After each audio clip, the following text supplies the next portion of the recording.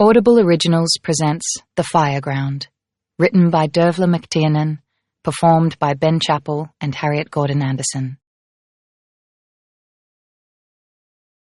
Part 1. Chapter 1. Flynn. March 2017. Flynn was studying in her bedroom at 9:48 p.m. on Friday, March 1st, when her parents were killed in a car crash. She was alone in the house. Her sister, Kaya, who was 12 years old, was away at school camp. Flynn had thought that some part of her would feel it if someone she loved were to die suddenly and violently. She'd read Stephen King's The Dead Zone when she was 14, and while she didn't really believe in clairvoyance or precognition, she'd still picked up the conviction that something so brutal and final as the death of your parents could not just pass by unnoticed while you tried and failed to conjugate irregular French verbs. Obviously, she'd been wrong about that.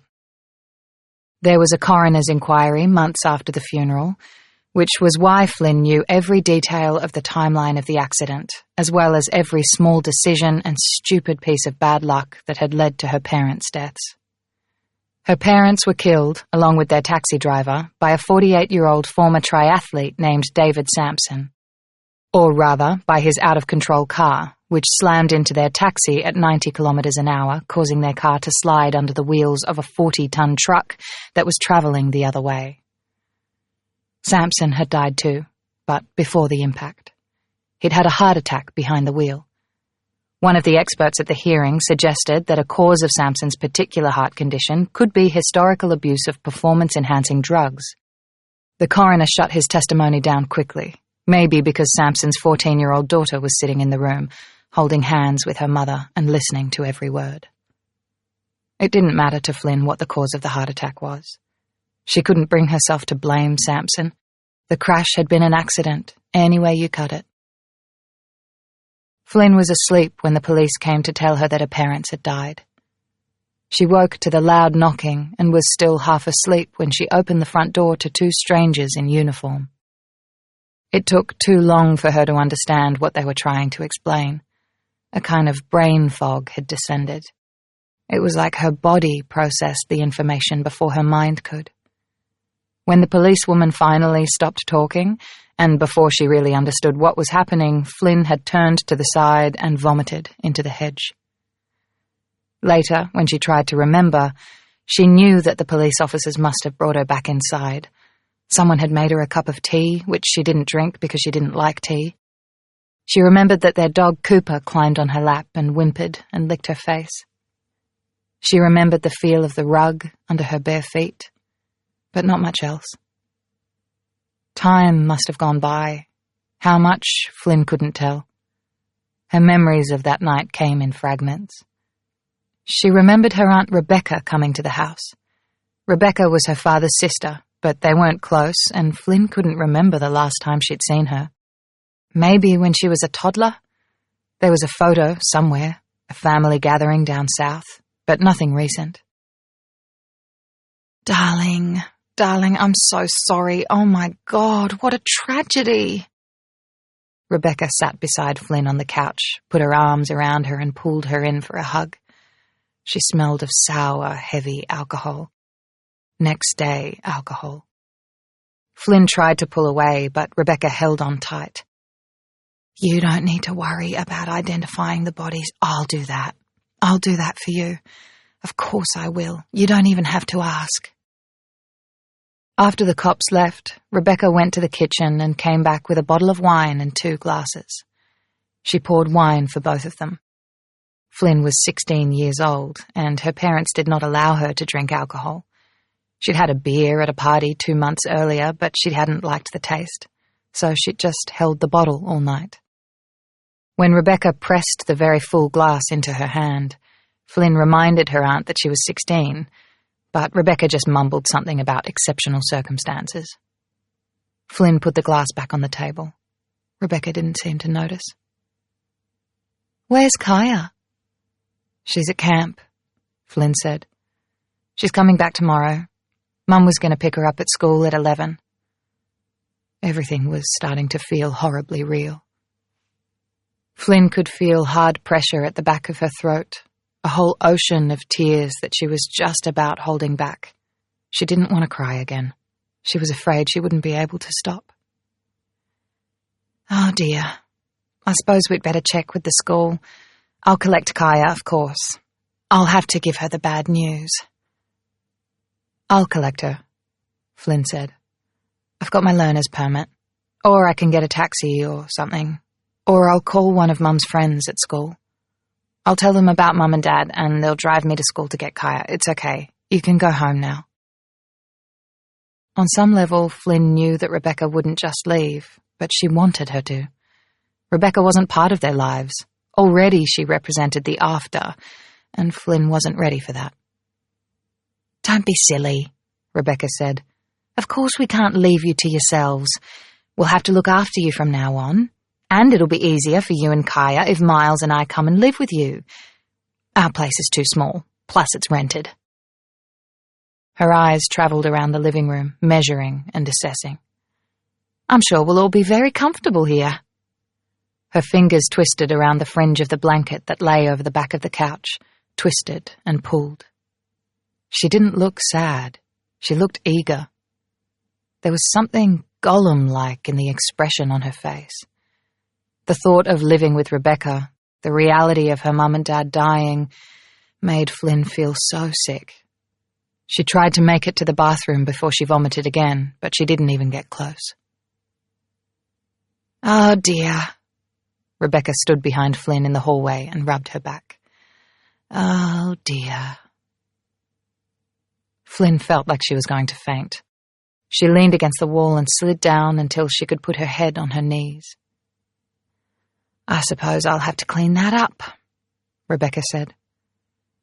Later, when Flynn couldn't stop crying, Rebecca offered her a pill to help her calm down, and Flynn took it. She curled up on the couch under the blanket and fell asleep. She woke up the next day at the feel of a hand on her upper thigh. She was still on the couch, the blanket had fallen away, and her uncle Miles, Aunt Rebecca's husband, was sitting beside her, his hand on her bare skin, his thumb just inside the hem of her pajama shorts. Flynn pushed his hand off her leg. Miles put it right back on her knee like that was a normal thing to do. I'm so sorry for your loss, Flynn. Your poor parents. He didn't look sorry. He looked delighted. Flynn stood up fast. What time is it? Her mouth felt dry and tasted sour. Just after 10. I got here first thing. Your aunt is having a little sleep-in. She must have been up very late, taking care of you. The coffee table had 2 empty wine bottles and a couple of dirty plates. They hadn't been there when Flynn had laid down. Miles and Rebecca must have been sitting there late into the night, eating and drinking and presumably talking, and Flynn had slept right through it. That freaked her out even more. She wanted to shout at him to never touch her again, at the very least to walk away. But she stayed. She stayed because she was afraid, and fear made her want to pretend that nothing was wrong. It made her polite. I need to go and get dressed, she said, almost apologetically. I have to pick up Kaya. His eyes travelled up and down her body. He didn't even try to hide it. I'll drive you, he said. You shouldn't be doing this alone. Flynn went to her room, locked the door, and got dressed quickly. She went to the bathroom and brushed her teeth and washed her face. Miles knocked on the door. You okay in there? Need any help? I'm fine. They drove her to the school. All the parents were there, waiting for the buses. They were sheltering in the aircon of their cars, or standing in little groups under the trees in the shade. It was March, so officially autumn, but in Perth that still meant sunny days that sometimes got into the 30s. This was the real world. Everything outside of Flynn's messed-up little bubble had continued on, completely normally. She got out of the car. Mrs. Fitzroy, the head of primary, obviously already knew what had happened. She came over and hugged Flynn and told her how devastated she was and to call her any time if she needed anything. After that, The story got around to everyone else pretty quickly. Some people cried. Flynn tried not to look at them and concentrated hard on keeping it together. She had to. Kaya would be there any minute. Miles and Rebecca stood beside her, accepting everyone's sympathies. The bus pulled in. The first girls off the bus had that tired, grubby, proud look everyone has after their first overnight camp. They were wearing their camp hoodies with the school crest on the front and Year 6 and Camp 2017 across the back in bright red and blue letters. Flynn had one just like it at home. She could see Kaya making her way down the centre aisle of the bus. Out of the corner of her eye, Flynn saw Ms. Gates, the school principal, talking to Mrs. Fitzroy and then looking over in Flynn's direction. Ms. Gates started walking towards her, but Flynn instinctively held up her hand and Ms. Gates stopped right where she was. Kaya got off the bus. She was laughing. She looked for their mum and dad and saw Flynn. She hugged her friend Alice goodbye and bounced over. She didn't seem to notice Rebecca or Miles at first, but maybe she didn't recognize them. Hey, oh my God, I'm so tired. We didn't sleep, like maybe for an hour, but that was it. I'm so tired. I think I'm going to sleep for 4 years. Her eyes finally flicked either side of Flynn to Rebecca and Miles. They were standing too close, clearly waiting. I have some bad news. Flynn was trying so hard not to cry, but the tears came anyway. Kaya started to look scared and she took a step back. Mum and Dad were in an accident. There was a car crash last night. Somebody hit them. Are they okay? Are they in hospital? No, they're not okay. Flynn could barely get the words out. They died. They both died. Kaya pressed her fingers to her lips. She shook her head and kept shaking it and shaking it. Flynn reached out, but Kaya stepped away again. Mrs. Fitzroy came up and put her arms around Kaya, and Kaya didn't step back like she had from Flynn, but instead buried her head in Mrs. Fitzroy's shoulder and cried. Miles put his hand on Flynn's arm. Flynn shrugged it off. Flynn, Kai, let's go inside. Come inside to my office. It was Ms. Gates. Before they could respond, Miles bustled forward, taking Ms. Gates' outstretched hand and shaking it. Miles Maitland, he said. I'm the girl's uncle.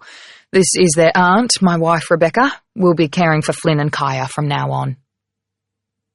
Ms. Gates nodded hello. Let's all go inside, shall we? She gripped Kaya's shoulder and turned her determinedly away from all the watching faces. They followed her towards the school. Kai, Rebecca, and Flynn were silent. Miles talked the whole way. First about how the school grounds were impressive and was there a swimming pool? How lucky Kai and Flynn were to go there and that he himself had gone to a fine public school. And what did Ms. Gates think were the benefits of such privileged schooling when there were so many kids who didn't have access to the basics? He spoke very loudly, and he looked around the whole time like he wanted to be sure that as many people heard him as possible. Afterwards, Miles and Rebecca took Flynn and Kaya home. They ordered takeout for dinner and asked Flynn if she knew her parents' credit card number to cover the cost of the food. Rebecca drank 2 bottles of wine and went to bed early. Kaya took a shower, and Flynn pretended to study as an excuse to get away, but she left her bedroom door open so she heard everything when Miles opened Kaya's bedroom door and walked in on her when she was changing. She heard Kaya's squeak of surprise, her protest, and Miles's long, drawn-out apology. He took his time leaving. Flynn was standing at the door to her own bedroom when he came out. Oops, he said, and he smiled right at her. That night, Kaya asked Flynn to sleep with her in her bed. When Flynn climbed in beside her, Kaya curled into her older sister and cried herself to sleep. Flynn lay awake and stared at the ceiling. She could hear the television and Miles moving about the kitchen. Her grief for her parents was there, under the surface, huge and dark. But for now, fear was holding all of that emotion at bay. She tried to tell herself that she was reading too much into Miles's hand on her leg, on him walking in on Kaya. She tried to tell herself that these actions could be innocent mistakes, even when she knew they weren't. What confused her was how obvious he was being. They'd been taught to look out for perverts on the internet, middle-aged dirtbags pretending to be teenage boys. She'd always thought of men like that as sneaky and secretive. If Miles was doing something wrong, why wasn't he trying to hide it? Eventually, the house went quiet.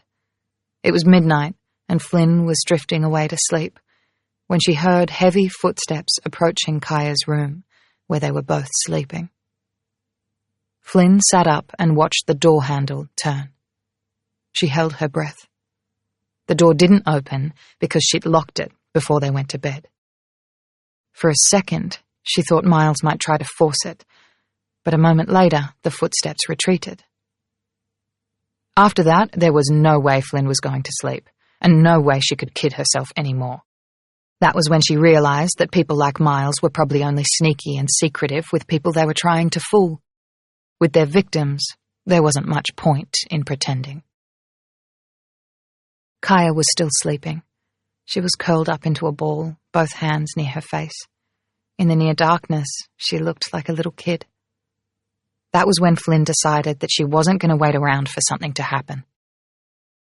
She got out of bed and found her phone, then tried to figure out who she could call. They didn't have much family. Their grandparents on both sides were dead. Rebecca was their dad's only sibling, and their mum had only one brother, Uncle David, who lived in New York City. Flynn hadn't seen him in a couple of years, but Mum had spoken to him on the phone sometimes, and when she did, she always laughed and came away smiling. He always sent them money for their birthdays and Christmas, and funny e-cards. Flynn sat on the floor and sent him a text. "Are you awake? I need to talk to you."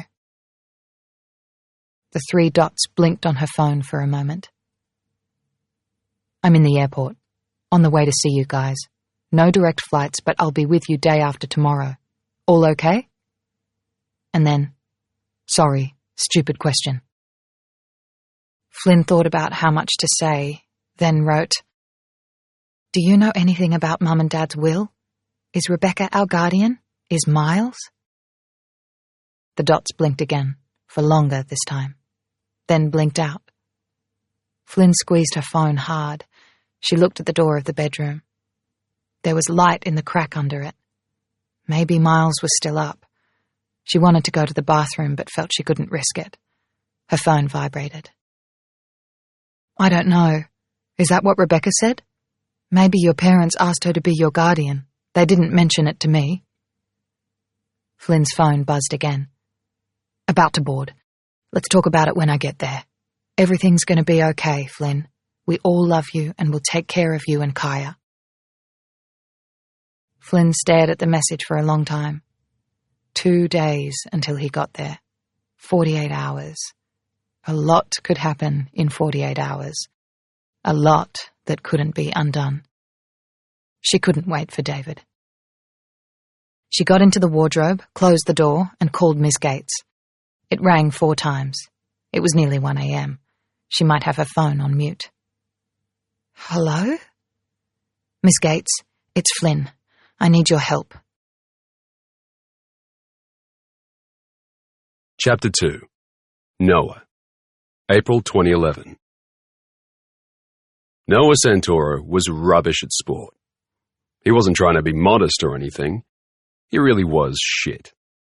In primary school, things had been fine.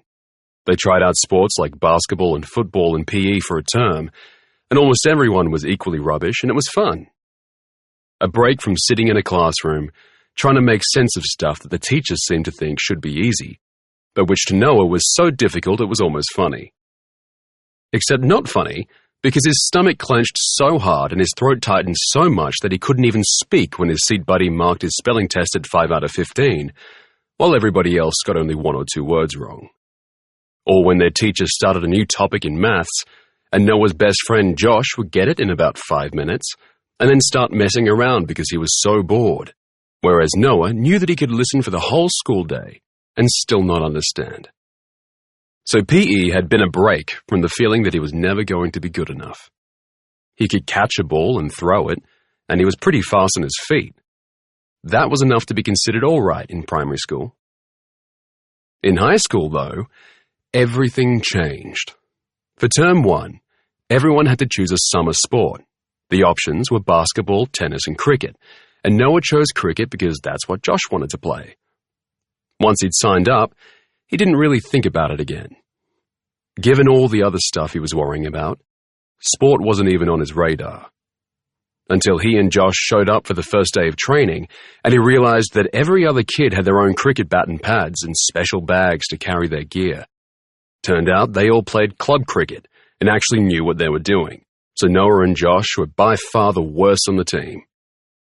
Their coach was an asshole too, Mr. Hendricks, the kind of teacher who likes having a kid to pick on because he thinks it makes him look cool or something. Josh's mum bought him a bat and all the other stuff, so by week 2, Josh at least looked right. Noah didn't ask his mum for any of it because it would only cause trouble at home. Mr. Hendricks wouldn't even let him play because Noah didn't have a box to put in his jocks to cover his privates, which was, according to Mr. Hendricks, a health and safety issue. So for 3 weeks, Noah had to sit out until Josh told his mum what was going on, and she bought Noah the box thing, which was insanely embarrassing, but at least he could play again. Except by then, even Josh knew the rules and what to do, and Noah was even further behind. So sport became almost the worst part of school, which was saying something. In April, when they got back from school holidays, they had to choose a winter sport. This time, the only options were Aussie rules football and rugby. By then, no one knew footy would be a mistake. The boys who played footy were all club players who had dads who were into sport. They brought their kids to the park and kicked the ball around and signed them up for clubs and bought them their own ball and boots and drove them around on Saturdays to matches and all of that. Footy would be cricket all over again, he figured. Rugby wasn't as popular in Perth. He'd figured there was at least a chance that some of the other kids who signed up for rugby would be just as clueless as he was. Except it wasn't looking that way. Walking over to the Oval, Adam Kelly and Rob Cooper were talking loudly about some match their dads had taken them to, and about what positions they thought they should play. Noah and Josh started to trail further and further behind the pack. "This is going to be shit," Josh said. "Yeah. I hate sport. It should be optional. Like, not everyone wants to run around a field getting sweaty. We should have esports now. Give people an option. Did you know that esports is worth like $1 billion, maybe even more? I'm not even exaggerating." I didn't know that. Noah didn't know much about gaming generally because he didn't have a console, something that was becoming a problem. All Josh ever talked about was gaming. He played Call of Duty with other friends online for hours at the weekends. "Yeah, there are major competitions. People play games for their jobs. You can make loads of money. I mean millions of dollars if you're good enough." "I thought you wanted to be a game designer." "I'm just saying, we've got a better chance of being decent esports players than rugby players." Josh thought about it, then added, "Or at least, I have." "Yeah," Noah said. Josh wasn't trying to be mean. He knew Noah wouldn't be getting a console from his parents anytime soon, and he kept trying to come up with ways to earn money so they could buy Noah a second-hand machine from somewhere. Although, when Noah thought about it, he realized that it had been ages since Josh had last suggested anything. Maybe Josh had given up on him. They had to shut up after that because they'd reached the Oval. The boys that had football boots sat to put them on. Noah wasn't among them. The coach made them run the Oval. Noah and Josh started out together, but then Scott Davies started running with them, and he and Josh started talking about Call of Duty, and Noah was just over it. So he started running faster and faster, until he left the boys far behind. They had to run the whole Oval twice, and since Josh and Scott were moving at something that was barely above a walk, Noah lapped them. "Go, Noah!" Josh said as he passed them.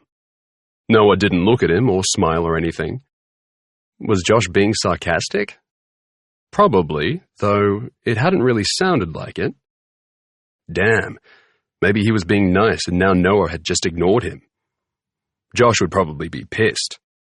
Noah was so busy worrying about Josh that he didn't even notice when he passed Adam Kelly, who was red-faced and panting. He didn't notice that he'd come in second, just behind Rob Cooper. He was too busy feeling lousy about everything. One of the coaches wandered over.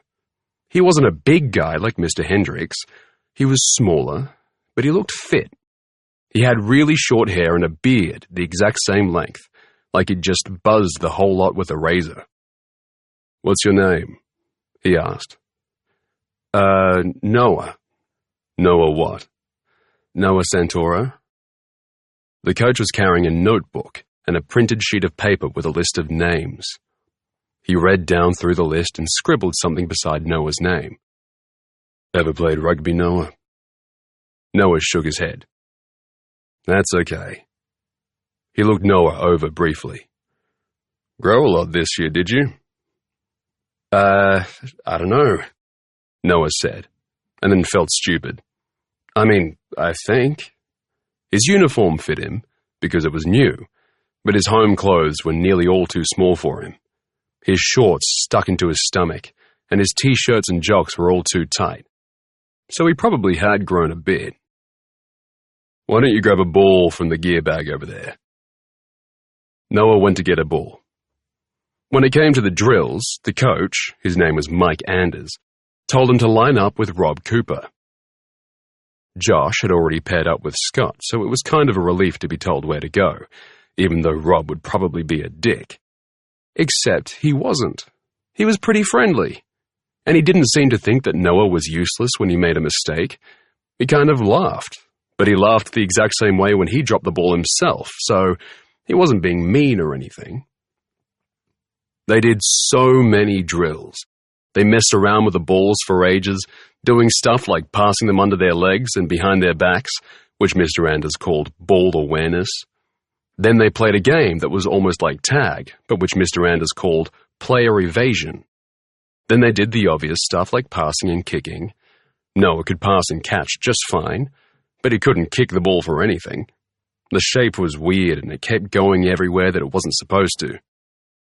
Mr. Anders spent ages showing them how to tackle safely and telling them what they weren't allowed to do, like grab someone by the head or neck, and then they practiced on each other.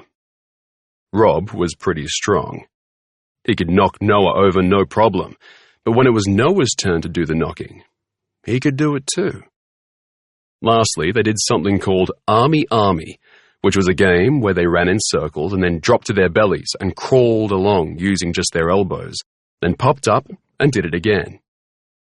To his surprise, Noah liked all of it. At the end of the session, Mr. Anders called them all in and told them that they were a great lot and that he was looking forward to coaching them for the term. He looked like he meant it, too. He didn't smile at all, but Mr. Hendricks had smiled a lot, and he was a complete dick. There was something about Mr. Anders' face that made you think you could trust him. Noah walked back to class with Josh and Scott. They talked about gaming the whole way, but for some reason, it didn't bother Noah as much. He was really, really tired, but he felt good, even though they had maths and English to go. The good feeling stayed with him for the rest of the afternoon. When the maths was too hard and he had to give up, instead of sitting there thinking about how stupid he was, he thought about how it had felt when, at the end of the training session, he threw the ball with a little spin Mr. Anders had taught them, and how it had flown through the air exactly the way he had wanted it to. The email with the team list came out during English. There would be 6 rugby teams made up of boys from Noah's year and the year above, 2 A teams, 2 B teams, and 2 C teams. Noah was still trying to finish his reading when Josh hissed across to him. "Noah! Hey, Noah!" He turned his laptop to show Noah the screen, but they sat too far apart for Noah to be able to read it. Josh gestured impatiently at Noah's own screen, and Noah checked his email, checked the lists. He looked at the C lists first, the bottom teams, and found Josh's name, but not his own. He checked the B lists, still not there. He found his name halfway up the A2 list. A2, the second best team. Noah flushed. He glanced over at Josh, who gave him a double thumbs up and a smile. Noah smiled back. He read through the list again. Most of the boys were year 8, but Rob would be on his team, and Adam Kelly, and a couple of the other sporty kids from his year. Maybe that's what he was after all. A sporty kid. That would be so great if it was true. It was okay to be crap at maths and English and everything if you were good at sports. Everyone knew that. Noah and Josh walked home together. Josh asked him if he wanted to come in for a while, but Noah knew that Josh's mum didn't really like it if Noah came over during the week. She got in from work at 5 o'clock and she didn't like it if the boys were in the house together by themselves. "One boy by himself has one brain," she said. "2 boys together have half a brain, and 3 boys or more have no brain at all." Noah's mum didn't have a job, so Noah could have asked Josh to go to his house, but he didn't bother. Josh's mum didn't allow Josh to go to Noah's house, ever. "See you in the morning," Josh said. "See you." Noah walked the rest of the way by himself. He felt different. It was almost like he could still feel the rugby ball in his hands. If he practiced, maybe he could be really good. Were rugby balls expensive? Maybe the school had old ones or something. He could ask Mr. Anders. It would be embarrassing, but it might be worth it. Noah's house was at the top of a long hill. It was a nice house with 4 bedrooms and 3 bathrooms and a huge garden and a kitchen with a table that was big enough for 8 people, even though only 3 of them lived there. Noah, his mum, and his stepfather, Brent. There was a low wall at the front of the house, and when Noah started walking up the hill, he could see a figure sitting there. It was his mum. As he got closer, she lifted her head and smiled at him, her eyes lighting up. "Hello, lovely," she said. "How was school?" It wasn't that cold outside. Noah was hot from his walk, and his shirt under his school bag was sweaty, so it wasn't like it was freezing. But Noah's mum was only wearing a skirt and a really thin shirt, and her arms had goosebumps on them. It was really good. Noah's mum's smile widened. She gave him a hug. 13 and a half was too old for hugs, really. No one at school let their mum or dad hug them at pick-up or drop-off anymore, but Noah figured at home it was still okay, as long as no one saw. He hugged his mum back, then let her go. He told her about the rugby. She was just as excited as he was, even though she tried to act like she wasn't a bit surprised. Do you think I could get my own ball? And maybe boots?" He tried to read his mum's face for signs of worry. "It's not a big deal if I can't. The school has loads." "Of course you can," she said confidently, and Noah felt a little bit of his excitement bubble deflate. When his mum acted like that, like there was no problem at all, like their lives were just like everyone else's, he knew she didn't mean it. That was just a game they played. "Do you want to go in?" Noah said. He put his hand out to push open the gate. Noah's mum glanced anxiously over her shoulder towards the house, and that was when Noah saw her left cheek. There was an angry red mark there. It was beginning to swell. The last of his excitement ran out of him fast, like water from a knocked-over glass. Noah took his hand from the gate. She hesitated, her eyes still on the house, then turned to him and forced a bright smile. "I think a day like this is a day to celebrate. Let's go to McDonald's, yeah?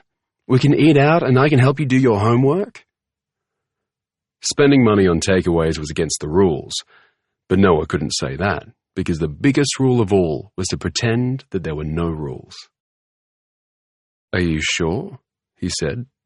"Of course." She insisted on taking a school bag. They walked to McDonald's, because Noah's mum was not allowed to drive the car without special permission. It took half an hour, which was okay, even though Noah was pretty tired. They had burgers and fries and water because Noah's mum didn't allow him soft drinks. She helped him with his maths in a way that made him understand at least some of it, and they took turns reading every second page of the class novel out loud so he got caught up. It was almost fun. At the end, when Noah was packing up his school bag again, he took a deep breath. "Mum, let's not go home." She didn't look at him, just gave a nervous laugh, like he'd made a joke. Noah took her hand. "Mum," he said again, "where do you want to go?" "I don't know, maybe a hotel or something, just for a few nights." Her face was getting that closed-in look, and Noah hurried on.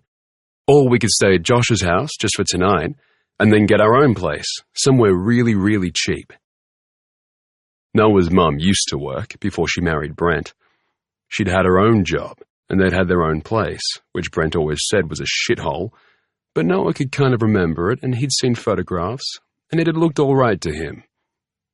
When he said the words really, really cheap, that closed look on his mum's face broke apart, and it looked like she was going to cry. Noah felt like shit. "I'm sorry," he said. "I'm really sorry." She shook her head and smiled at him. "What are you sorry for, little man?" She picked up his school bag. "We better get this show on the road. Brent will be worried about us." They walked home together. When they got close to the house, she reached out and took his hand. "Everything's going to be fine. You'll see." Chapter 3. Flynn. March 2017. After Flynn spoke with Ms. Gates, she started packing. Kaya's bedroom was pretty dark, but some light crept under the door from the hallway, and Flynn used her phone torch. She emptied Kaya's camp rucksack and repacked it with all the clothes she could fit, then filled her school bag and her laptop bag with everything Flynn thought Kaya might want. At 2 a.m., she snuck across to her own bedroom and packed her own stuff, then returned to Kaya's room with her bag and climbed back into bed. Sitting there in the darkness, her sister sleeping beside her, Flynn felt that the house had never been so noisy. She jumped every time the branches of the tree outside the window brushed the roof, every time a timber creaked or an old pipe grumbled. By 5:30, she couldn't wait any longer. She had to get them out of the house. Flynn shook Kaya's shoulder gently. It took Kaya a minute before she sat up slowly, blinking. Flynn put her hand over her sister's mouth. "Shh, don't say anything. You have to be really quiet." Immediately, Kaya looked freaked out. "It's okay. I'll explain everything. Just do everything I ask you to do, okay?" Flynn whispered as quietly as she could, her mouth close to Kaya's ear. Kaya's eyes were wide, but she nodded. Flynn handed her sister a pair of shorts and a t-shirt, underwear and socks. Kaya got dressed. She saw the full backpack and other bags that Flynn had ready at the door. Her eyes widened again as they travelled around the room, taking in the missing books and pictures, the other gaps on the shelves where Flynn had picked and chosen from Kaya's special things. "What are we doing?" she whispered. Flynn shook her head. "Outside," she whispered back. She was listening for sounds of movement from the house and getting more nervous by the minute. Kaya pushed her feet into her sneakers. Flynn picked up both backpacks, putting one on her back and carrying the other in her left hand. Kaya picked up her school bag. Flynn put her hand on the door handle, checked to see that Kaya was ready, then slowly opened it. Everything was quiet. Cooper was lying on the couch, but he looked up when he heard them Oh, shit. Flynn crossed the room to him quickly and rubbed his head to keep him quiet. "We can't leave him," Kaya whispered. She was right, and Flynn was mad at herself for not thinking of it sooner. But she couldn't take out his lead. He might start barking. Cooper loved walks and he always got overexcited. "Can you pick him up?" she whispered to Kaya. Kaya picked Cooper up and he licked her chin in excitement. They went to the front door. Flynn took her father's car keys from the hall table. Outside, the sun was just beginning to come up, but the street was very quiet. It was a cool morning for March. Flynn expected Kaya to start asking questions as soon as they got outside, but she didn't. She waited for Flynn to bleep the car doors. Then she helped her put Cooper in the back seat and to load the bags. They climbed in, and Flynn started to reverse down the drive. Flynn wasn't used to her dad's car. She'd always practiced in her mum's. She stepped too hard on the accelerator and the car mounted the curb.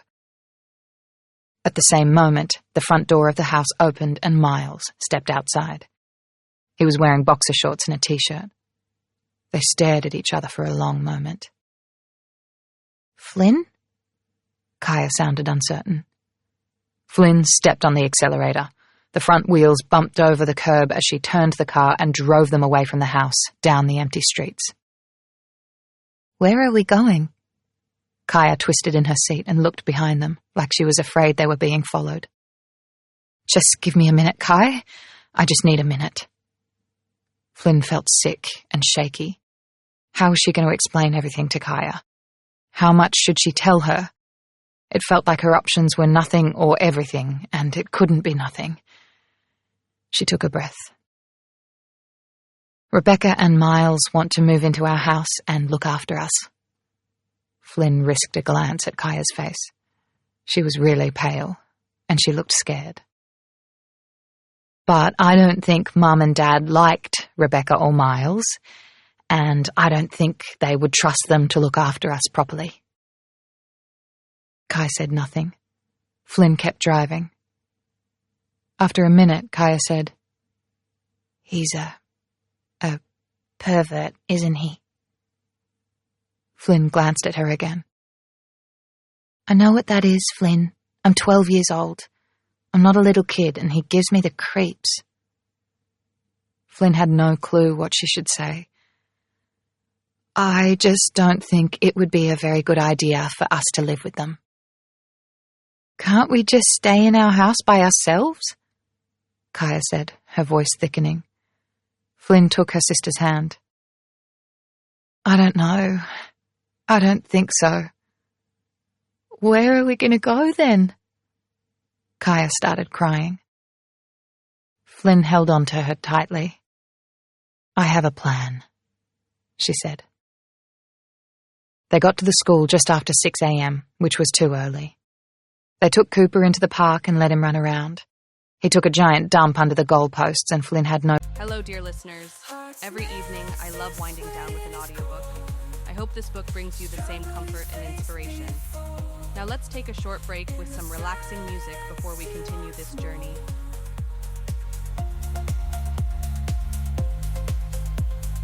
Torn between desire and pain, in his soul a constant refrain, heart's nemesis, the bane.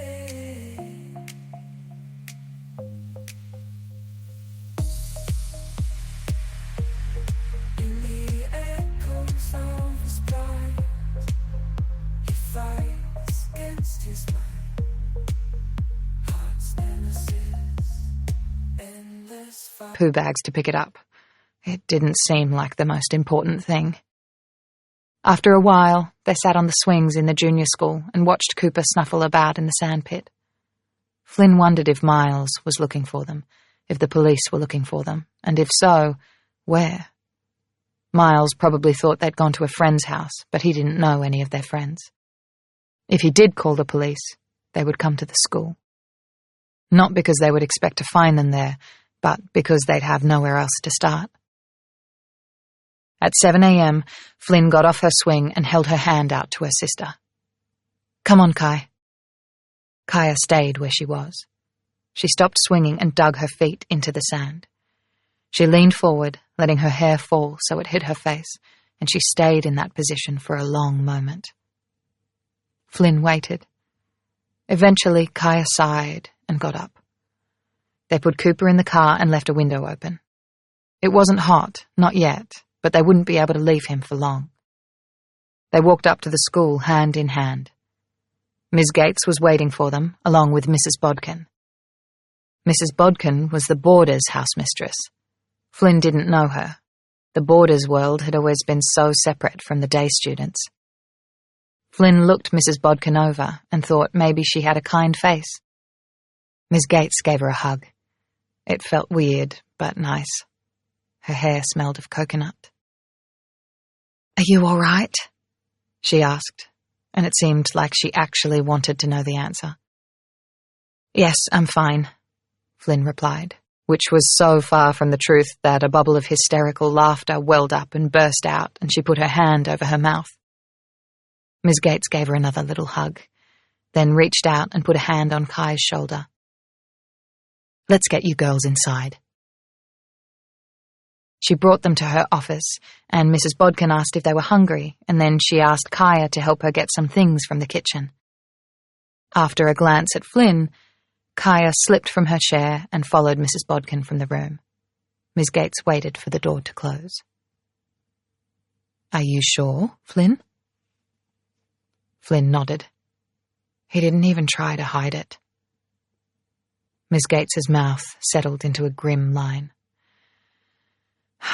"Men like him, they're predators. Sadists, really. Part of the appeal may be seeing you afraid." Flynn shuddered. The whole world felt terrifying. Her parents were dead. How could any of this be happening? "Do you think... You don't think I might be imagining things?" Ms. Gates looked at her flatly. "Do you?" "No." "No." She paused. "I'm sorry. I wish I didn't have to have this conversation with you. But you and Kaya are in a bad situation, and we don't have a lot of time. He hasn't done anything that we can use to report him, and I'm sorry to tell you that even if he had, the wheels of justice turn slowly and mistakes have been made. Serious mistakes. If we go the official route, I can't promise that you and Kaya wouldn't be returned to your aunt's custody, at least temporarily, and we have to keep that little girl safe." "Yes," Flynn said. It made her feel stronger when she thought about Kaya. It was her job to protect Kaya, and she wasn't going to screw it up. Ms. Gates gave her a sympathetic look, then straightened in her chair and continued in a more official-sounding voice. "So, you came to me this morning, Flynn, to tell me that your parents told you that if anything ever happened to them, their preference was that you and Kaya would board with us until you turn 18. Flynn nodded. "Yes, that's right."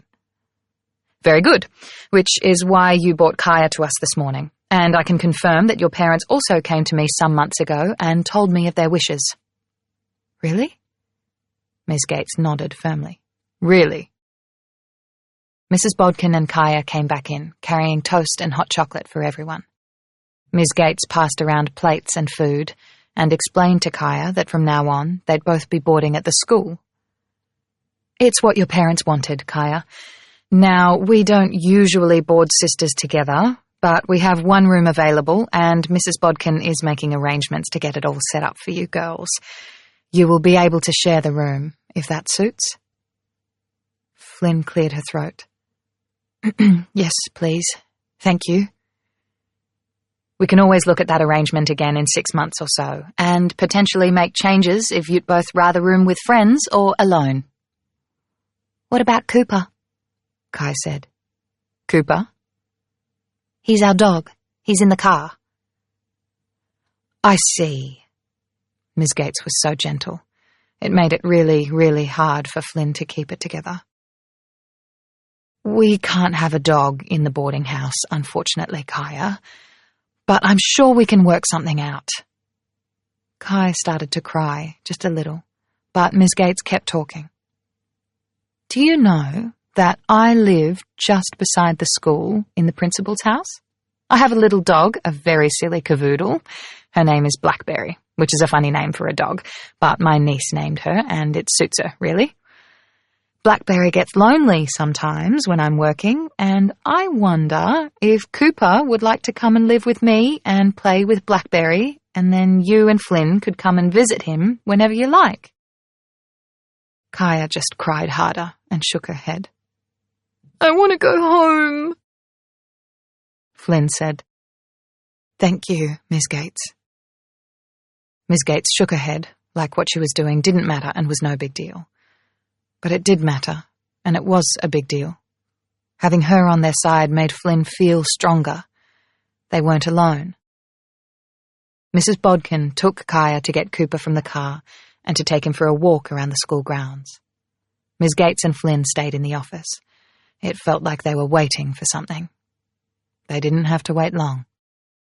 The something came in the form of Miles and 3 police officers. 2 in plain clothes, who Flynn figured straight away must be detectives, and 1 man in uniform. Everyone looked very serious.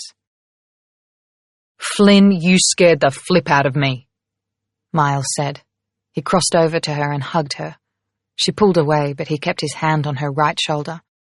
He squeezed hard, and the squeeze felt like a threat.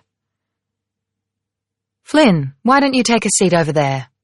Miss Gates indicated the seat by the window. And gentlemen, if you will. She used her firm teacher's voice. Miles's hand tightened again, holding Flynn in place, but she pulled away and went where she was told. And after a minute, so did he. Miss Gates continued. How can I help you, Mr. Maitland? I don't need or want your help, Miles said. I'm here to pick up my nieces, to bring them home. I would have expected you, as a responsible adult, to have called me straight away the moment they arrived. Miss Gates just looked at him with a cool contempt that scared Flynn a little, even though she was on their side. Maybe that was because the hostility in the room made everything more real. She felt safer when they were acting like everything was okay. That was stupid, so stupid. If Miles convinced everyone that everything was fine, then he'd be able to take them out of there, bring them home, and things would not be fine at all. Flynn bit down hard on the inside of her mouth and tasted blood. The sudden, sharp pain was helpful. The older detective stood and handed Miss Gates a card before sitting back down. He had grey hair, kind eyes, and a pair of glasses that were so heavily scratched it was hard to know how he saw through them.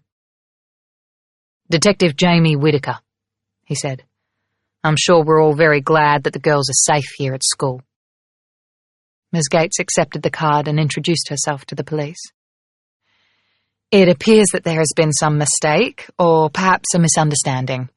Following the tragic death of their parents, the girls have come to board at the school to live among their friends in accordance with their parents' wishes.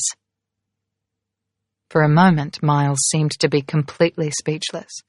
He sat there, cheeks reddening, until he found his voice. That's ridiculous. There's no such arrangement. The girls are to live with me and their aunt, and that's the end of it. Miss Gates raised an eyebrow. I assure you I discussed the matter with the girls' parents. It isn't that unusual. We have many international families at the school. We have many students here with parents who live overseas. We also have Perth-based families who choose to board their children. Families where the parents travel extensively, for example. None of that applies here, Miles said. He was cooling down, which seemed a bad thing. He sounded more confident, more in control, and therefore more convincing.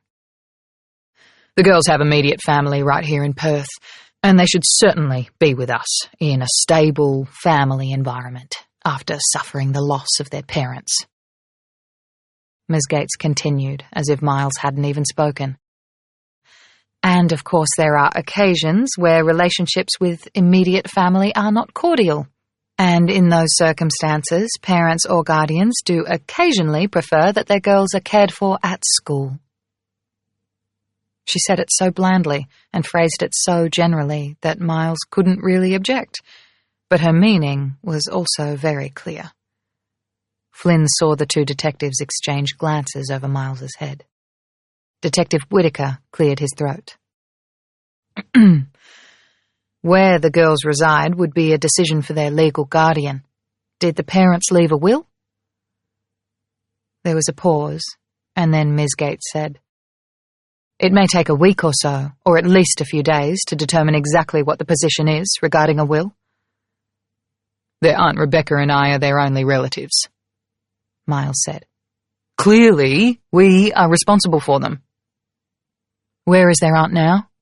Whitaker asked. She's at the house, waiting and very worried, Miles said.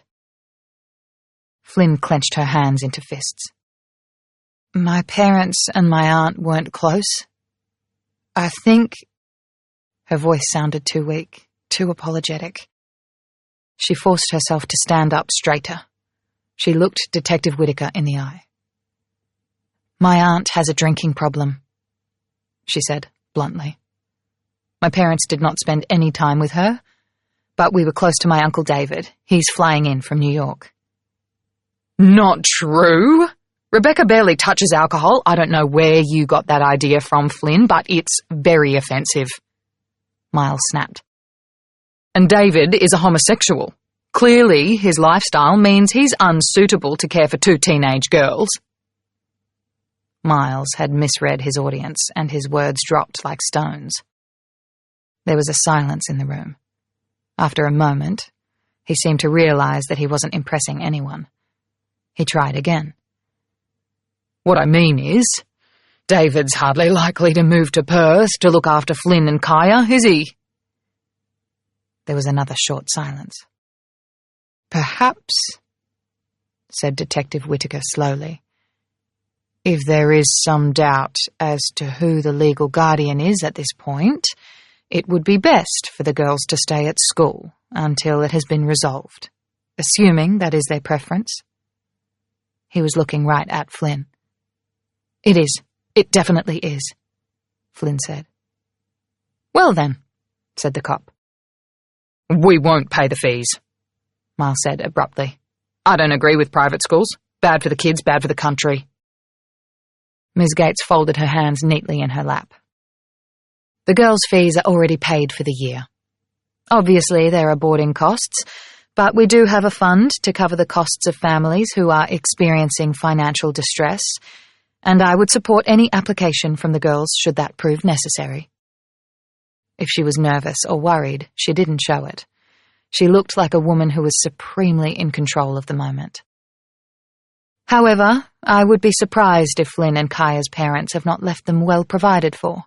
I've always known them to be very responsible, thoughtful people. Regardless, I don't think this is the time or place for a conversation about money. And I must say, Mr. Maitland, I am surprised that you appear to wish to remove the girls from the school regardless of their very clear wishes to the contrary. Given their traumatic loss, I would think that any responsible adult would wish them to continue in the environment in which they feel safest. Miles's cheeks reddened again, and he opened his mouth to speak, but Detective Whitaker leaned forward in his chair and looked directly at Flynn again. Flynn, are you sure you want to stay in school? Flynn nodded. Yes, definitely. And your sister feels the same way? Yes. Whitaker turned to Miles. Mr. Maitland, would you mind stepping outside for just a moment? It was clear from Miles's face that he didn't want to go, and equally clear from the look on the detective's face that he wasn't going to take no for an answer. They went outside and closed the door, but Flynn could clearly hear the conversation. The detective said that the school was a safe place for Flynn and Kaya to be, and if boarding was what their parents wanted for them, then that seemed like a good place to start. If Miles wanted to go against that decision, it would be for a court to decide, unless, of course, he was officially their guardian. Did he have any paperwork to that effect? After that, they walked down the corridor, and their voices faded away. Flynn sat in the office and waited. It was so quiet. She was almost afraid to breathe. Miss Gates still looked cool and confident, but there was something in her eyes that told Flynn maybe she felt the same way. 5 minutes passed before Detective Whitaker came back. He didn't stay for long, but asked how he could best get in touch with David. He handed Flynn his card and asked them to call him if any problems came up. He exchanged glances with Ms. Gates, in that way adults did when they want to communicate some additional message and they think they're being subtle. Flynn figured that Ms. Gates would call the detective, or maybe he'd call her, and they'd be talking about the situation a whole lot more. Ms. Gates asked Flynn if she wanted a cup of tea, and told her that she'd been incredibly brave, that she'd done everything she needed to do, and that she, Ms. Gates, would look after everything from there. Then she brought Flynn to see Kaya and their room. Flynn felt relieved, like she'd jumped out of a plane and survived. And then halfway to their new room, she realized that everything was still awful. Her mum and dad were dead and never coming back. Her whole life from before was over. She stood in the corridor and started crying. Great, loud, ugly, heaving sobs. Miss Gates just stood there with her, rubbing her back. But after she'd been crying for a while, the principal pulled out some tissues and pressed them into Flynn's hand. "I know this is so hard, Flynn, and you've been so brave, but you need to be braver still, because Kaya needs you now. You're all she's got." Chapter 4. Noah. May 2011. Friday at lunchtime, Noah couldn't eat with his friends. Instead, he had to go to his form room to do homework. Noah's form teacher, Mrs. Lewis, had a rule that any kid who was late on more than one assignment had to stay in at lunchtime to catch up with their work. She said she was actually being very generous with her time because she had much better things to do than sit in a classroom supervising kids who spent too much of their evenings watching TV and not enough time doing their homework. Noah only had Mrs. Lewis for form and maths, but because all the assignments went up on the school's IT system, she could tell if he was behind on something for English or science or whatever. Most weeks he missed lunch at least twice, but on a bad week it could be 3 days or more. He was so slow. Everything seemed to take him so much longer than the other kids. "Here again, Noah," Mrs. Lewis said. She pointed him to a seat in the front row. "If you get started quickly, you might get a few minutes of free time before your next class." Noah hated that she was nice to him. The few times Josh had ended up in lunchtime detention, she hadn't been nice to him at all. Noah had since figured out that she was mean to the smart kids and nice to the dumb ones. Probably because she figured the smart ones ended up in detention because they were lazy, whereas the dumb ones were probably doing their best. Mrs. Lewis had been teaching Noah maths for 2 years. If she thought he was dumb, he probably was. He sat down and took out the story he had to write for English. In class, they had been reading science fiction and analyzing it, and the assignment was to write a story in 800 words or less, using genre conventions. It wasn't that Noah didn't have story ideas. He had loads of ideas. In his head, the ideas were pretty good, but he couldn't seem to get the ideas from his head to the page. Everything fell apart when he started to write. He'd given up on 3 decent ideas when his teacher said he had to pick one and stick to it. His final story was about a talking dog. The dog belonged to a kid called Bert, and Bert was pretty convinced that the dog was a robot, even though the dog denied it. But what Bert couldn't figure out was whether the dog had been sent by aliens or by Bert's dad. Either way, the dog was definitely a spy. Which was all fine, except that Noah couldn't figure out why aliens would be interested in spying on Bert, who had no interesting qualities, or why Bert's dad would have a spare robot dog just lying about the house. He also didn't know how to end the story. Maybe he'd just have the robot blow up. Boom, and everyone dies, including Bert and his dad. The idea was kind of appealing. The story sucked, and an explosion would bring the pain to an end. "Just you today, Noah," Mrs. Lewis said. It wasn't a question because the room was empty except for the two of them. "I guess," Noah said. "What are you working on?" Noah explained about the story. Mrs. Lewis raised an eyebrow. "Much left to go?" "A paragraph, I think." "The conclusion. Excellent. Well, why don't you finish up and we can both get a little bit of fresh air before the next period." She gave him another 10 minutes before she told him that he was finished. He wasn't really, and hurried him out of the classroom. Noah went to find Josh and Scott. They were sitting on the grass over on the other side of the quad, under the shade of the big tree. Noah flopped down onto the grass beside them. The boys were talking about gaming again. Noah put his arm across his eyes and listened. He knew the basics about the game, but not enough to actually join in the conversation. It seemed to him that what Josh and Scott liked was all the small details. They talked about unlocking new weapons and perks and kill streaks and what strategies worked well on which maps. Noah let out a sigh. And then he figured that his sigh had been a little too loud and a little too obvious, because they shut up about the game and started talking to Noah about how lame it was that they had to make a pen holder and woodwork, when last year's Year 8s had made a go-kart. They'd changed the subject because they felt sorry for him, because they didn't want to leave him out. Noah suddenly felt like he might burst. "Did I tell you I'm getting an Xbox?" he said. He sat up and saw Josh and Scott exchange glances. "Really?" Josh said. He sounded uncertain. "Yep, this weekend. Or maybe the weekend after." "Your mum's getting you one?" Noah shook his head. "My dad," he said firmly. Josh looked at him like he knew Noah was lying, like he felt sorry for him. "I don't mean my stepdad, I mean my real dad." The sympathy cleared from Josh's face fast, replaced by curiosity. "I didn't think you knew him." "Jesus, Josh, of course I know him. He's my dad." "I didn't mean anything. I just didn't think you saw him much." "Well, I didn't, but now I do." "And he's buying you a console? That's epic!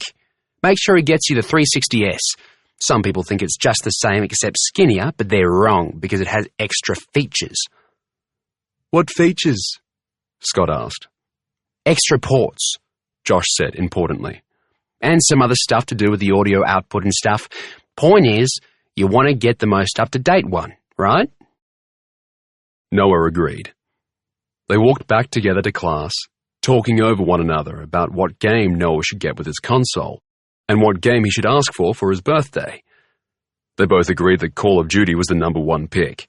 After that, Scott argued for Grand Theft Auto, even though neither he nor Josh had the game because they weren't allowed to play it. The conversation went on. Noah felt almost like he was floating. It all seemed so real, like it might actually happen.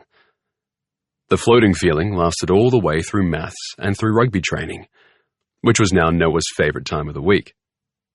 He tried his best at everything, from sprints, which everyone hated, to drills. Mr. Anders told him at last week's match that he was the MVP because he made so many tackles.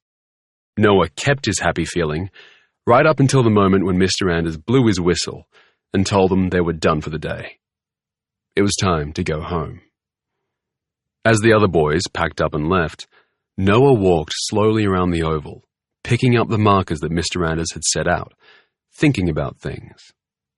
He put the markers in the kit bag, then sat on the grass. Mr. Anders was standing about 10 feet away, talking to two of the Year 9 boys. "Good work today, Owen," he said.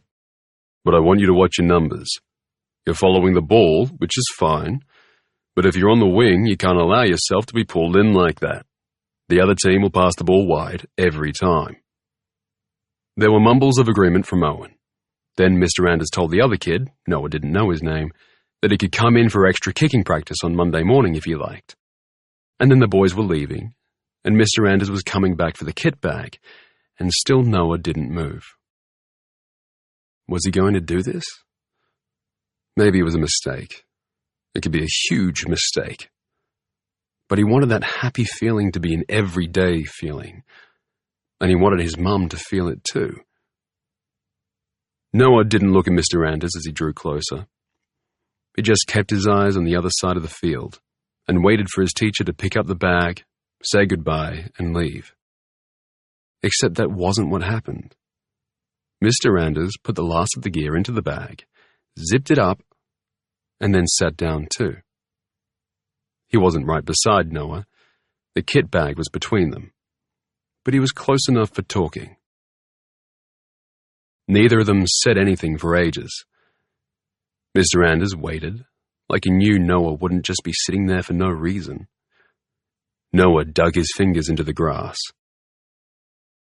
If you know someone's hurting someone else, what do? He said at last. What kind of hurting are we talking about here?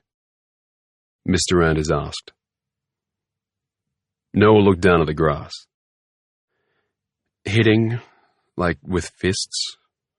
Punching? Are we talking about a one-off thing?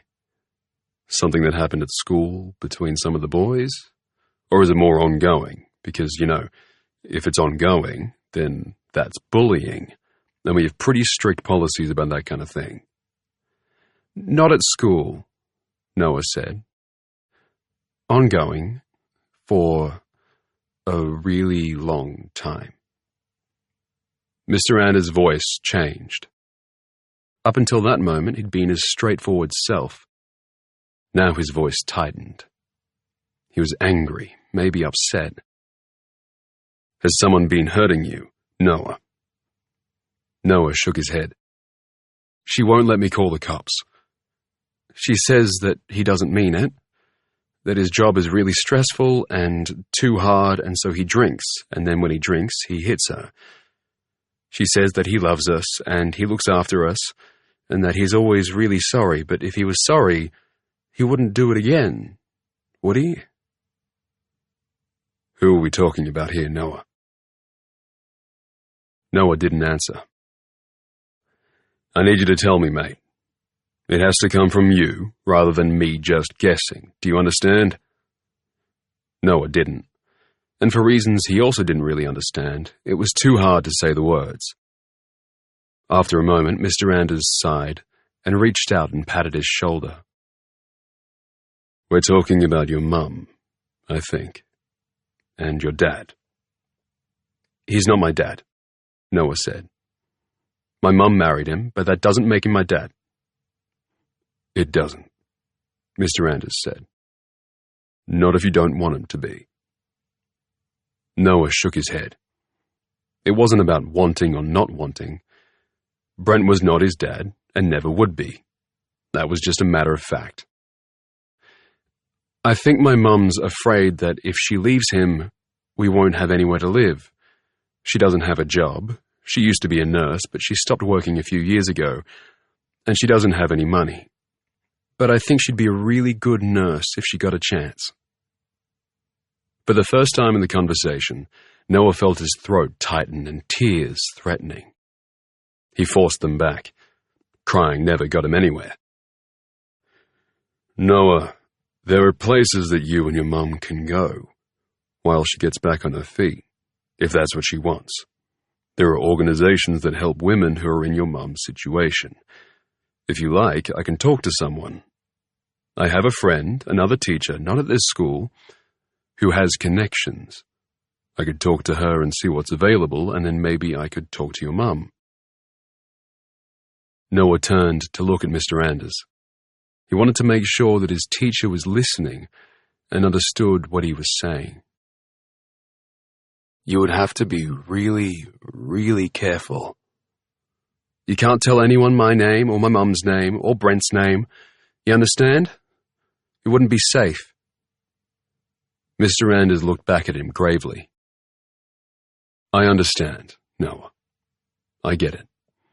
No names, I promise you. Noah didn't see the ambulance until he was nearly at the house. It was pulled right into the driveway and hidden by the trees and bushes. When he drew close enough to see it, its back doors open and space for the gurney, and the little built-in drawers up the sides and the medical equipment. He stopped, still, for a moment. And then he started running. The front door was ajar. He pushed it open so hard that it whacked against the wall. "Mum? Mum?" There was no one in the hall, but he heard voices in the kitchen. He wanted to run, but his legs had gone wobbly, so he dropped his school bag and walked, and pushed the door open. There were 4 people in the room. Brent, who was leaning against the kitchen counter, his face buried in his hands, his shoulders shaking with sobs. He was wearing his weekend uniform of shorts and thongs, and a t-shirt that was too tight across his beer belly. There were 2 paramedics, both men in their late 20s, wearing dark green, short-sleeved paramedics uniforms, and his mother, lying on an ambulance gurney, not moving, her eyes closed. One of the paramedics gently placed a breathing mask over her face. The other, a big man with a wolf tattoo all the way down his right forearm, closed up straps over her body that would stop her from falling off the gurney. As Noah stood frozen in the doorway, the paramedic who had placed the breathing mask turned to Brent and put a kindly hand on his shoulder. "It'll be all right, mate." "What did you do?" said Noah. His voice sounded odd to his own ears. Brent looked up. For all the sobbing and the shaking shoulders, his eyes were dry. "Noah," he said, "your mum fell down the stairs. She hit her head. She had convulsions, and I can't get her to wake up." He drew in a shuddering breath. "But you mustn't worry. She's going straight to hospital where they're going to fix her right up." The kindly paramedic gave Noah a brief smile of sympathy, but then he bent to help his partner secure the last straps and monitoring equipment. They started to push the trolley towards the door. Noah stepped aside automatically to let them pass. His mum's face was so pale. She looked like she was made of wax. Noah started to follow the paramedics, but before he could take a step, he felt Brent's steely fingers dig into his right shoulder, holding him firmly in place. Brent waited until the paramedics had gone through the front door, then he bent down and put his mouth to Noah's ear. "You keep your fucking mouth shut, do you hear me?" Brent dug his fingers in deeper and twisted them cruelly. It shouldn't have hurt that much, just fingers digging into a shoulder, but it did. The pain was stomach-churning.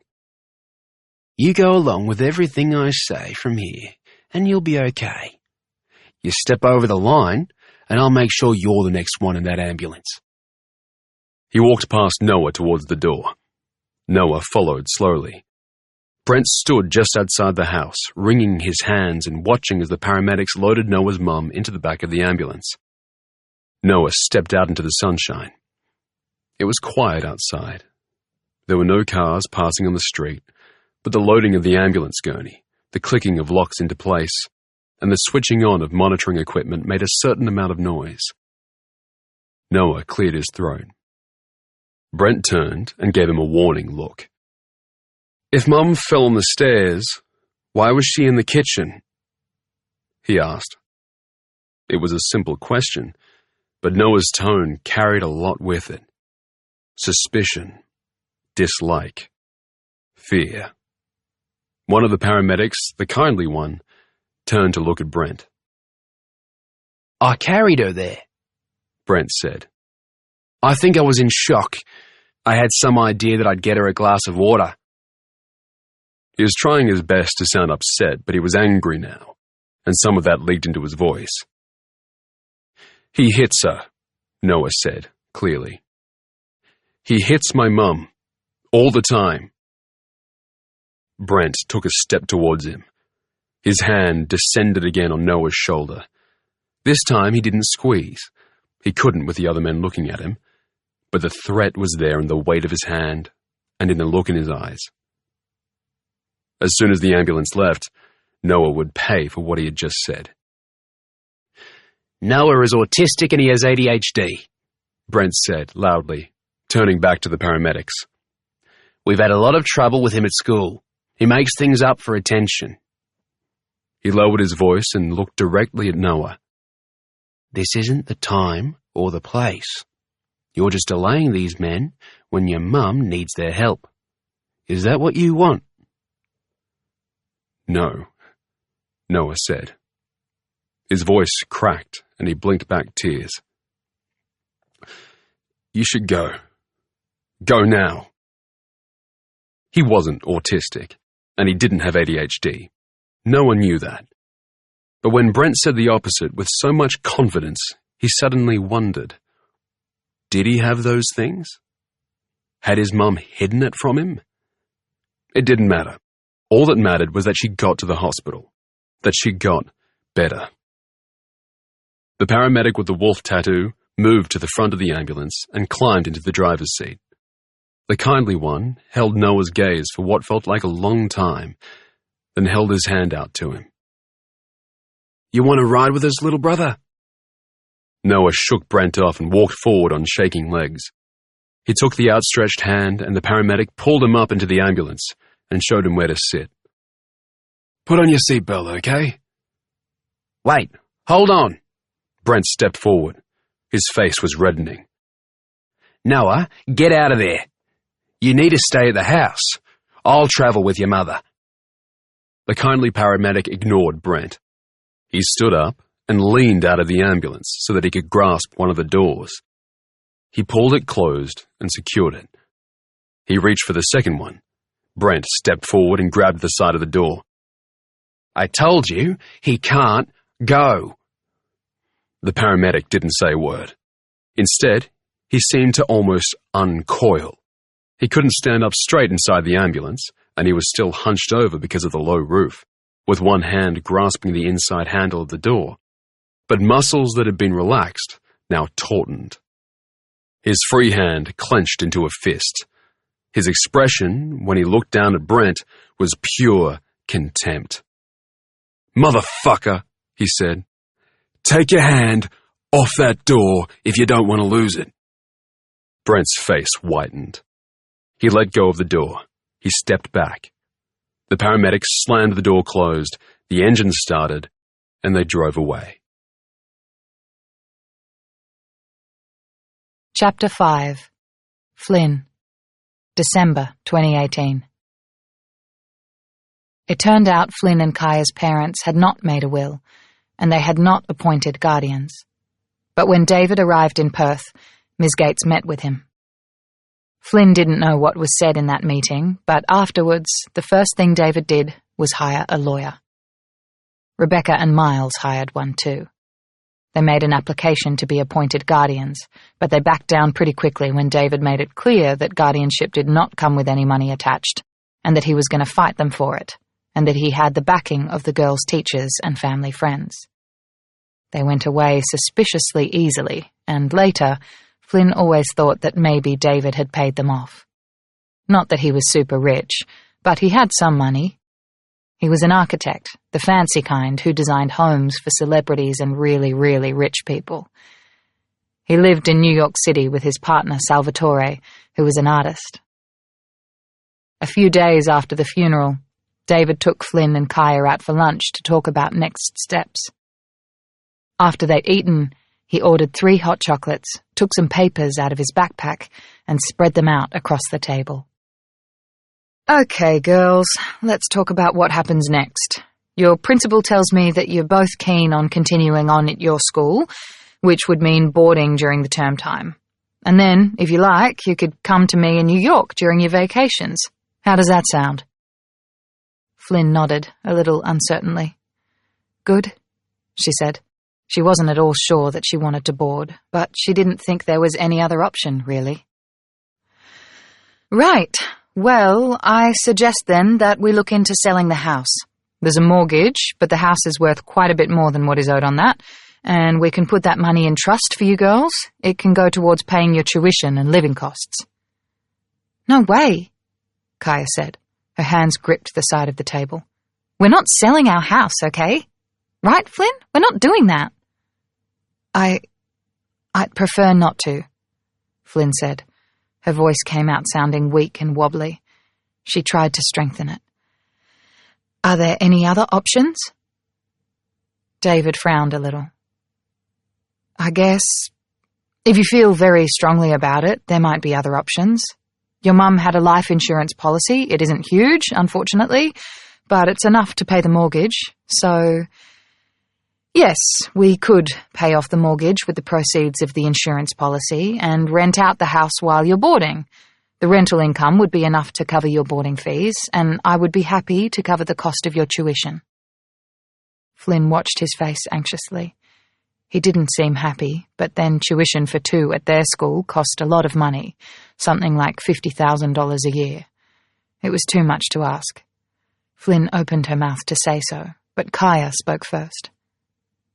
Strangers would live in our house. I hate that.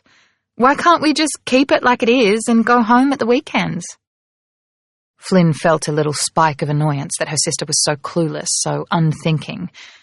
But when she looked at Kaya, she saw that Kaya was struggling to hold back tears. David saw it too.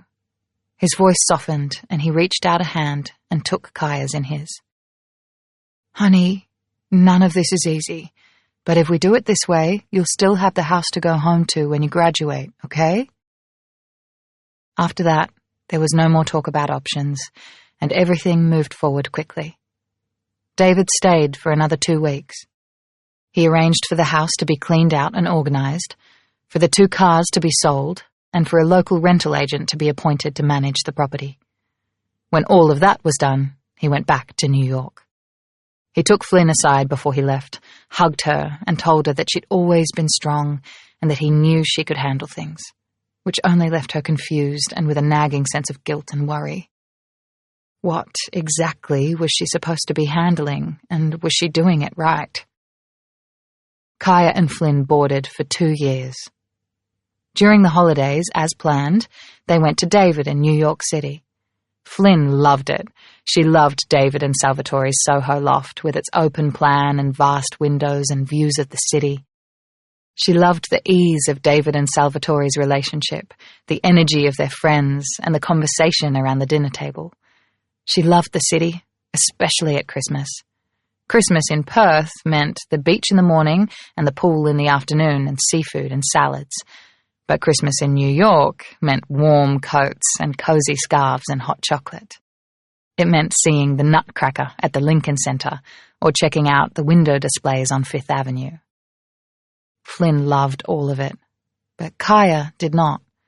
She pined for the Christmases they'd left behind and could never have again.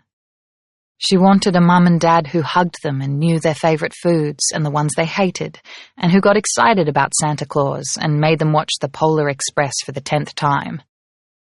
Flynn tried to cheer her up, and Kaya would pretend to be fine, but Flynn could see that her sister was sad, and that always took some of the shine off things.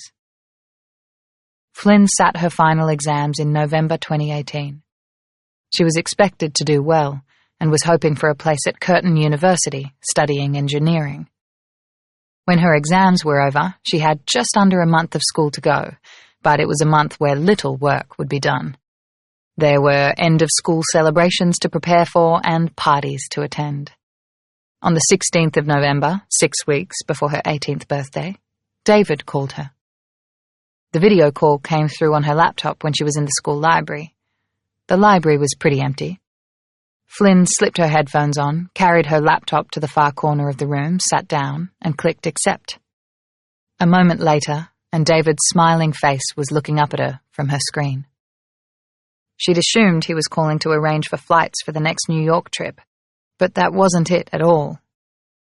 I spoke to my lawyer over there, David said. He's drawing up the court application to transfer Kaya's guardianship to you. He tells me that there won't be any problem. It's really just a formality.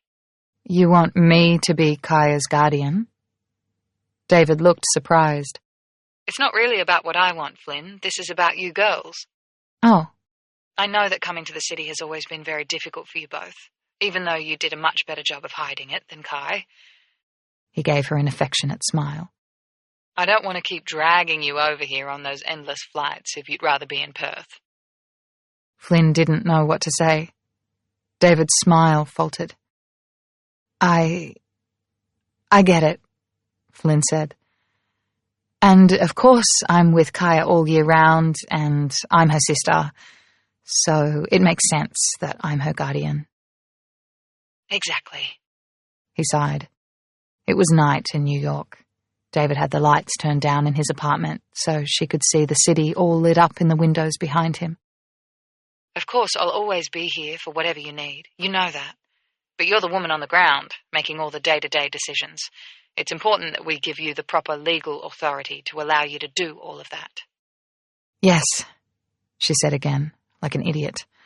Why couldn't she tell him how afraid she was of screwing up, how completely clueless she felt? But would it even be fair to tell him the truth? He'd been good to them, more than good, and he was entitled to live his life. And she was an adult now, or would be in a matter of weeks. It was time for her to grow up. David filled her in quickly about where she and Kaya stood financially, which wasn't dire, but wasn't exactly amazing either. Almost all of their parents' life insurance had gone to pay the mortgage on the house, which had been rented out for the last 2 years. The rent from the tenants had gone to cover their school boarding fees. David had paid their tuition, which had cost him $100,000 over 2 years. The number made her flinch. It wasn't that Flynn hadn't known what their school fees were, but seeing it on David's spreadsheet all totaled up made it seem so much bigger. He had everything on that spreadsheet, and he shared his screen with Flynn so that they could go through it together. The income from the house, and the tiny bit from the leftover cash that had been invested, and then all the outgoings. Music tuition, which was paid separately, uniforms and weekend clothes, class trips, flights, allowances, everything. So, now that you're an adult, you're going to have to make some decisions about how your money is spent, yours and Kaya's. Kaya has 4 years left of school. I'm happy to keep paying her tuition, and you could choose to keep renting out the house. The income would cover Kaya's boarding fees. There won't be enough left over to pay for a private apartment for you, but you'd have enough to cover your half of a shared apartment. You'll need to take a HEX loan for your college tuition, which is fine, and you'd need a part-time job to cover your living expenses. Your mother and I both worked through college, and I think you could handle it. You can always call me if you run into trouble. He paused. The other option is that you sell the house now and use the capital to cover your costs through college. That way, you could probably do without the part-time job, and things would be more comfortable for you, for sure. Okay, I guess there's a lot to think about. He must have seen that she was overwhelmed. Let's just break things down a bit more and see where we land. They went through the numbers again and looked at all the living costs, including Kaya's camp and instrument costs.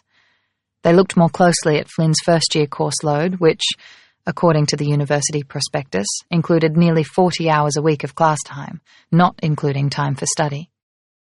Oof, said David. Maybe that part-time job is less realistic than I thought. It looks like the smart move would be to sell the house. Flynn agreed, quietly, that would be the sensible way forward. They talked for a little bit longer about Salvatore, about Flynn's likely exam results, about how much she was looking forward to college. When they said goodbye, David looked relieved and happy, and Flynn had smiled so much that her cheeks hurt.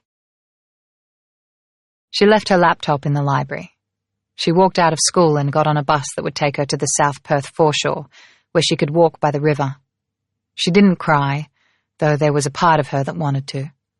She was too worn out for tears. There was no possible way that she could sell the house. For 2 years, she and Kaya had shared a room in the boarding house.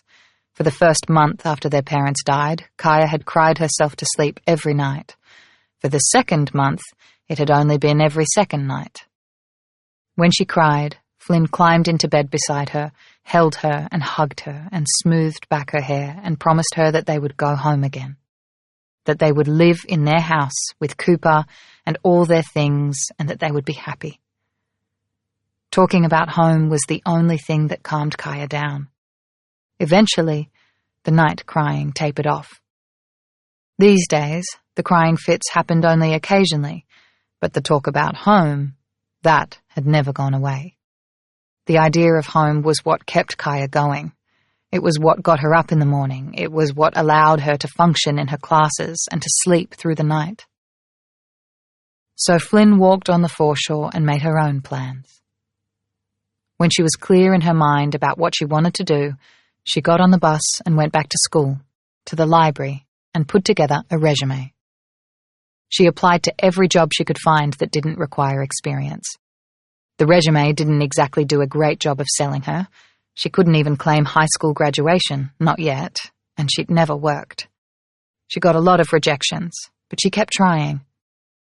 A week after her phone call with David, she took the bus into the city, met his lawyer, and signed the application for guardianship. On her way back to school, she checked her inbox. It was still full of rejections and silence. She swallowed her pride and asked her friends for help. "I need a job," she said. "Something that will take me without experience straight away." There were a lot of exchanged glances, but no awkward questions. Her friends came from wealth, or at least some of them did, and the others had parents with very good jobs and the ability to work hard. They all had connections, and those connections were willing to help.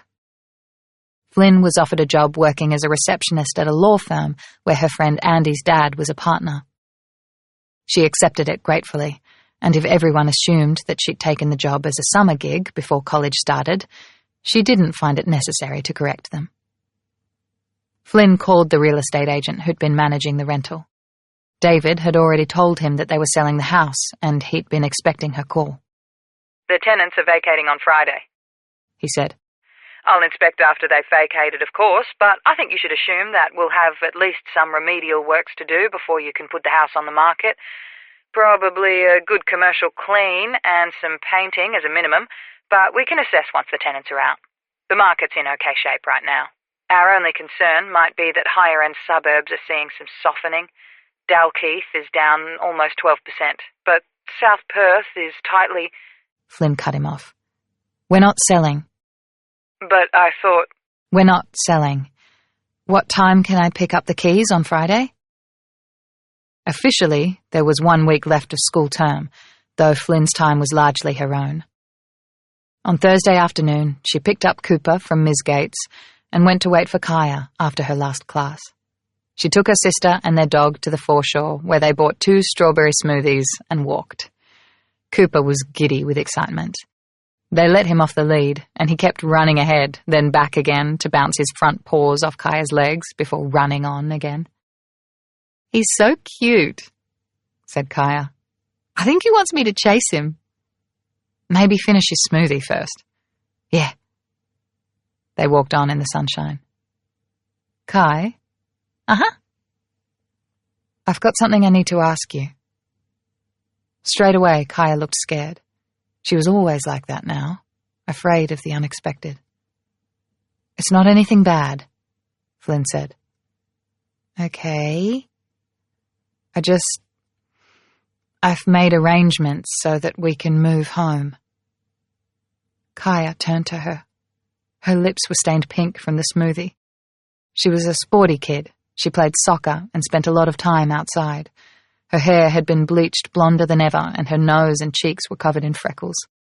She was 14 years old and looked about 12.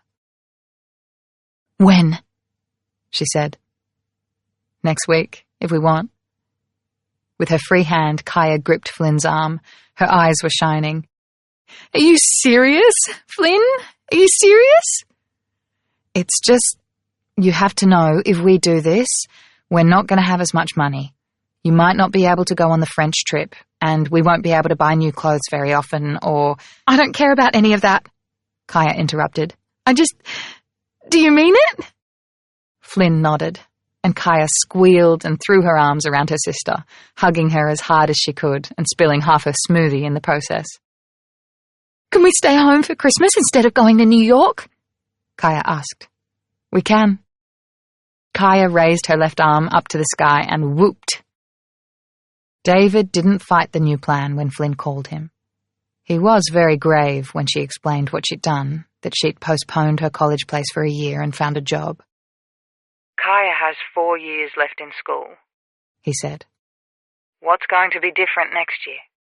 I'm going to work full-time this year and save, Flynn replied.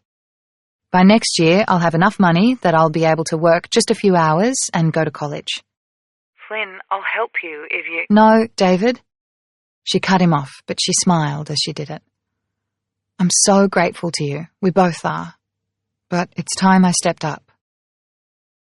The funny thing was, she felt good about all of it. For the first time since her parents had died, she felt like she was taking back control of her life and Kaya's. Flynn took half of the cash left over from the insurance policy and bought an 8-year-old Mazda that was going cheap because of hail damage to the roof and bonnet. Ms. Gates came with her to help with the purchase and afterwards brought Flynn home for coffee.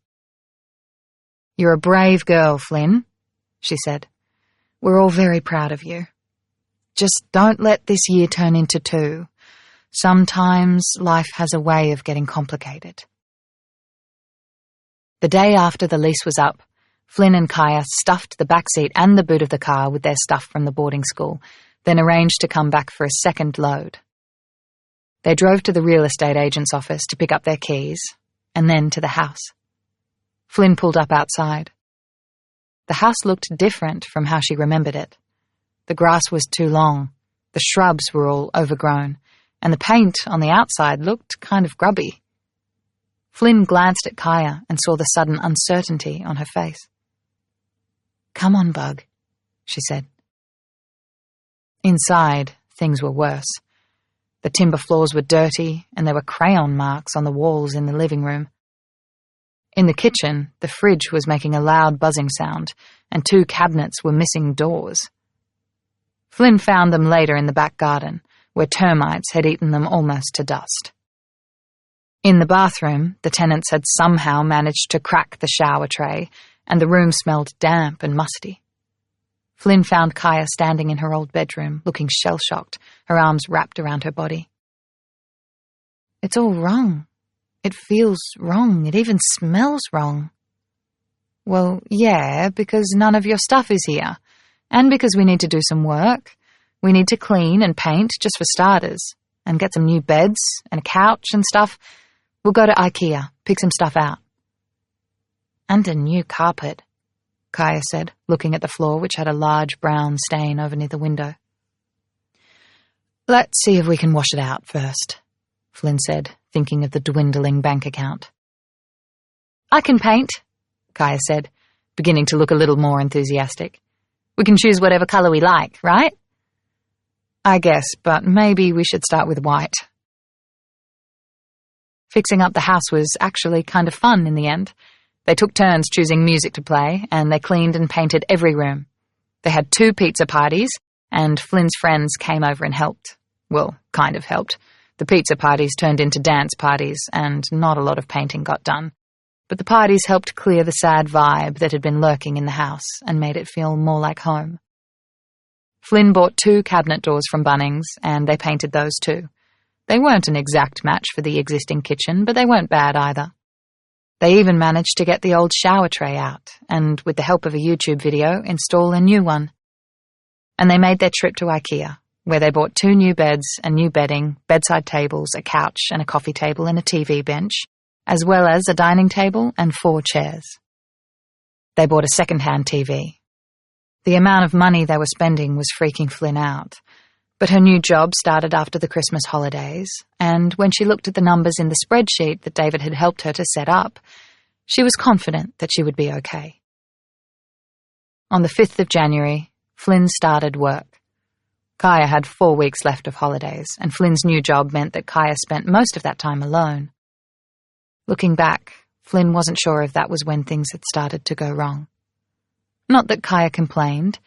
It seemed, from the surface, that everything was good, that Kaya was happy to be home with Cooper, just like they'd planned. But Flynn wondered later if it was all just a good front, if her sister had just learned how to pretend.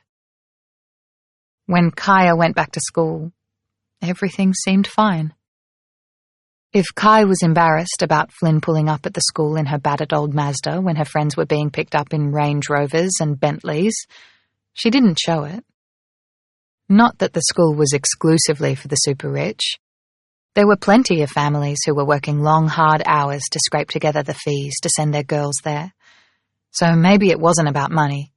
Maybe it was because what Kaya had been through, or how they were living, made them just too different. Things started to change.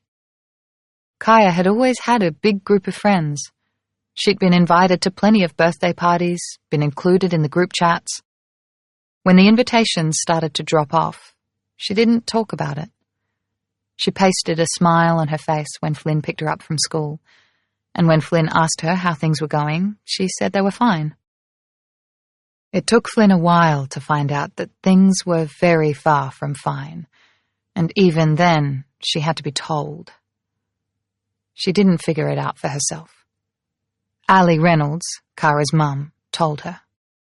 She called Flynn one Friday evening when she was at home alone watching TV, and Kaya was, she thought, at a sleepover at Kara's house. Flynn, I've just found out that Kaya wasn't invited to Kara's party this evening. I'm so sorry. You can be sure that her father and I have spoken to her. Flynn looked at her watch. It was 7:30. Kaya hadn't come home after school. She'd said that Kara's mum was picking them up and taking them straight to Kara's place. I had no idea myself until this evening, Ali continued. I was expecting that Kaya would be here for the sleepover with the other girls. I had to push Kara to get an answer, and she eventually admitted that she and Kaya weren't, well, they aren't that friendly anymore. But I had a feeling by the way Kara answered me that there was something more going on. So I pushed her, and that was when she showed me the messages. Honestly, Flynn, I know this is going to sound like I'm trying to see the best in Kara, but I really do think she would have told me soon, even if I hadn't pushed. She's very upset about it all. What messages? There was silence for a moment on the other end of the phone. I assumed you'd know. It's just, you and Kaya have always been so close. What messages? Flynn said again. Just comments on the group chat. Some of it got a bit personal. I'm so sorry, Flynn. I thought... Flynn cut Ali off, told her she had to go, and called Kaya's number. She breathed out a sigh of relief when Kaya answered. Where are you? Nearly home, Kaya said in a breezy voice like nothing had happened. Where, exactly? Flynn said. I'm just around the corner. See you in a minute. Kaya hung up. It took more than a minute, but she did come home. Flynn was waiting for her. She noticed some things she might not have if it hadn't been for Ali Reynolds' phone call. Kaya's messy hair, her sun-kissed cheeks. You've been to the beach, Flynn said. Kaya avoided eye contact. We decided to go for a surf instead. I know you weren't with Kara. Her mum called. Straight away, Kaya flushed. It was a flush of humiliation and shame, and Flynn's heart broke for her. Kai, what happened? Flynn reached out for her sister to give her a hug, but Kaya put her chin up and stepped away. Nothing. You and Kara aren't friends anymore? Kaya shrugged. Ali said something about some text messages. Kaya's flush deepened. It's just some bitchy girls at school. They're just losers. You don't need to worry about it. But what's it all about? Did you have a fight with someone? Did you fight with Kara? I didn't fight with Kara. She just doesn't want to be my friend anymore. Kaya blinked back tears. Why? Because some other girls are giving you a hard time? Look, it's fine. I really don't care. I don't need to be friends with Kara. Not if she's not going to stick up for you. What a cow. Kaya gave her a watery smile. Do you want to show me the messages? Do you want me to talk to the school or something? It's nothing. Just stupid stuff. They're probably all deleted by now anyway. And I didn't take screenshots. I barely looked at them. Was it just the messages, or is stuff happening at school? Kaya shrugged. Stuff's always happening at school. Maybe I should talk to Miss Gates. Miss Gates is leaving. What? Yeah, she got a new job in Melbourne. You didn't know? Flynn was thrown. She hated the idea of Ms. Gates going. Who's going to be the new principal? Don't know. I mean, I can't remember her name, but she used to be principal of a school in Sydney or something. Kaya looked at Flynn with a sympathetic look on her face. Didn't you see the email? Flynn shook her head. She'd been busy and she hadn't kept up with things, obviously. Look, even if Ms. Gates was around, there'd be nothing to tell. These girls, they're not completely stupid. They know the rules and they know how to get around them. At school, they're not going to do anything obvious that you can report. They do this fake nice thing. Like they'll say, "Hi, Kaya, OMG, I love your new look. The way you don't care about washing your hair, so you just leave it natural. I wish I was that brave." Or some shit like that. Or they'll fake invite you to a party really publicly while everyone laughs because they're in on the joke. Little bitches, Flynn muttered. Jesus, what was wrong with those girls? Toxic, pathetic little bitches. What was wrong with them, with their parents, with their home lives, that this was what they did for kicks? Why couldn't they just live their own lives and leave other kids to live theirs? It's fine, really. Kaya gave her a little reassuring nudge. I'm fine. It's just the way school is. I don't need you to do anything. Okay. Flynn hesitated. If their mum had been there, she wouldn't have let it go. When Flynn was Kaya's age and they had friendship blow-ups, their mum would push until she got to the bottom of things and then try to fix them, even though really she couldn't, because you couldn't force people to be friends with each other. Still, when she was a kid, when their mum got involved, Flynn had always felt better in the end. Maybe just because their mum had cared so much, and that made a difference. So, maybe it wasn't about helping. Maybe it was more about finding a way to let Kaya know that she loved her. Do you want to watch a movie with me? Kaya wiped her nose with the back of her hand and sniffed. Depends, she said. I don't want to watch anything soppy. They made popcorn and curled up on the couch and watched Ready Player One, which was way better than Flynn had expected. They had a really good time, and the next day they went to the beach with Flynn's friend Maria and swam and had fish and chips. On the way home in the car, Kaya fell asleep in the back seat. Maria glanced back at her and smiled. I think she's fine. Yeah, said Flynn. I think so too. They just needed to stick together, and everything would be okay. Chapter 6. Noah. May 2011. The kindly paramedic checked Noah twice to make sure that he was wearing his seatbelt, but otherwise he didn't talk to him on the ride to the hospital. He was too busy looking after Noah's mum. She was breathing, she must be, because there was no tube down her throat or anything like that. But there was an oxygen mask over her face, and there was an IV in her arm, and she was lying very, very still. At the hospital, they unloaded the gurney and Noah jumped down and followed them. In seconds, Noah's mum was lifted from the gurney onto a hospital bed, and the paramedics were explaining a bunch of stuff to one of the hospital doctors. That Noah's mum had hit the back of her head, that she'd had a seizure and lost consciousness. They said something about her heart and respiration that Noah didn't really understand. One of the doctors was examining Noah's mum, pushing back her eyelids to shine a penlight in her eyes and checking her reflexes with a little hammer. The doctor didn't like what he was seeing. Noah might have been a kid, but some things were just obvious. I need images, the doctor said. Let's get her up to CT. He turned to Noah, and his focused, hard-eyed expression softened. Behind the doctor, the team raised the guardrails on the bed and unlocked the wheels. They didn't disconnect the monitors. Instead, one person started to move Noah's mum, and the other moved the machine she was connected to, which was beeping steadily. The doctor put his hand on Noah's shoulder and took him over to a pair of chairs that were set against a wall. What's your name? The doctor asked. He was youngish. He had brown eyes and thick, dark eyebrows. He wore round glasses like Harry Potter. Noah. Noah's eyes followed his mum as they moved her bed down the corridor. He stood up to follow. The doctor put his hand on Noah's shoulder again and applied a little pressure. "Take a seat, mate. You can't go with your mum right now. We need to take care of her, okay?" "What's wrong with her?" Noah asked. The doctor ignored the question.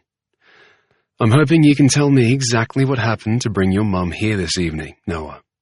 That will help me make sure that she has the best care." "I wasn't there," Noah said. "My stepfather said that she fell on the stairs, but he's lying. He hits my mum. All the time." He started to cry. He didn't allow the tears to stop him getting the words out. He let the tears come, wiped his nose on the back of his hand, and kept talking. "My mum never wants to go to the cops because she thinks he can't help it, which is stupid, but it's not her fault. But if you look, you'll see she has lots of bruises and stuff. 6 months ago, he broke her arm. She came to the hospital then. You'll have records of that, right? And last year, he broke her cheekbone." The doctor fished a packet of tissues out of his pocket. His eyes were sad. He handed a tissue to Noah. "The paramedics who brought your mum in, they said she had a seizure. Do you know anything about that?" Noah shook his head. "I wasn't there," he said again. If he had been at home, would it have made any difference? Could he have stopped it? "What's going to happen to my mum? Why isn't she waking up? What's wrong with her?" The doctor didn't answer his questions. Instead, he made eye contact with a nurse, in that way that adults did when they want to hand over responsibility for a kid to someone else. "Lucy here is going to look after you, Noah. She's going to take you to a waiting room and explain what happens next." Lucy took Noah to the waiting room, but she didn't explain a damn thing. She got him a can of Coke and a Mars bar. He told her that his mum didn't allow him to drink fizzy stuff, so she got him a bottle of water instead. But he didn't drink it or eat the chocolate because his stomach felt like it was made of lead. He asked her questions about his mum, and she just deflected them. He never saw Brent, but surely he must have come to the hospital. Time went by so slowly. He felt numb, and everything moved in slow motion. 2 cops arrived to ask Noah some questions about Brent and his mum. Noah told them everything. An hour passed.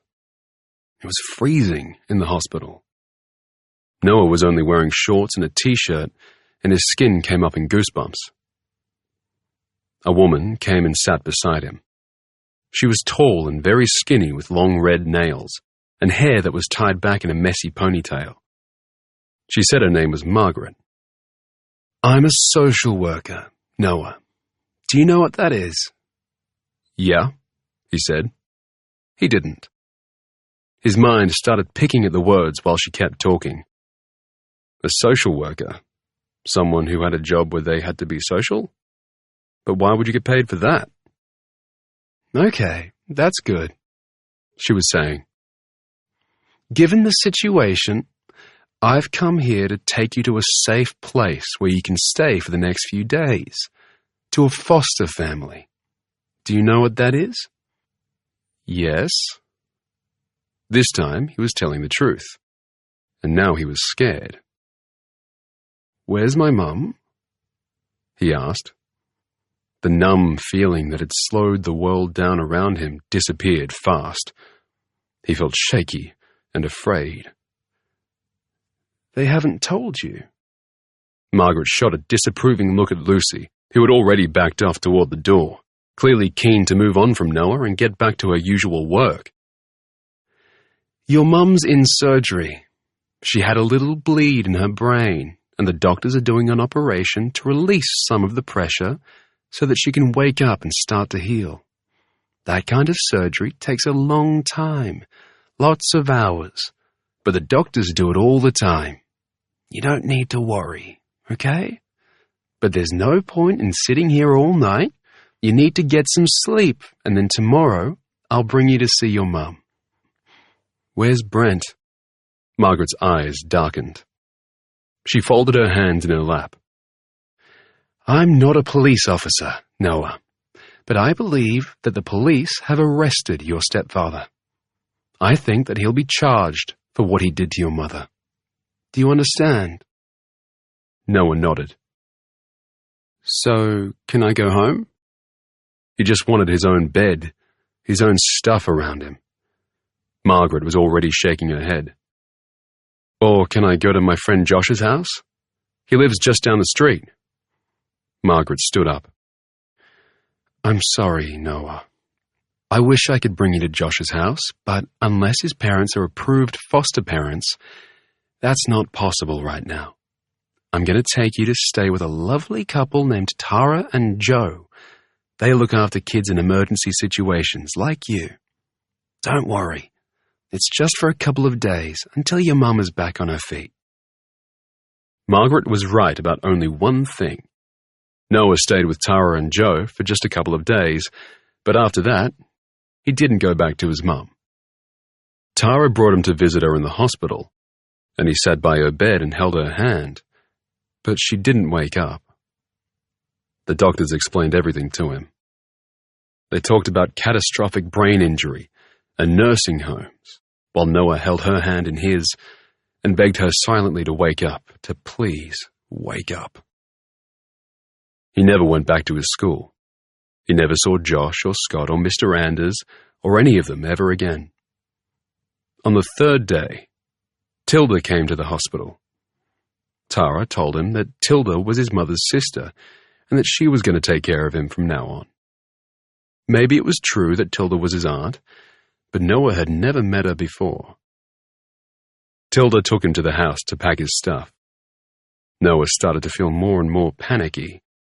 She had 2 big suitcases, and she started taking all his stuff from his wardrobe and filling them up. She told him that she and Emily, his mother, had had a stupid falling out years ago, but that she loved her sister, and she was sorry for what had happened, and that he needn't worry, because she was family, and she would take care of him. She told him she had 4 kids, 3 girls and 1 boy, all younger than him, and he would be a big brother to them, and that they were very excited about meeting him.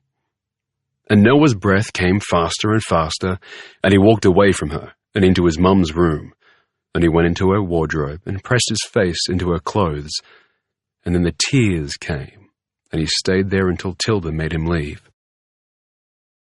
Tilda lived in Geraldton, which was an hour north of Perth. She worked as a teacher in the primary school down the road. Her husband, Marty, worked away, so they only saw him every 3 weeks. Noah's mum never woke up. She lived in a nursing home filled with old and sick people, a place that smelled of wee and bleach. Some of the old people had dementia, and sometimes they shouted when they got upset, which was horrible and kind of scary. Tilda brought Noah to Perth to see his mum 5 times altogether, once every month. Noah would sit quietly beside her bed, holding her hand, while Tilda told him to talk to his mum, to tell her stories about his life, because maybe she could hear him, and it would make her so happy to hear what Noah was up to. But Noah couldn't talk to his mother. There was no rugby at his new school, no Josh or Rob, and no Mr. Anders. But there was still maths that he couldn't understand, and English and science and everything else that he was bad at. And she was here, stuck in this bed. Gone, but not gone. Not with him. Tilda and Marty were okay, they were fine, but they didn't love him, and they didn't help him to make sense of his homework, and they never, ever looked at him like he'd made their day. To them, he was a problem that needed to be solved. Noah's heart was broken. How could he tell his mum that? Tilda stopped bringing Noah to Perth to see his mum. She told him that visiting so often wouldn't help him to move forward, but he thought that maybe she found it all too hard. She told him she'd bring him every 6 weeks or maybe every 8 weeks, and then they'd see. But she never brought him again. Noah couldn't sleep at night. He felt like he was drowning. At school, he was the target of bullies, and he learned to fight to survive. He got good at it. Other kids avoided him. He didn't make friends, but he survived. And time went by. On the very last day of the school year, the year that Noah turned 15, he walked home from school to find a stranger sitting on Tilda's porch, waiting for him. The stranger was a man, a big man, with broad shoulders and a thick neck. He was balding on top, and his hair was shaved tight to his scalp everywhere else. He had a full sleeve of tattoos on his right arm and a deep tan. Noah? His voice was deep and gravelly. The voice of a smoker, maybe, or maybe just someone who'd lived a hard life. Noah stopped walking. His school bag was heavy, but he didn't put it down. "Do you know who I am?" asked the stranger. He waited for a response, and when Noah didn't say anything, he said awkwardly, "I'm Luca. I'm your dad." Noah's school bag slid off his left shoulder. He caught it with his left hand before it could hit the ground, then let it dangle from his hand. "Did your mother tell you about me?" Noah shook his head. His mum had told him almost nothing about his dad, except that he lived in Broome and worked in the mines as a fitter. She'd said they were together for a very short time. She'd said that he knew about Noah, but that he wasn't cut out to be a father. "Are you here to bring me to see her?" Noah asked. Luca frowned. He glanced over his shoulder towards the house, then back at Noah. His frown deepened. "Noah, didn't they tell you that your mum died?" Noah dropped his school bag. He sat on the grass. He was vaguely aware of Luca saying, "Shit, oh shit." Then he felt Luca's hand, his father's hand, on his shoulder. "Look, just take a seat here on the wall, okay? And put your head between your legs until you feel better." Noah pushed him away. "I'm fine." "I'm sorry. Fuck. You shouldn't have had to hear it like that." Noah shook his head. He worried that he might cry in front of his father, who was a stranger, but there were no tears, just a hard knot at the base of his throat and an iron weight in his stomach. "What happened?" They say she got an infection. She was weak, with everything. Couldn't fight it off." He lowered his voice. "Better to go than to rot in that bed forever. Em wouldn't have wanted that." Noah swallowed.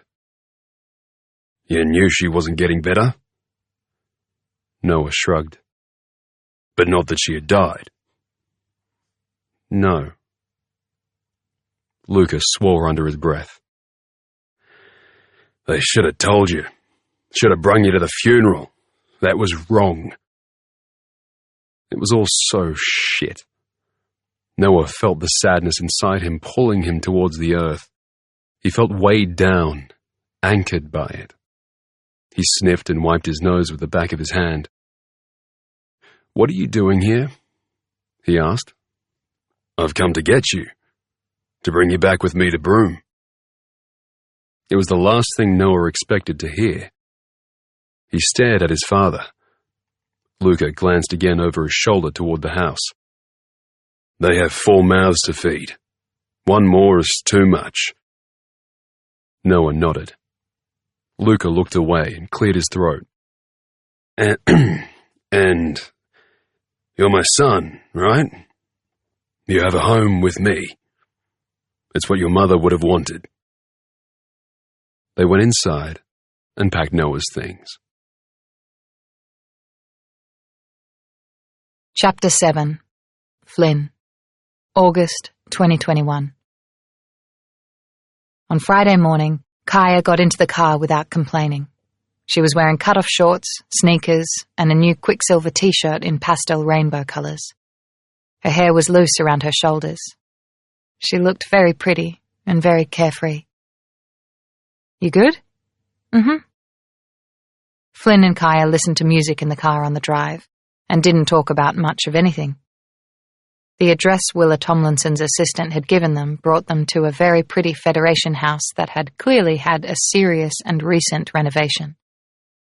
It was painted a soft grey, the driveway was cobblestone, and there were pots of neatly trimmed topiary on either side of the front door. They went inside to a waiting room that was softly carpeted, walls painted in muted colours. The receptionist looked up and gave them a friendly smile. She handed Flynn a clipboard with a form to fill out and asked them to take a seat. Flynn had barely started with the form when an inner door opened and a woman came out. She approached them and smiled. "You must be Flynn and Kaya. I'm Willa. I'm so pleased to meet you." Willa Tomlinson looked nothing at all like Flynn had been expecting. For starters, she was young. She looked Flynn's age, except more put together. She was wearing stone-washed wide-leg jeans and a white linen shirt with a quarter tuck. She had gold flats on her feet and a simple gold necklace with a small moon pendant. Her fingernails were painted petrol blue. She reached out for the clipboard and Flynn handed it over. Willa let the clipboard dangle by her side. She didn't even glance at what Flynn had written. "Why don't you both come through?" she said. She led the way into a large room. It was carpeted in the same soft grey as the waiting area. There was no art on the walls, but there was a sideboard that had a pretty jug with flowers. There was a desk with a chair behind it, and a separate seating area with a couch, a coffee table, and an armchair. The coffee table had a box of tissues, and, garish against the muted colours of the room, a brightly coloured fidget toy. Flynn and Kaya sat on the couch, and Willa took the armchair. She gave them both a reassuring smile. "Let me start by saying that, at 17, Kaya, you are very nearly an adult. But whether or not you have crossed that official border of adulthood, your sessions with me and what we discuss, it's all completely private. I cannot discuss anything you say to me with your sister or with anyone else without your express permission. Do you understand?" Flynn was the one who nodded. She understood the necessity completely of Kaya having her privacy, though it frightened her. How could she help her sister if she didn't know what was going on? "I suppose I'm just concerned that Kaya won't necessarily tell you everything you need to know to help her," Flynn said. She wanted to take Kaya by the hand or do something to show that she was on her sister's side. But taking Kaya's hand would have felt a bit performative, so she just stumbled awkwardly on. "It's just that Kaya can seem outwardly fine, but that isn't necessarily what's happening inside." "Flynn," Willa smiled at her kindly, "thank you for your words. I understand your concern, of course, but this is a process where Kaya and I need to build trust between us. That's going to take time, and it has to start with respect. I respect Kaya as an individual. She is her own person. I don't own her thoughts, her feelings, or her decisions." She paused. "And neither do you." Kaya shifted in her seat. Flynn felt nailed to hers. Willa leaned forward, her hands clasped together, her eyes holding Flynn's. Flynn could smell her perfume, something airy and light and pleasant. "It's not your responsibility, Flynn. What you need to understand, what I hope you will take away from this time we have together, is that Kaya's decision to try to take her own life has nothing to do with you." Her eyes shifted to Kaya. "Would you agree?" "Yes," Kaya said quickly. "Yes, completely." Willa nodded. I understand that it wasn't my fault," Flynn said. "But I'm Kai's guardian and I'm responsible for her. I'm just trying to explain that right before, like literally the day before, Kai was fine. I mean, seemed fine. I thought she was happy." "Possibly she was, in a way. Many people are happier when they make the decision to end their lives. It may seem to them, in that moment, that the pain they've been feeling is about to come to an end. That can be a joyful moment. Flynn felt tears prickling her eyes. A joyful moment. A joyful fucking moment. If she seems fine on the outside, then how am I supposed to help her? How do I know that she won't do it again? Kaya shifted in her seat and looked down at her hands. Willa put her head to one side. Her face was full of compassion. You don't. You can't. Because Kaya is her own person, very nearly an adult, and her decisions are her own. Not long after that, Willa wrapped up the conversation. She asked Flynn to take a seat in the waiting room so that she could hold the session with Kaya in private. Flynn sat and waited. There were no magazines. No one had magazines anymore because everyone brought their phone everywhere. But looking at her phone, flicking through TikTok with the sound off, that would only make her feel even more stressed out. Flynn sat on her hands. She realized that she was staring at Willa's door and frowning. The receptionist was looking at her, so she switched her expression to a polite smile. "Would you like a coffee?" the receptionist asked. "I'm fine, thank you." Flynn took her phone out and pointed it in the general direction of her face. She kept the screen live by flicking from app to app, from website to website, but she didn't see any of it. The situation was so completely messed up. She'd just handed Kaya over to a complete stranger, someone who would tinker with her sister's brain, someone who came with her own ideas about what was right and wrong and what would help and what wouldn't. What if Willa screwed it all up? She seemed so confident, but everything Flynn had read had led her to believe that there were no absolute certainties when it came to treating depression or suicidal feelings. So maybe it was bad that Willa was confident. Or was it good? Getting the appointment in the first place had not been easy. Perth, like every other part of the world, was in the grip of a mental health crisis. Waiting lists for psychiatrists had blown out to 2 years or longer, and even getting on the lists was close to impossible because most psychiatrists who treated children and adolescents had closed their patient load. Clinical psychologists had waiting lists that were almost as long. Before Willa, the best Flynn had been able to do was an appointment with another psychologist for the 4th of January, which was 4 months away, and that was after their GP had called and begged. It was Cara Reynolds' mother who provided the solution in the end. She'd called Flynn on a Tuesday afternoon from an unknown number. Afterwards, Flynn had wondered if that had been deliberate, if she hadn't called from her own mobile because she'd been afraid that Flynn wouldn't pick up.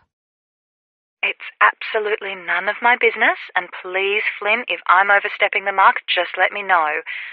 But I heard about what happened, of course. There's no point in pretending otherwise, and I've been thinking about you and Kai a lot. We haven't seen either of you in so long. Of course the girls grew apart, and that's nobody's fault, but I heard what happened, and I couldn't stop thinking about you and Kai. And I heard you've been trying to find someone for Kaya, and I've got a name for you, if you want it. Her name is Willa Tomlinson. She's a therapist with rooms over in Subiaco. My friend Rachel saw her after her mother died, and Rachel says she's just wonderful. I really don't want to butt in where it's not wanted, but let me know if you'd like Willa's number, or if there's anything else I can do to help. Flynn took the number. It killed her to do it, because Cara Reynolds had been among the worst of Kaya's bullies. But she took it. She called Willa's rooms and was given an appointment for Kaya for 3 days later. Willa's assistant made it clear that the sessions wouldn't be covered by Medicare or a GP mental health plan. They would have to pay privately at $300 a session. But Flynn didn't care. They had some savings, and there was nothing more important. When Flynn told Kaya that she'd arranged the appointment, Kaya hadn't reacted much. But then she didn't react much to anything anymore. Even on the day Flynn had found her on the beach, the day she'd taken a bunch of pills and swallowed them with half a bottle of vodka, even then she'd been so calm. Faintly apologetic, and too calm. Since she'd come home from the hospital, she'd been pleasant, always calm and quiet, but she didn't show any desire to leave the house. The doctor had recommended that she take a couple of weeks off school, but in a few days she was due to go back, and Flynn wasn't sure how Kaya was going to manage. "Are you okay about going back?" Flynn had asked. "Sure," Kaya said. "If you're nervous, that would be completely understandable." Kaya had smiled at her. "You don't need to worry. I'm fine with it. I'm fine." Flynn wasn't convinced. "And you're okay about going to the appointment to see this counsellor?" "Why wouldn't I be?" The session went overtime. 15 minutes after it was due to finish, Willa finally opened the door and invited Flynn back in. Kaya looked up as Flynn came into the room. She seemed okay. She looked like maybe she'd been crying, but not like she was about to fall apart or anything. "Thank you, Flynn," Willa said. "I asked Kaya for her permission to have a little chat with you before we finish up for the day. She doesn't want you to worry. So, to the degree that I can provide you with any reassurance, she's asked me to do so." "Okay." "First of all, I think it's fair to say that Kaya has been feeling very disconnected in her school environment. She's been feeling this way for some time. She feels like the other girls don't understand her loss or how her life has changed, and that has led to Kaya feeling very isolated." "Yes," Flynn said. She wanted to say that she understood. She understood better than anyone, and she was there for Kaya every day. "In addition, with the school focused on the ATAR exams coming up, Kaya is feeling a lot of pressure. She says she hasn't been focused on her schoolwork at all this year, or maybe even last. She's very far behind, and she thinks she'll fail her exams if she sits them. She knows she could do much, much better if she was given another shot." "Well, I think so too," Flynn said. She'd said something similar to Kaya many times, right up until the day Kaya had taken that bottle of vodka and the bunch of pills she'd gotten from God knows where, down to their dad's favourite surf break. "My recommendation is that Kaya takes the rest of the academic year off. She should not finish Year 12 this year. Instead, she should take the next few months to focus on healing.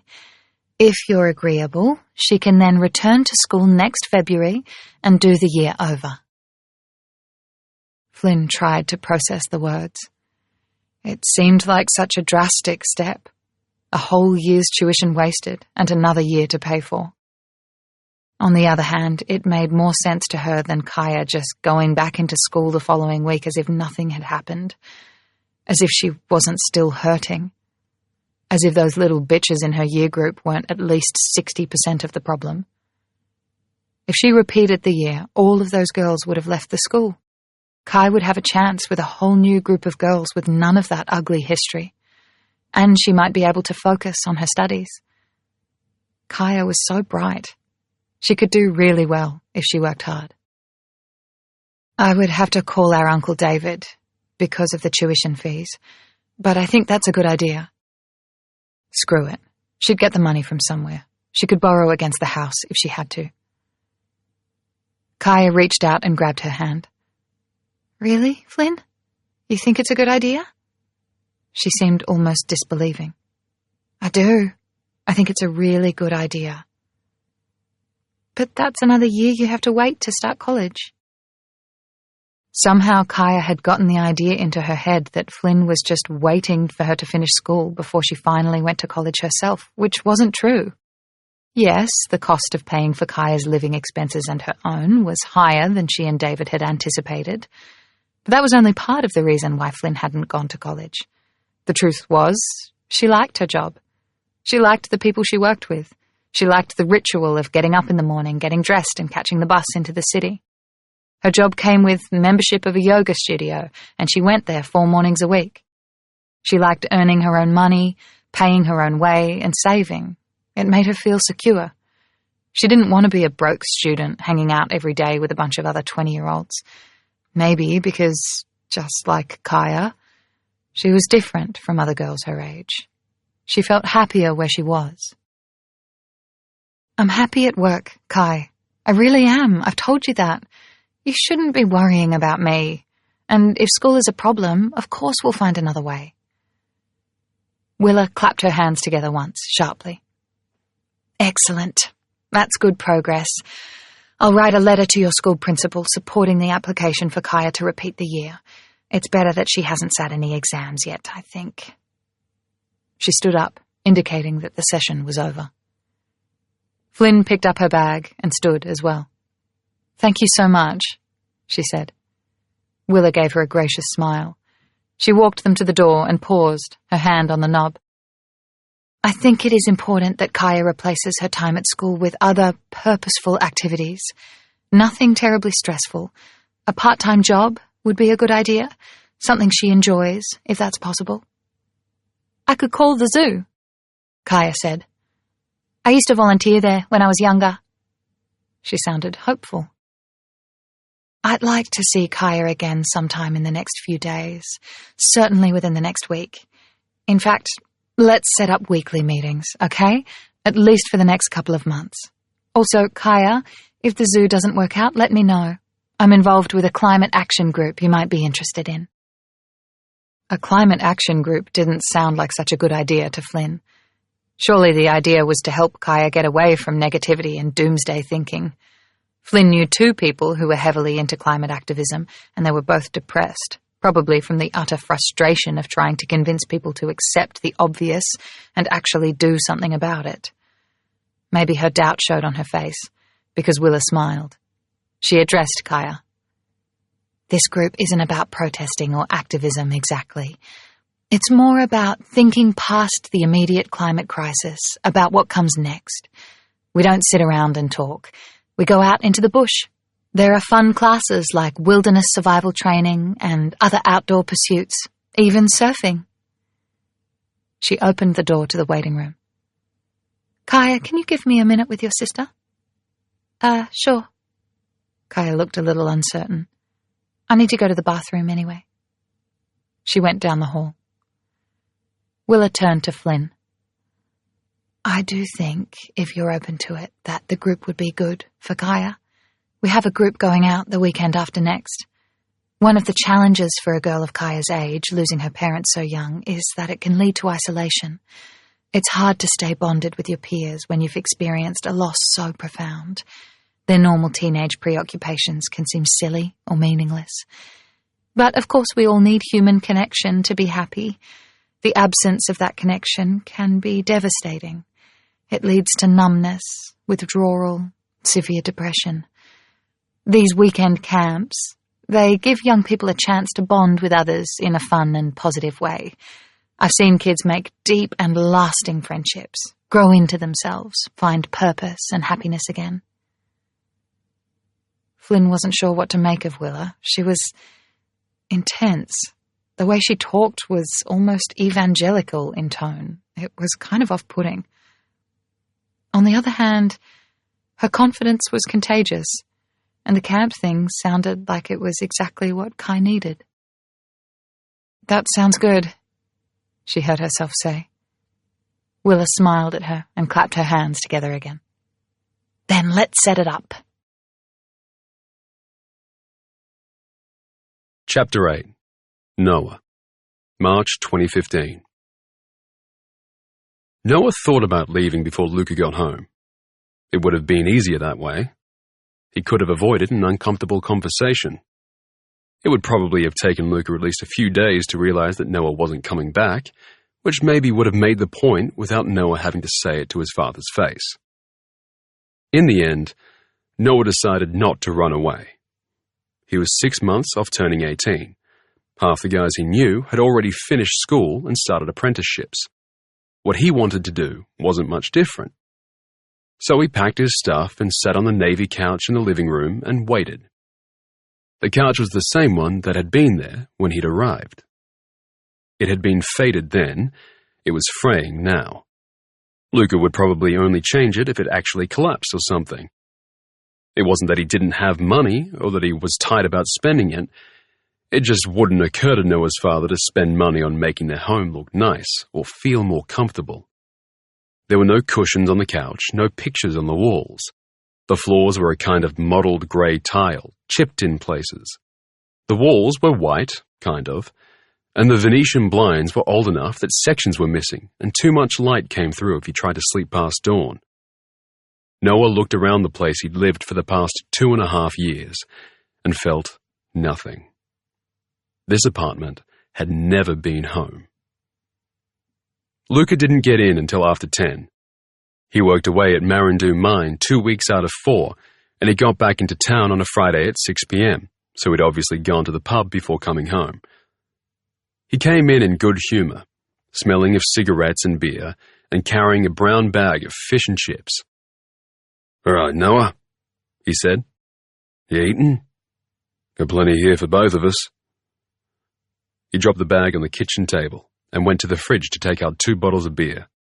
He was so focused on the food that he didn't notice Noah's packed bags until he'd served the fish and chips onto 2 plates and taken a few mouthfuls. Maybe it was the fact that Noah hadn't moved from his place on the couch that alerted his father to the fact that this wasn't going to be the same as every other Friday. Finally, his eyes traveled from Noah's face to the bags at his feet. "What's going on?" he said. "I'm going to Perth. Jock's going to set up a fight for me." "Is he?" Luca took another bite of his fish. He chewed slowly and swallowed, his eyes narrowing. "You've got exams, Noah. Final exams. You can't afford to be chasing off to Perth in the middle of term." Noah stood up and came to the table. He sat and pulled the extra plate and beer towards him. The food smelled good, of warmth and grease and vinegar. He couldn't eat this stuff or drink beer either if he was going to be an athlete, if he wanted to get to where he was going. But he could think of this like a last supper, a goodbye to an old life, a half-life. They ate. Minutes passed in companionable silence, though Luca's eyes never left Noah's face. He wasn't a stupid man, and he wasn't a bad one. He just wasn't any kind of father. "I'm not coming back, Dad. This fight is my chance to get on the circuit. They're paying me $5,000. If I win, I'll get a proper place on the roster. I haven't got time for school. I need to be training every day." Luca put his beer down. "Fighting's not a job. You'll get injured and they'll drop you and then you'll have nothing. You have to finish school, Noah." Noah smiled. "I'm failing all my classes," he said. "I don't have the kind of brain for maths and chemistry and all that. If you came to the school for the parent-teacher meetings, that wouldn't be news to you." He tried to say it without rancor or regret, but a little slipped through despite his efforts, which took him by surprise. Luca looked at him sadly. "You're a big lad, Noah. You don't need me to talk to your teachers. What would I say to them?" "It doesn't matter. Ancient history." Noah finished his chips. The food had tasted good going down, but now it sat like a rock in the bottom of his stomach. He didn't want the beer, but he took a long sip all the same. Sharing this meal with his father was the right thing to do, like a full stop at the end of a sentence. "You can't be failing everything. You're a smart kid, plenty smart." Noah shrugged. He was failing. School was a waste of time for someone like him. It chewed him up every day, took what he had to give and gave him nothing in return. He stood up and picked up his plate. "What do you mean you're not coming back?" "Jock got an apartment in Perth. He's setting up a new gym with the money he got from the accident." Jock was Noah's coach. Like Luca, he made his money working FIFO for the mines, but he'd fought semi-pro kickboxing in his 20s, and he was a fighter in his heart. He'd managed to get Noah and one other guy fights on the semi-pro MMA circuit. Noah had fought 5 times and won all 5 fights, 2 with knockouts. There was a buzz about him now. He could feel it. But buzz didn't last. He couldn't hang around in Broome if he was to have a chance at a future. "Why can't you stay here? You can train here." "I can't, Dad. Jock is the only decent trainer in town and he's leaving. It's not even about Jock going. I can't stay here if I want to have a chance of making it. In Broome, Jock had been running a cobbled-together gym out of a rented community hall, with no showers and shitty mats they had to drag out and put away after every session. He'd been unlucky enough, or lucky enough, depending on your point of view, to be hit by a drunk driver on his way home from the gym on a Saturday afternoon. The accident had fractured Jock's pelvis and his right thigh in 3 places. The surgery had been difficult, and Jock's leg was shorter by an inch when all was said and done. He left hospital after 2 weeks with a permanent limp and chronic pain, all of which got him a settlement of nearly $700,000 from the insurance companies. Jock got another couple of $100,000 through his life insurance at work.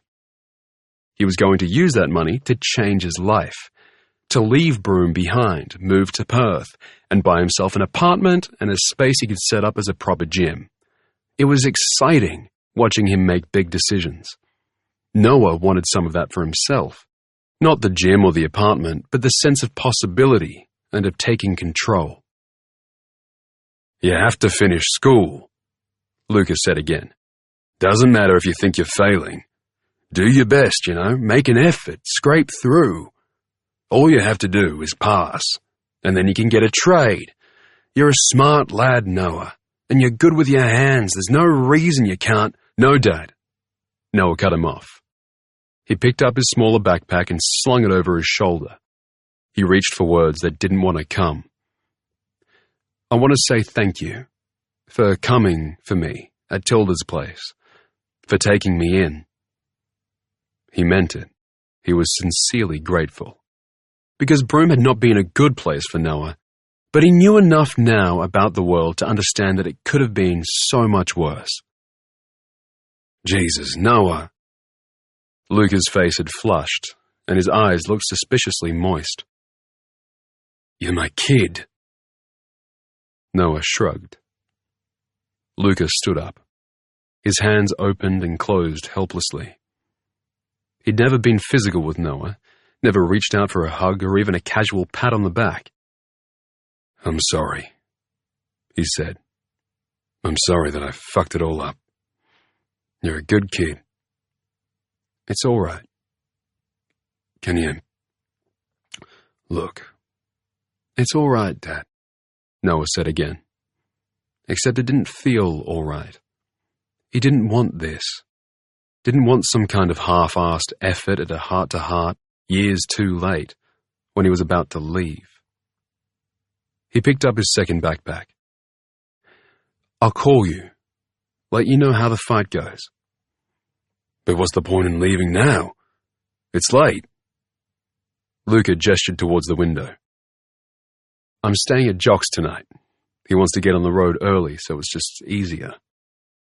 Noah took a step toward the door. What about money? Have you got money?" "I'm fine." Noah had a weekend job and he'd been saving. He didn't have much, but Jock would let him crash for a few nights, and he'd get a job in Perth, labouring maybe. "Look, wait. Just wait for a second." Luke had disappeared into his bedroom and came back out with a fistful of cash. "Take this, okay? That's $2,000. It's all I have here. The rest's in the bank. You're gonna need that money. And if you need more, you call me. If you need anything, call me. I can come to Perth." They looked at each other for a long moment.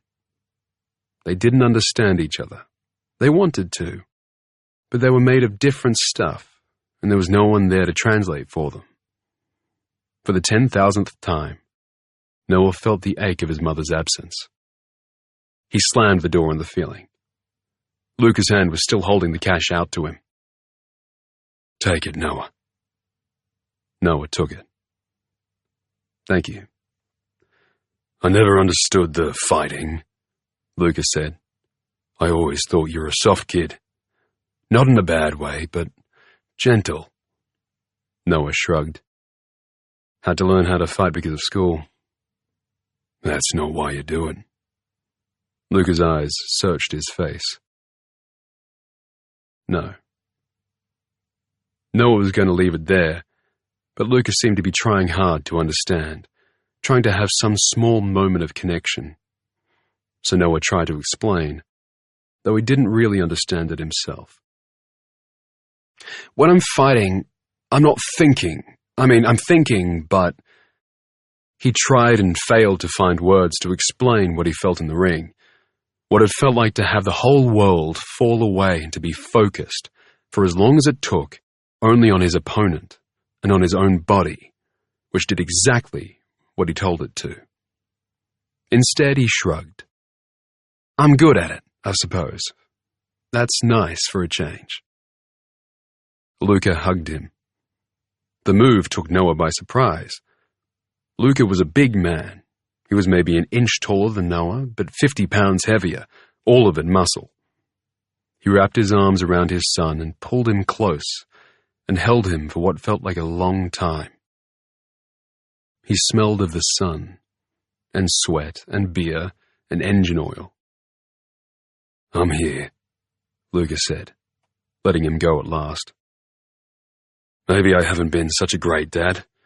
I don't understand kids. But maybe I can be a better dad to you now that you're grown. Think about it.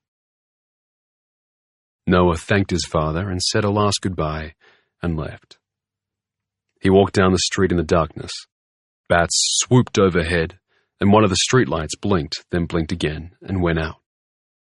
He kicked hard at a stone in his path. He was angry when he didn't want to be. Angry at the world, at his father for not caring enough or knowing what to do, at his mother for dying, at himself for not saving her. He shook himself. He was falling into an old, familiar, self-pitying loop, and he was done with that. This decision meant that he was leaving all of that behind him. From here on, no one had control over his happiness. All of his choices were his own. Where he lived, who he saw and spent time with, how he made his money and how he spent it. With an effort of will, Noah let go of all the anger. The drive to Perth took 3 days. The plan was that Noah and Jock would share the drive, but Jock's leg was causing him a lot of pain, so Noah mostly took the wheel. He didn't mind. Better to be driving than sitting with nothing to do. They drove for just over 9 hours on the first day and stayed overnight in a roadhouse at Newman. On the second day, Jock slept late, and they only made it half the distance to Meekatharra. But on the last day, Noah nagged Jock into getting on the road early, and they drove the remaining 8 hours to Perth.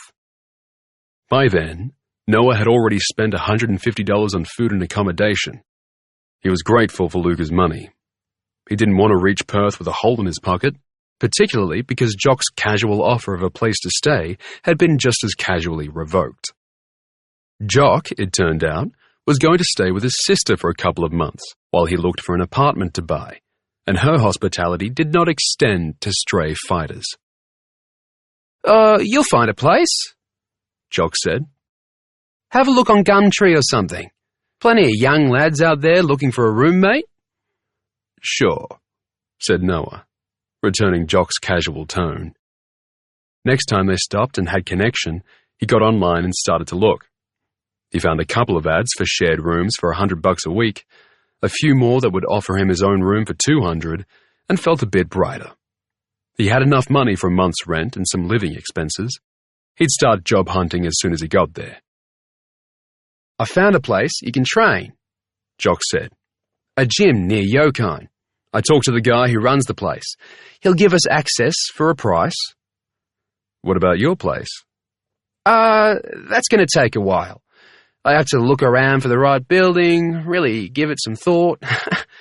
Jock laughed. My sister says I shouldn't buy a gym, just an apartment to live in and invest the rest. She says I'm too old to be risking it all on a new business. Did she? Noah said, uncertain. And what do you think? Jock laughed again. I think I'm too young to be sitting around on my arse doing nothing. When they got to Perth, Jock dropped Noah off at the Spinners Backpacker Hostel in Northbridge before going off to his sister's. The hostel was very clean, organised and tidy, but it cost Noah a terrifying $90 a night He desperately needed to find a permanent place, but figured the best thing to do would be to sort out a gym first, because wherever he lived and worked would have to be close to training. On his first day in Perth, he checked out the gym Jock had recommended, but it was full of posers and players and not for him. Ideally, he'd just keep training with Jock, but days went by, and Jock didn't show any signs of committing to a location, or even of buying a gym at all. Noah asked him, more than once, about when the next fight was going to happen, and Jock kept making vague promises of setting something up. He went fishing a lot with his brother-in-law. When Noah met him for a drink, Jock spent as much time talking about maybe buying a fishing boat as he did about buying a gym. He was still enthusiastic about Noah's prospects as a fighter, but it was becoming clearer every day that he wasn't going to be the trainer to get Noah there. Noah found a gym in Balcatta, where the lead trainer, a guy named Anton Mitchell, had serious jiu-jitsu and wrestling skills, both of which Noah needed to work on. Anton had already sent 3 or 4 fighters pro. His competition-level classes were invitation only. Noah had to get in the ring to earn a spot. Anton silently watched Noah and his opponent, a rangy 24-year-old named Ben. When it was over, he called Noah over. "You said you're 18? "Yeah," Noah nodded, still breathing hard. "You need to put on some muscle. Your striking's good, and you're fast. Very fast. That's good. But your timing's off, and timing is everything. That's going to take some work. Also, you don't know how to wrestle for shit." "Yeah," said Noah again. He knew all of that.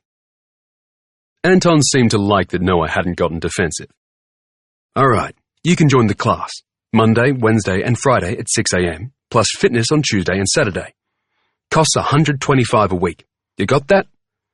"I'll get it," Noah said. "I'll see you Monday." Training with Anton was a different world to Jock's gym in Broome. Quickly, Noah recognized that he'd been lucky in his previous fights. He'd fought guys like himself, basically kickboxers with a thin veneer of wrestling or jiu-jitsu on top. If he wanted to move up to the next level, he'd be facing fighters with real skills on the ground, and he'd be annihilated. He wasn't ready. That was a simple fact.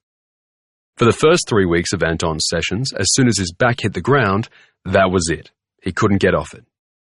But when it came to fighting, Noah was a fast learner. Lethally fast. He loved it.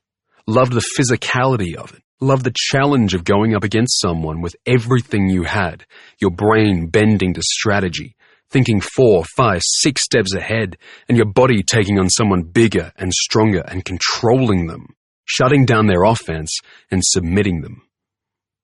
Training had always been addictive for him, but now it took on a whole new level of appeal. He made friends, too. One in particular, a 25-year-old named Libby Cox. There was nothing romantic between them. She told him that he was too young for her. "Also," she flashed him a smile, a deep dimple appearing in her left cheek, "I go for pretty boys, which rules you right out." Noah laughed. He liked Libby. She had a corporate job. She was an accountant in the city. But she was also an insanely good fighter. Anton had already told her that she was good enough to go pro on the women's circuit. "And not on some pissy third-level circuit either," he said. "I'm talking ex-fighters.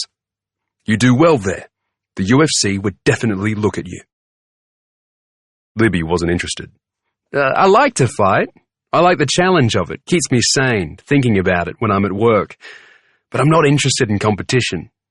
I don't want to get my head kicked in and have my brains rattled for me, thank you very much. I'd like to be fully compos mentis when I'm 60. "No reason you wouldn't be," Noah said. "No guarantee either," Libby shot back. "Hey, are you still living in the hostel?"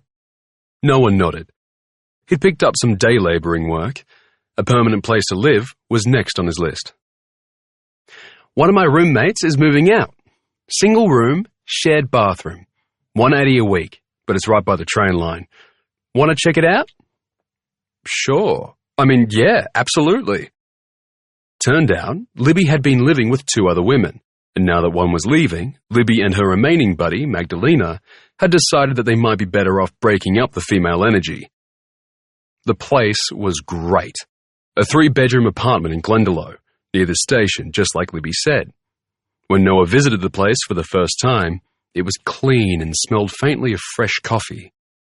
There were pictures on the wall, lots of them, of Libby and her friends kayaking on a river, helmets on and grinning for the camera. Photos of other holidays and hikes and dinners out and family members, all in different-sized frames and put up in no particular order. There were candles and a couple more pictures in frames on the mantelpiece over the fire. The coffee table had a messy stack of forgotten magazines, and there was a pale blue rug on the floor. "Yeah, I'll take it," Noah said. He was still standing in the living room. Libby started laughing. "You haven't even seen your bedroom yet." It was tiny. Enough room for a single bed and a bedside table. There was a small built-in wardrobe. There was a window that looked out over trees. "It's pretty small," Libby said. "That's why your rent is lower." "It's fine. I don't have much stuff." Also, $180 a week was a hell of a lot better than $90 a night. "Do you have a bed? Andrea took hers, but Mags's brother is trying to offload one. We could give him a call." They called, got the bed and a matching, if slightly battered, bedside table. Mags's brother threw in the mattress for free, and Noah moved in that night. Libby and Magdalena got in beers and pizza to celebrate his arrival. They all sat on the couches together and watched Survivor, taking bets on who would last longest. There was a lot of laughing. When the pizza and beer were gone, Libby went to the freezer, all the time calling back her arguments about why her pick was a winner. She spooned ice cream into 3 bowls and managed to carry all 3 back to the living room, where she handed them out without fanfare, like this was something they did, like it was something they'd always done. When Noah went to bed that night, he couldn't figure out why he felt sad, when everything was going so well. Chapter 9. Flynn. January 2022. By January, things had gotten a lot better for Flynn and Kaya. Away from the pressure of exams and mean girls, Kaya had blossomed. She did some volunteer work at the zoo, got some hours working at a local cafe, and most of her remaining free time was given over to Willa's climate activist group. She'd also started studying again. Over Christmas, she'd explained her plans. "I don't want to go back to school next year. I'm not giving up on college or anything like that. I just think that there are other ways to get there." She had done her research. There were online schools where she could cover ATAR subjects at an accelerated rate. "The fees are way lower than school, which is only fair to Uncle David. I'll be able to focus on the subjects and work I really need to cover, and I'll still have time to do the things I really care about."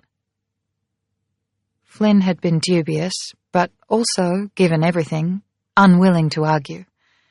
And Kaya had surprised her. She'd never seen her sister more dedicated or focused on her studies or on life. Kaya got up every morning at 6 a.m. to run. After she had breakfast and showered, by 7:30 she was at her desk. She did 4 hours of study every day, from 7:30 to 11:30, and then she closed her laptop and went about her day. Willa Tomlinson's climate group, which seemed to be very well funded, had an office in Applecross. Kaya would bike over there most days to help out with a few hours of admin work. Then she either worked at the cafe or the zoo, or she just came home and helped out around the house. She started making dinner in the evenings, experimenting with different foods and recipes. She had friends over to the house. Ever since their parents had died, it had seemed to Flynn that Kaya had been haunted by fear, like she half expected her world to fall apart at any moment. For the first time, with Willa's help, that fear had fallen away, and what was left was happiness. Life changed for Flynn, too.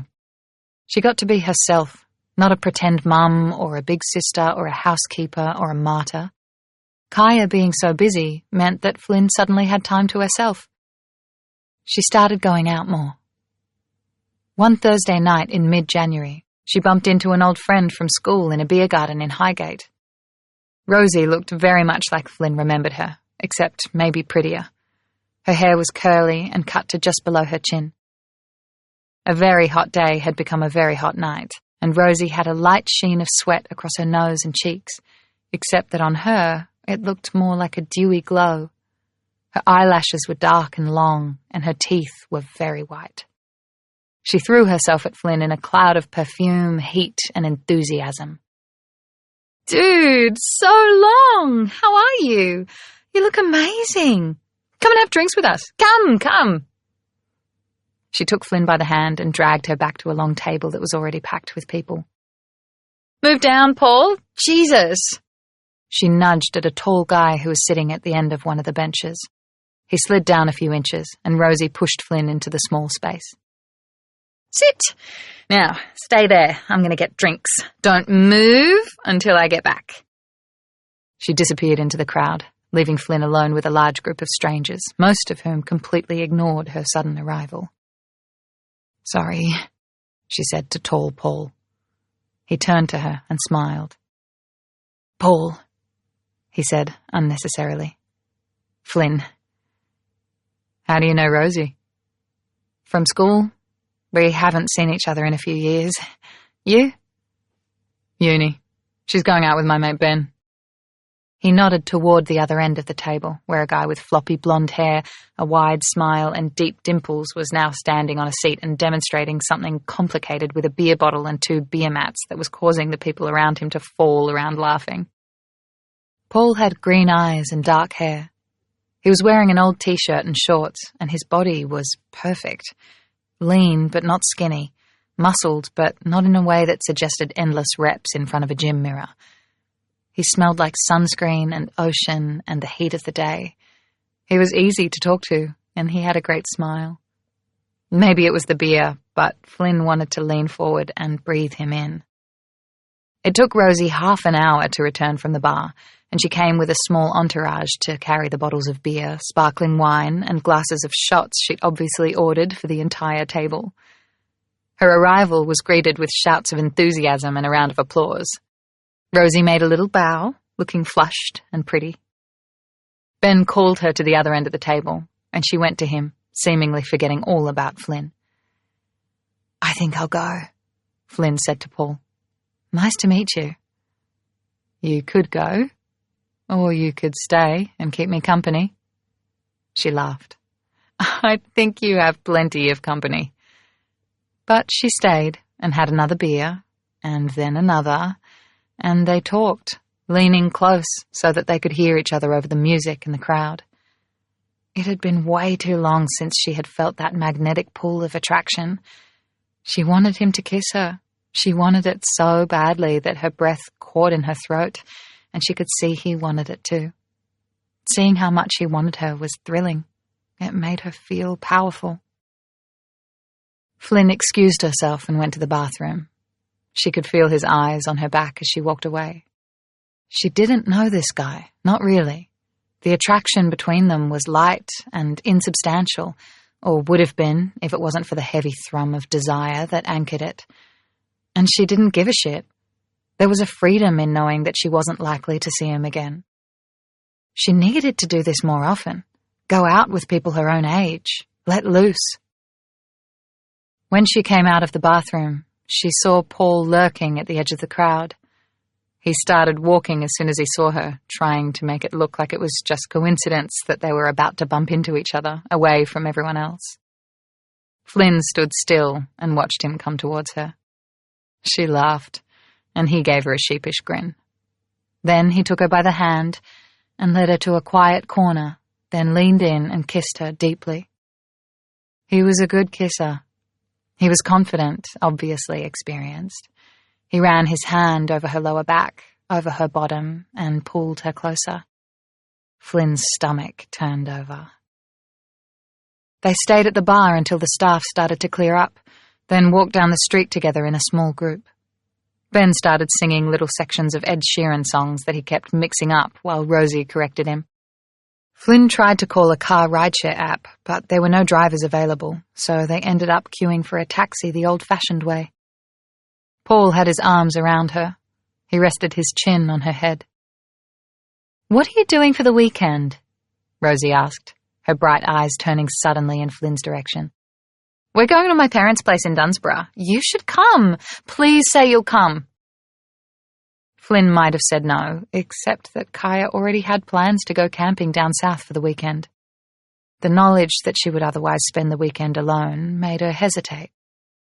The warm rasp of Paul's cheek against hers and his quiet, "You should come," tipped the balance. "Sure, thanks. That sounds like fun." They picked her up on Friday morning just after 9. She was more than a little taken aback when she realized that it was just going to be her and Paul and Ben and Rosie.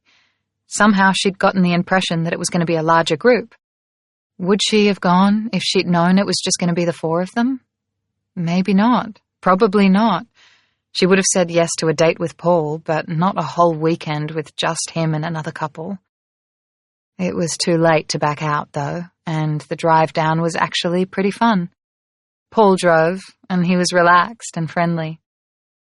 Ben chose the music, and Rosie talked over it the whole way. The noise didn't leave much room for awkwardness, and the house in Dunsborough was amazing. It wasn't the gleaming modern mansion Flynn had been half expecting. Rosie's parents had been on the heli-skiing, Range Rover-owning side of things at school, but was instead an old sandstone house in the heart of old Dunsborough that had been extended over the years. The house was still grand. It had 5 bathrooms and a pool and a view of the ocean from the main bathroom on the 2nd floor, but it was also warm and welcoming. The layout was a maze of small rooms, the furniture was cozy, and the fridge was fully stocked. They changed into swimwear, picked up a couple of surfboards from a selection in the garage, and drove to the beach. The water was beautiful, but the beach was too hot for comfort. The sand was scorching enough that they had to wear flip-flops as soon as they got out of the water if they didn't want to lose a layer of skin. The wind picked up, but it wasn't a cooling sort of breeze. It just blew hot sand around. They retreated quickly back to the house. After their showers, Paul and Flynn ended up sitting on sun lounges beside the pool and talking. The sun went down, but it was still so hot. They might have retreated back into the air conditioning, except that the aircon wasn't particularly effective in the old house, and besides, they wanted to spend some time alone. He asked her about her family. "You do have a sister, right? I was sure Rosie told me that." "That's right, Kaya. She's 17. She's camping this weekend with a big group of friends. I told her it would be too hot, but she was determined not to miss it. She's supposed to be bush camping just outside of Margaret River, but I bet they'll spend most of the time at the beach." Paul reached out and took her hand. He turned it over in his own and examined her palm, as if he was looking for calluses in the darkness. A shiver went right through her middle. "You don't surf?" he asked. "Not anymore." She'd swum at the beach, but she hadn't used the surfboards. She'd sat on her towel and watched him on the water that afternoon, dominating the waves. "Why'd you stop?" Flynn thought about whether or not to tell him the truth, which was that she missed her parents too much. Every time she picked up a board, the memories came, too thick and fast for her to handle.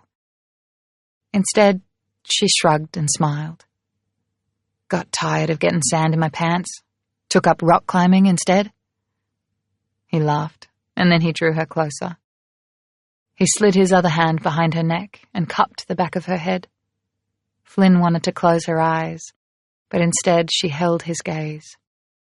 He was the first to close his as he leaned forward and kissed her.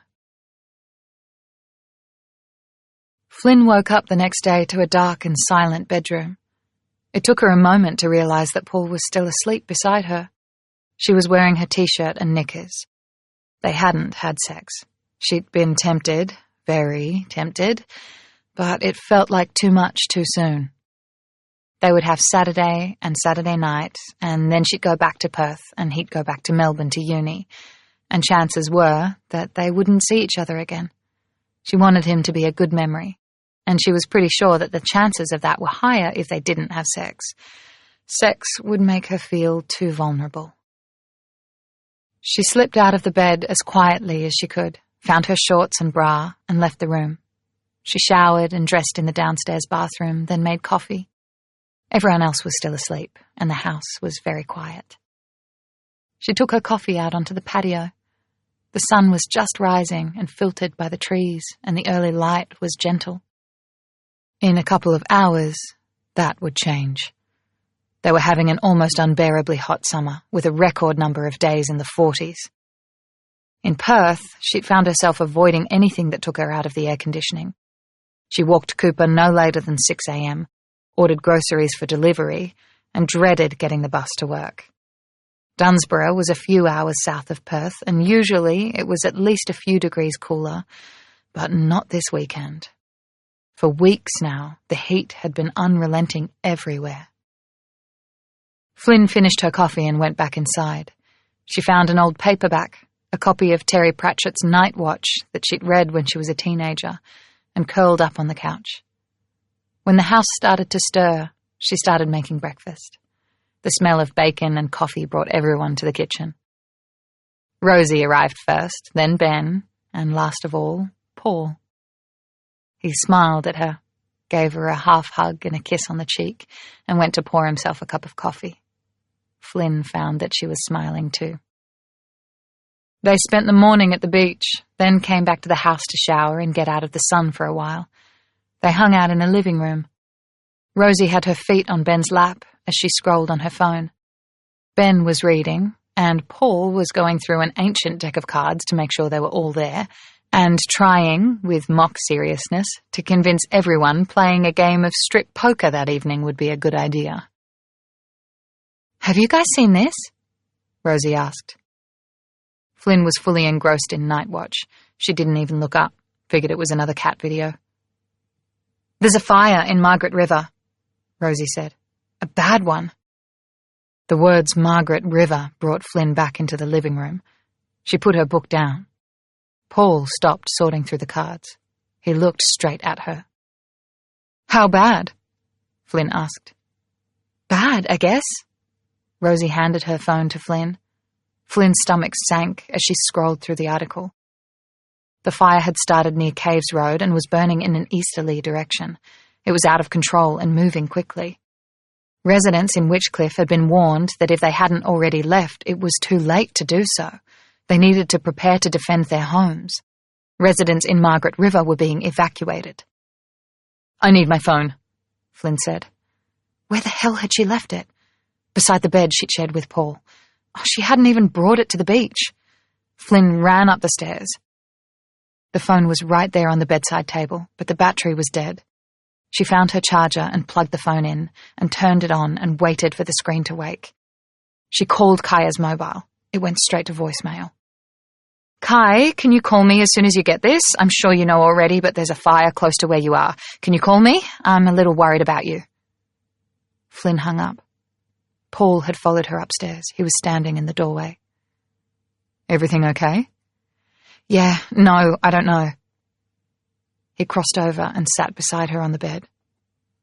"You said she was camping? Do you know where?" "Not exactly." "I'm sure she's fine. They would have had plenty of warning." "She's not answering her phone." "The towers are probably down, or the service is overloaded. That happens all the time when there's a bad fire." "If the phone service is down, then she might not have had any warning. She was going into the bush. What if she didn't hear about the fire in time? The article said the fire is moving fast." "Who's she camping with? Would they have a satellite phone, do you think? People bring them sometimes if they're going to be in an area without service." Flynn's phone buzzed in her hand. Then again. Then a third time. Messages coming through. Missed calls from Kaya. 3 missed calls, all from the night before. 1 voicemail. Flynn pressed play and put the phone to her ear. Kaya's voice, sounding stressed, muffled. "Flynn? Shit." More muffled sounds, like she was fumbling with the phone. "I really need to talk to you. I've found something out. Something that's very messed up. Call me when you get this, okay?" Rosie came to the bedroom door, phone in hand. "Were you able to reach her?" she asked. Flynn shook her head. "Voicemail. The phones are probably down." She left me a message. She sounded stressed out. "That's probably a good thing," Rosie said. "Means she heard about the fire. They must have been evacuating, and she wanted to let you know." Flynn stood up. "I have to get to Margaret River. Make sure she's okay." Rosie and Paul exchanged glances. "Is that a good idea?" Rosie asked.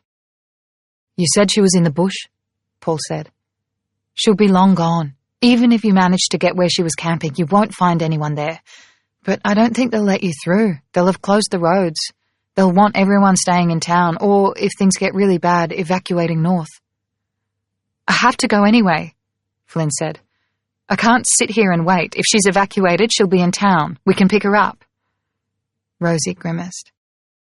"The only problem is Dad just messaged. He wants me to go back to Perth straight away. You know what he's like. He heard about the fire and he's worried, so we won't be able to drive you to Margs." Flynn stared at her. I'm not suggesting you guys drive me into the bush, just to Margaret River town. We'd obviously be safe there, right?" "Well, the fire's not in town yet, but Dad said it moved 11 kilometres last night. You know my dad, he's been Googling." She looked at her phone and started reading from a text message. "Dad says the fastest bushfire recorded in Australia moved at 27 kilometres an hour. He says that the wind is up and conditions are really bad. He's worried the fire will come through Dunsborough. He said even if it doesn't, we may get cut off here. The road to Perth might close, and we're supposed to fly back to Melbourne tomorrow." "Rosie, you've got to be kidding me. You're telling me in one breath that Kaya is completely safe, and at the same time that we're in danger when we're 50 kilometres away? Which is it?" Rosie's cheeks grew redder. Maybe she was embarrassed, but she was annoyed, too. Her eyes flashed an angry look in Flynn's direction. Paul stepped forward and took Flynn's hand. He looked down into her eyes. "I promise you, your sister's safe. She's probably on her way to Perth right now. They won't have stayed in Margaret River. It wouldn't make sense, because, they wouldn't have accommodation and the town will be packed with evacuees. If your sister's group has cars or a bus or whatever, they would have kept going on home. The fastest way for you to see her is for you to go to Perth now too." Flynn stared back at him for a second, then pulled her hand from his. He was so confident, but it was all bullshit. There was no way for him to know any of that for sure. It was just wishful thinking. "Look, just let me borrow the car," she said. "I'll drive to Margaret River, get Kaya, and then I'll pick you guys up on the way back. It'll take me an hour and a half, 2 hours at most." There was silence. "If you guys don't want to wait, that's fine too. There'll be loads of people heading back to Perth from Dunsborough. You could hitch or just get a bus. Someone will give you a lift for sure. It's fine if you don't want to wait for me." Her voice was beginning to shake from worry and tension and an increasing feeling that she was alone. She turned to Paul and held out her hand. "Can I have the keys?" He looked at her and said nothing, but she could see the no in his eyes. Ben arrived just as Paul said, "I just feel like I have a responsibility to the others. It's our only transportation, and I have to get everyone back to Perth. I'm really sorry, Flynn, but I'm sure Kaya is fine." "Stop saying that," she said. "You don't know if she's fine or not. You just want the problem to go away." "She's probably already on her way back to Perth," Ben said. "If the roads are open." "They are," Rosie cut across him. She was still staring at her phone, the oracle of all things. "Right, then there'd be no reason for her to stay," Ben said. "What if she's stuck in town and she's scared and alone?" Flynn said. She felt tears welling up and tried very hard to stop them. Rosie put her arms around her. Flynn didn't want the hug, but she sat there and took it. "Come on," Rosie said. "Let's get you home. Kaya will be waiting for you when you get there." Chapter 10. Flynn. January 2022. Paul drove with Ben in the passenger seat. Rosie sat beside Flynn in the back. Every now and again, Rosie would reach out and squeeze her hand or pat her shoulder without actually looking up from her phone. She kept checking the Fire's Near Me app, even though it was clear that the fire was still the other side of Margaret River and they were driving in the opposite direction. She went on the ABC website and read out and analysed every update. "The ABC says weather conditions are worsening," she said. "Firefighters had been doing backburning, but they've had to stop as it's not safe. The wind is picking up." Flynn was clutching her own phone and willing it to ring. She'd called Kaya 10 times since they'd started driving and reached her voicemail every time. "It says here that there's evidence that with the right firebrand and wind conditions, embers can travel up to 30 kilometres ahead of the fire," Rosie continued. "Isn't that crazy? I never knew that." No one responded. There was no music playing, and the silence felt awkward and oppressive. "The traffic's pretty heavy," Paul said after a while. "Lots of people heading back to Perth early." "The freeway will be jammed," Rosie said absently, not looking up. Conversation died. Time passed. Flynn tried Kaya's phone again. "Is there anyone else you can call, Flynn?" Ben asked, breaking the silence. "Other people were on the trip. Are there any parents you know that you can call? Or the organiser must have a number?" Flynn gripped her phone tighter. She'd screwed up so badly. She didn't have any numbers. She'd met only one girl who was also part of the group, Maddie. Was that her name? Or was it Maria? She couldn't remember. She didn't have Willa's mobile number, only the office line, and that was going to voicemail. "There's one person I can call," she realised aloud. She dialed Ali Reynolds' number. Ali had recommended Willa in the first place, so maybe she'd be able to track down a number. Ali answered on the third ring. Flynn explained the situation as quickly as possible. "I'll call Rachel," Ali said. "I'm sure she'll have Willa's number." "Okay, thanks." "And Flynn, hang in there, okay? Kaya's a smart, capable girl. I'm sure she's on her way home right now." They hung up, and Flynn waited. Rosie delivered more updates about the fire to an otherwise silent car. Flynn understood exactly what was going on. Rosie was feeling guilty about not letting Flynn take the car to Margaret River, so now she had to justify that decision by pointing out again and again just how risky the situation was. The fact that Kaya might be right in the middle of that risky situation seemed to be less important to Rosie. This didn't surprise Flynn. In school, Rosie had been the same way. No one was more fun than she was when things were going well, and no one was faster to throw you under the bus when things went wrong. How stupid she'd been to accept Rosie's invitation. She should have stayed in Perth. She would probably have read about the fire on Friday night. She wouldn't have let her phone die, and she wouldn't have missed Kai's calls. Her phone rang. She fumbled and nearly dropped it. "Ali?" "It's good news. I spoke to Anthony, Rachel's husband. He says that Rachel was on this camping trip too, and she called him this morning and again an hour ago. They heard about the fire on time, and they got out. They're safe. They're all on the bus on their way back to Perth. The bus is going to drop them at the foreshore at South Perth. That's where Anthony's going to meet Rachel. They're due in at 3:15. The relief was so intense that Flynn felt almost like she might faint. She thanked Ali and squeezed the top of her nose hard. She was not going to cry. "That's okay, Flynn. Of course, it's not a problem. It was a scary situation." Ali still sounded tense. "Yeah. Are you sure everything's okay?" "Yes, 100%. Anthony said that everyone's fine. They got the warning a little late, but they got out in good time. It's just that he... Never mind." "What is it?" Nothing. Something for another day. Maybe give me a call tomorrow. You should come over for coffee. Bring Kaya. I'm sure Kara would love to see her." They hung up. Paul looked at Flynn through the rearview mirror. "Good news?" "Kaya's okay," Flynn said. She avoided his gaze. "She's on a bus on her way to Perth." There was a collective letting out of breath. Rosie whooped from the seat beside her. "Awesome," Paul said. He smiled at her. "That's awesome." Flynn could see he was genuinely relieved, genuinely happy, but whatever. The connection that had started between them in Perth and Dunsborough was gone. It had died somewhere in the last few hours, too fragile and new to survive the pressure of the situation. Flynn wouldn't forget that he hadn't let her take the car. He'd wrapped that decision up in concern for everyone else, but he'd been afraid too. Rosie reached across and took Flynn's hand and squeezed it.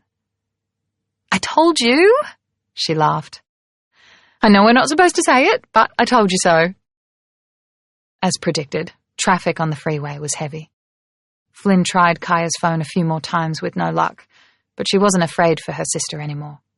She pictured Kaya sitting on the bus, listening to music with her friends, talking about their close call. In a few hours, they would both be at home, in their pajamas, sitting on the couch and watching a movie.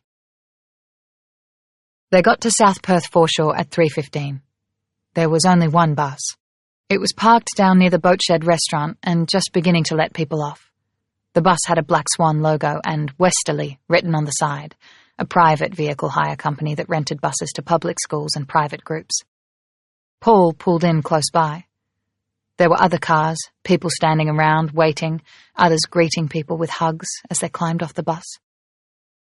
"Is that them?" Paul asked. Flynn shook her head slowly. "I don't think so." She didn't recognize anyone, which didn't really mean much, but the people getting off the bus weren't a youth group. They were a mix of ages, anything from late 20s to early 60s. Maybe they're a wine tour or something. Rosie shifted in her seat and looked at her watch. She'd already mentioned twice that if they hurried, they'd have plenty of time for a swim and a shower and still make it out to dinner at a reasonable time. "I'll wait. You guys go," Flynn said. There was a chorus of objections. Paul's, at least, sounded sincere, but Flynn was already climbing out of the car. She was eager to get away from them, and she was fairly sure that they felt the same way. She took her bag from the boot, thanked Rosie, and said a quick goodbye to the others. She brushed off Paul's attempt to get her to wait in the car, in the comfort of the aircon. "I'm going to get a coffee in the boat shed," she said. "I'll text you later, Rosie, when we get home. Thanks again. See you." She walked away without looking back, and was relieved when she heard the sound of the car slowly pulling away. She looked around for another bus and saw nothing. She checked her watch. It was 3:20. They were only 5 minutes late, and traffic was heavy. The boat shed was about to close, but Flynn wasn't interested in coffee, and she wasn't going anywhere until she saw Kaya again. She'd just wait where she was. She chose a shady spot under a tree, but the asphalt had absorbed the heat of the sun all day, and it was like standing on a radiator. An older couple, who had been last to get off the Westerly bus, walked past. The woman had long grey hair down to her shoulders. She looked tired, and she was limping. She saw Flynn standing under the tree, waiting. "Are you all right, love?" she asked. "Just waiting for my sister." The old lady nodded and smiled and kept walking. Flynn hesitated, then called after her. "You didn't just come from Margaret River by any chance?" The old lady turned. "We did. It was all very frightening. Is that where your sister's coming from?" The old lady's husband held her by her left arm, giving her support. Flynn took half a step closer. "My sister was camping with friends. She's part of an environmental group, you know, climate change activists, which is, I suppose, ironic." She was babbling. She didn't feel like herself. She felt on edge, and probably would until she saw Kaya. The old lady was frowning, studying Flynn's face. Then the frown cleared, and she smiled. "Is your sister Kaya, by any chance?" "Of course she is. She's taller than you, but, you know, otherwise you look so much alike. Oh, she's a lovely girl." "You know her?" "Of course, dear.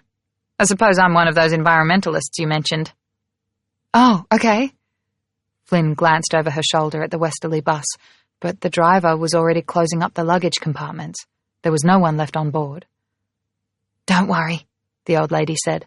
"There's a second bus, a minibus. It left after us with Willa and a few others. They're fine. I heard they got caught in a roadblock, so they're running about half an hour behind." Flynn let out a breath. "Oh, okay, thank you." The old lady looked exhausted. "Are you okay?" "I'm fine. It's just that we got no warning, you know? Only smoke and the sight of the fire coming over the hill. It moved very fast. For a little while, we thought we might not make it. We've had a shock, of course. It was all quite frightening, everything coming to an end so suddenly. But in a way, it wasn't a shock at all, was it? We've been watching it coming for years, watching and doing nothing." Flynn nodded, even though she didn't really understand. The old woman and her husband walked to a large silver Mercedes parked at the far end of the car park. Soon, they were gone. The westerly bus left too, and then it was just Flynn along with a few empty cars. Usually, the boathouse car park was busy. People parked there for the cafe, but also to access the foreshore. But it was too hot a day for walking or running. Anyone who wanted to get out would have done so in the cool of the morning. Only masochists ran in the full heat of the day. Flynn went into the park a little way and found another shady patch under a tree. She dropped her bag and sat in the grass. It was so hot. There wasn't even a breeze in Perth, the way they had been down south. It was such a beautiful place. The foreshore with the park behind her, the river stretching out in front of her, and, on the other bank, silver skyscrapers dully gleaming. But the heat sucked the ability to appreciate the view right out of her.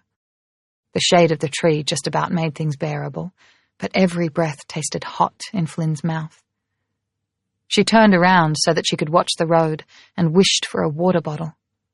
She tried Kaya's phone a few more times, not because she was expecting to reach her sister, but just so that she could hear her voice on the voicemail. 40 minutes passed, and then a car pulled in beside the bus parking bay. Flynn watched it, but no one got out. Whoever was driving just sat there with the engine running. A second car arrived. 10 minutes later, a small minibus took the turn off Mill Point Road and then pulled into the bus bay. Flynn stood up and walked back across the grass to the car park. She shaded her eyes and tried to make out who was on the bus. There was the driver and, 10 other people? 12, maybe? The door opened and Willa stepped out. She looked exhausted, stressed. She had a streak of dirt on her forehead. Maybe it was ash. When she saw Flynn, she looked initially taken aback, and then she gave a small, polite smile of greeting. "Flynn," she said, "I think you've missed her." "Sorry? Are you looking for Kaya?" Flynn wasn't in the mood to make polite conversation, and she couldn't wait any longer. A woman had disembarked, and Flynn climbed the steps quickly. The minibus was only half full. Kai, are you on here?"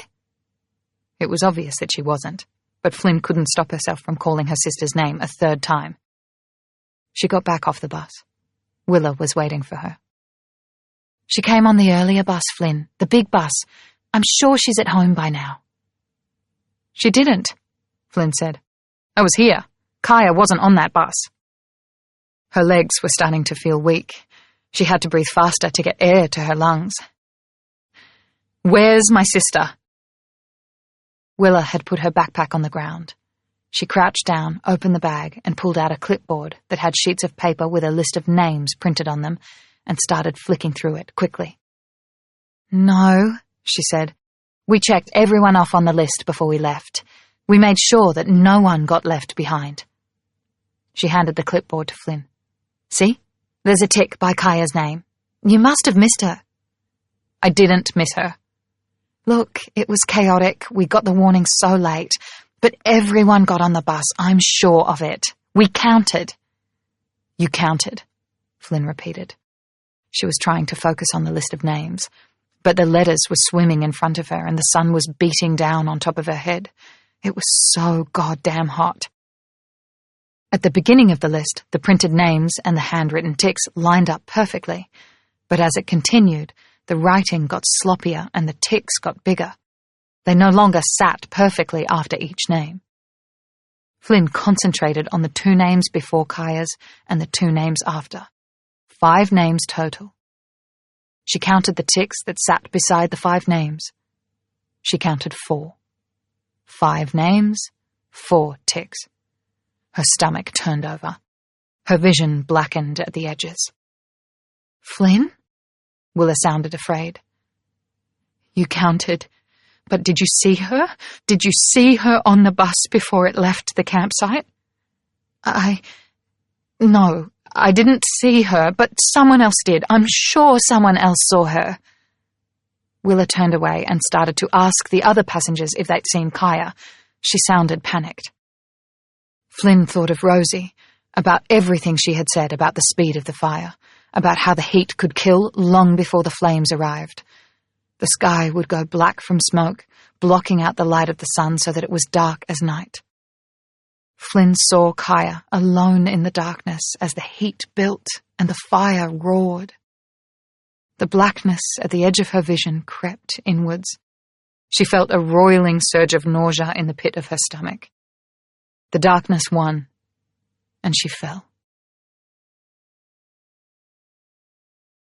Part 2, July 2022. Chapter 11. Noah. On Monday mornings, Noah liked to get to the gym early, by 6 a.m. at the latest. He biked over, which meant he needed the half hour before class started to shower, strap his knee, and change into his gi. His knee support was rigid and went from mid-thigh to mid-calf. It significantly restricted his movement. Today, Noah was on the mat and waiting by 6:20. But he wasn't the first one there. There were a few other early arrivals. Jack and Eddie, who were standing off to the side, talking. They were mates, a likeable pair who came to the mat eager to learn and without ego.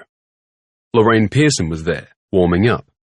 Lorraine had a history in gymnastics and had phenomenal strength and control of her body, and she was a regular in Noah's classes.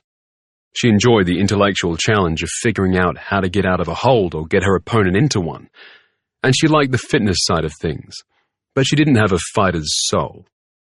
That was okay. Everyone came to the sport for different things. Olivia Liu was there, looking very pale and thinner than ever. Olivia had been worrying Noah ever since she had showed up at his beginner's class. She wasn't social, which was fine, not everyone was, but she actively avoided conversation with the other women, and her approach to training was too intense. Her thinness meant she didn't have a lot of strength, and she pushed herself too hard. He tried to slow her down, to redirect her, but she wasn't hearing him. Still, even by Olivia's standards, she seemed off. Her lips were dry and cracked, and she kept taking her hair tied down and then tying her hair back up again and again, as if she couldn't get it right. "Happy birthday!" Noah didn't need to turn to recognize Libby's voice, but he turned around anyway and grinned at her. "I do actually have a present for you," she said, "but I'm not giving it to you here." "Uh-huh." She hugged him, and he hugged her right back. "You are so old! 25, and I swear you don't look a day over 30. "Thanks," he said, a little too seriously. Her eyes met his. "For what?" Noah shrugged and grinned at her.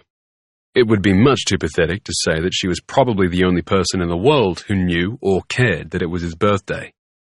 It also wasn't necessary, as she almost certainly already knew. "Ready to go?" Libby asked. "Yep."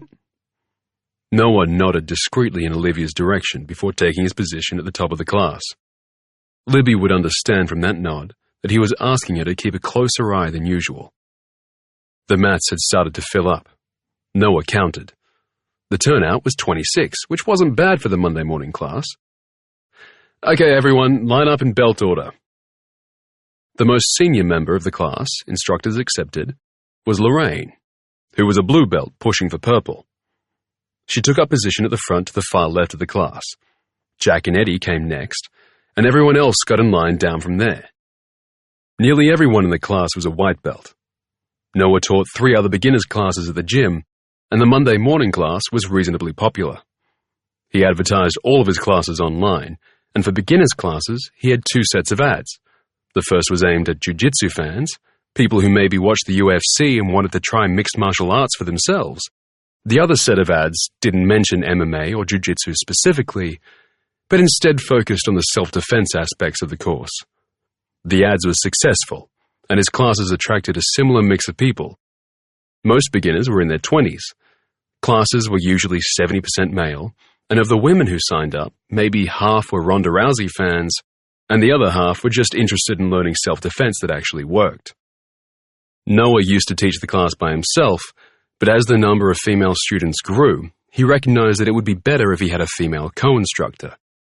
The nature of grappling was that opponents got up close and personal. When you were learning something new, you mostly started with your grappling partner on top of you, while you lay with your back on the floor. Starting from mount meant that your opponent sat on top of you, with their knees on either side of your waist. Starting from guard meant that you lay with your back on the ground, and your opponent was still on top but with their legs inside yours, pelvis to pelvis essentially. The purpose was to teach students how to use jiu-jitsu to manipulate their own and their partner's body so that they could escape from any position. Noah usually partnered women with women and men with men, but occasionally, when numbers or skills were particularly uneven, partnerships ended up mixed. Most people didn't have an issue with that, but he'd come to recognize that some female beginners felt very uncomfortable pairing with a male partner, and some of the guys, particularly the younger ones, didn't know how to handle a mixed pairing. He asked Libby to work with him as an instructor for beginners. They didn't live together anymore. Libby had moved out of their shared house and in with a boyfriend a couple of years earlier, though that relationship had since broken up. Noah had moved on to a small studio apartment in Fremantle, close to his gym, but they'd remained good friends. Once, it had seemed like their relationship might tip over into something deeper, but it had never happened. And now the possibility was in the past, for both of them. They were more like brother and sister than anything else. Libby was still an excellent fighter. She was tough and strong and incredibly disciplined, but she was also kind and endlessly patient. Now that he led the class and women were only paired with women, if something needed to be demonstrated for a female beginner, Libby was the one to do it.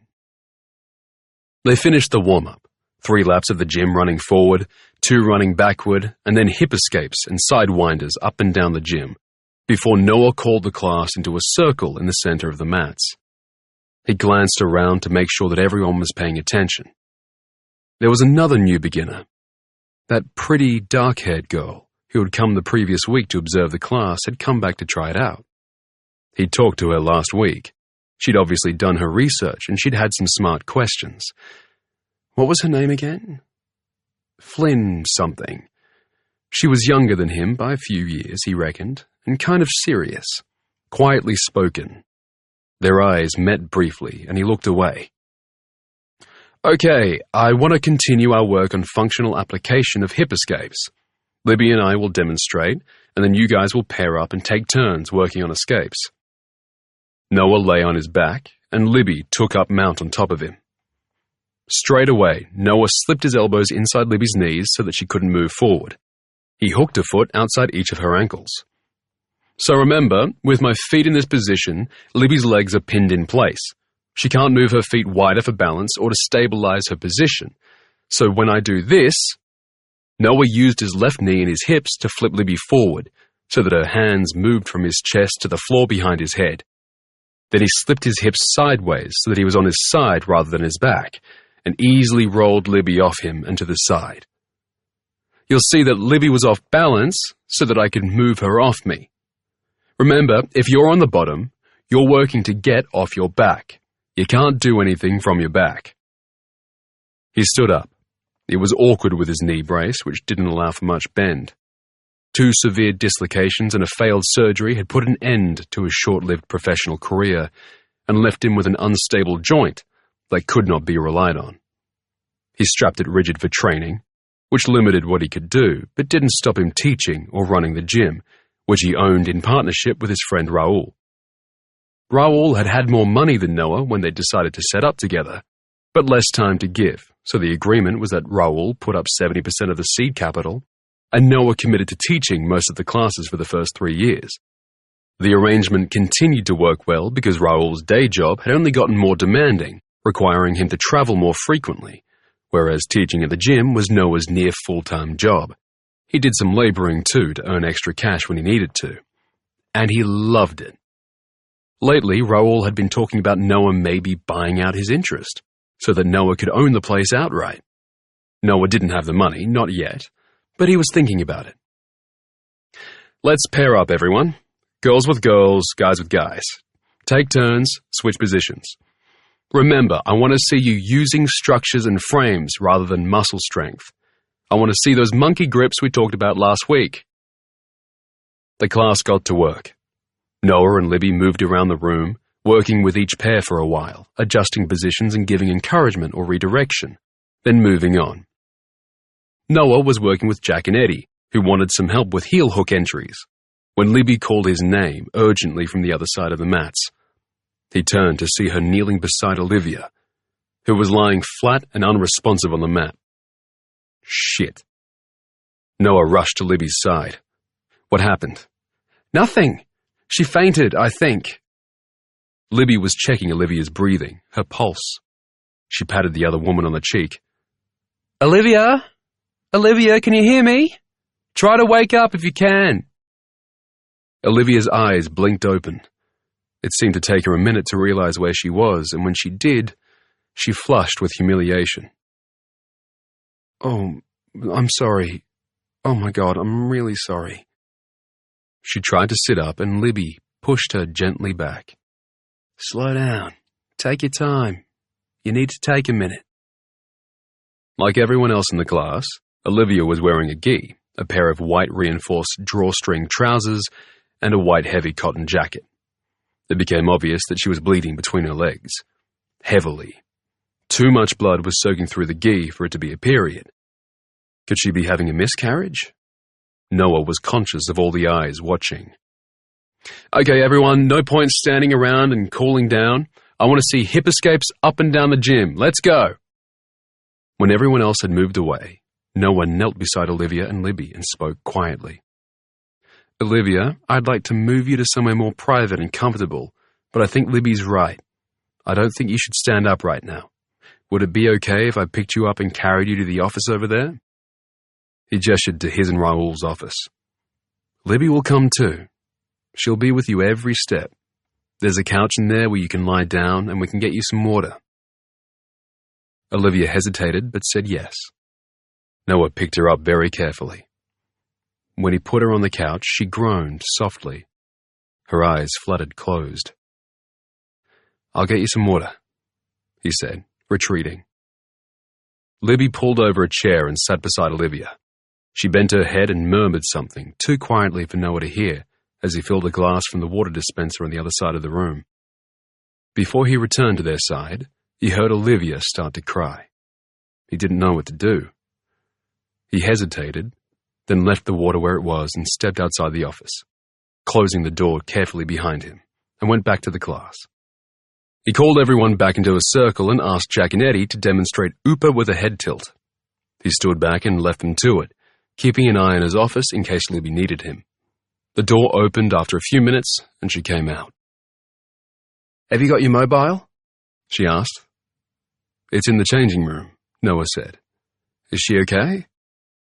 Libby shook her head, her lips tight. She's really not. She's really fucking not. She looked on the verge of tears. We need to call an ambulance. Noah hurried to retrieve his phone, but Libby followed him. Don't bother. I'll get mine. You go back to class, okay? She didn't wait for a reply. When she came out of the dressing room area a couple of minutes later, she'd changed out of her gi into jeans and a shirt, and she was carrying her backpack. She disappeared back into the office without another word. The ambulance came less than 10 minutes later. The sound of the siren brought back painful memories, but Noah shook them off. When the paramedics loaded Olivia onto the gurney and took her out of the gym, Libby went with them, holding Olivia's hand all of the way. Noah finished class early. There were no objections. He was home alone that evening when there was a knock on the door. He opened it. Libby was there, leaning against the door jamb, a paper bag in one hand and a six-pack of beer in the other. She looked tired. Can I come in? Noah opened the door wide. Libby walked past him to the kitchenette. She put the beers in the bag on the counter and turned to face him. You okay? He asked. She shook her head. Her eyes filled with tears, but she shook her head again and wiped the tears away with the back of her hand. Are you hungry? She asked. I brought Indian. I haven't eaten all day. She opened the beers and Noah took out plates. His apartment was small, a studio in a converted warehouse. It had high ceilings, dark timber floors, white plaster walls, and 2 big windows that overlooked the street below. The bathroom was tiny, so small he could barely turn around in it, and the main room wasn't particularly generous either. His bed was pushed up underneath the windows, the kitchenette and storage cabinets took up one wall, and his TV and some storage cabinets occupied the other. There was just enough room for a small table with 4 stools. It might have been small, but Noah loved his apartment. He loved living in Fremantle, which was an older part of Perth with narrow streets and old buildings, and great cafes and bars. He liked being close to the ocean. He didn't have an ocean view, far from it, but he biked down to the water all the time. They carried the food and beers to the table and sat. The food smelled good. It was good. Noah took a 3rd forkful of Rogan Josh, but his eyes were on Libby. She'd managed 1 mouthful so far and seemed to struggle to swallow it. After another minute, she gave up and put her fork down. It was the husband, she said. What was? All that bleeding? She wasn't miscarrying, if that's what you thought. Libby took a long swallow from her bottle of beer. Noah stared at her. He couldn't make sense of what she was telling him. Olivia was bleeding internally.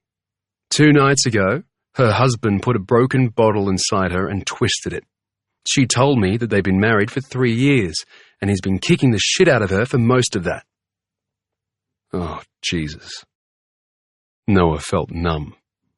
He could see the horror and upset on Libby's face. He wasn't exactly sure what he was feeling. All of his emotions were there, but they felt removed from him, at arm's length. Why did she come to class? She must have known she needed the hospital. Libby finished her beer and got up to get a second one. She thought she was healing.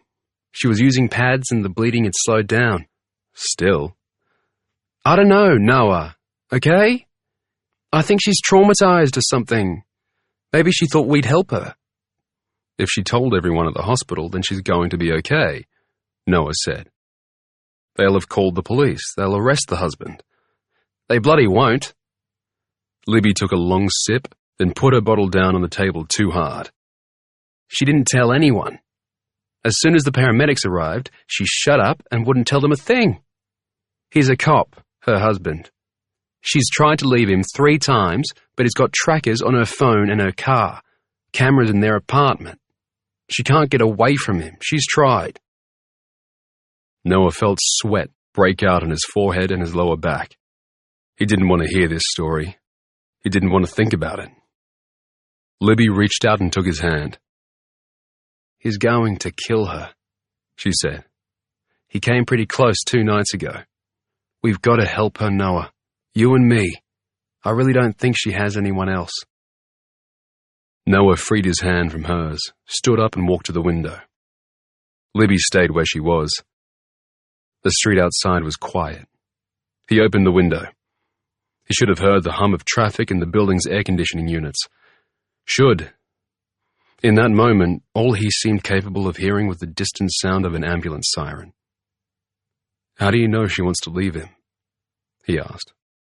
Noah, Jesus. Women stay sometimes. Long past the point where they should go. That's not what's happening here. She's tried to leave him plenty of times. Noah didn't say anything.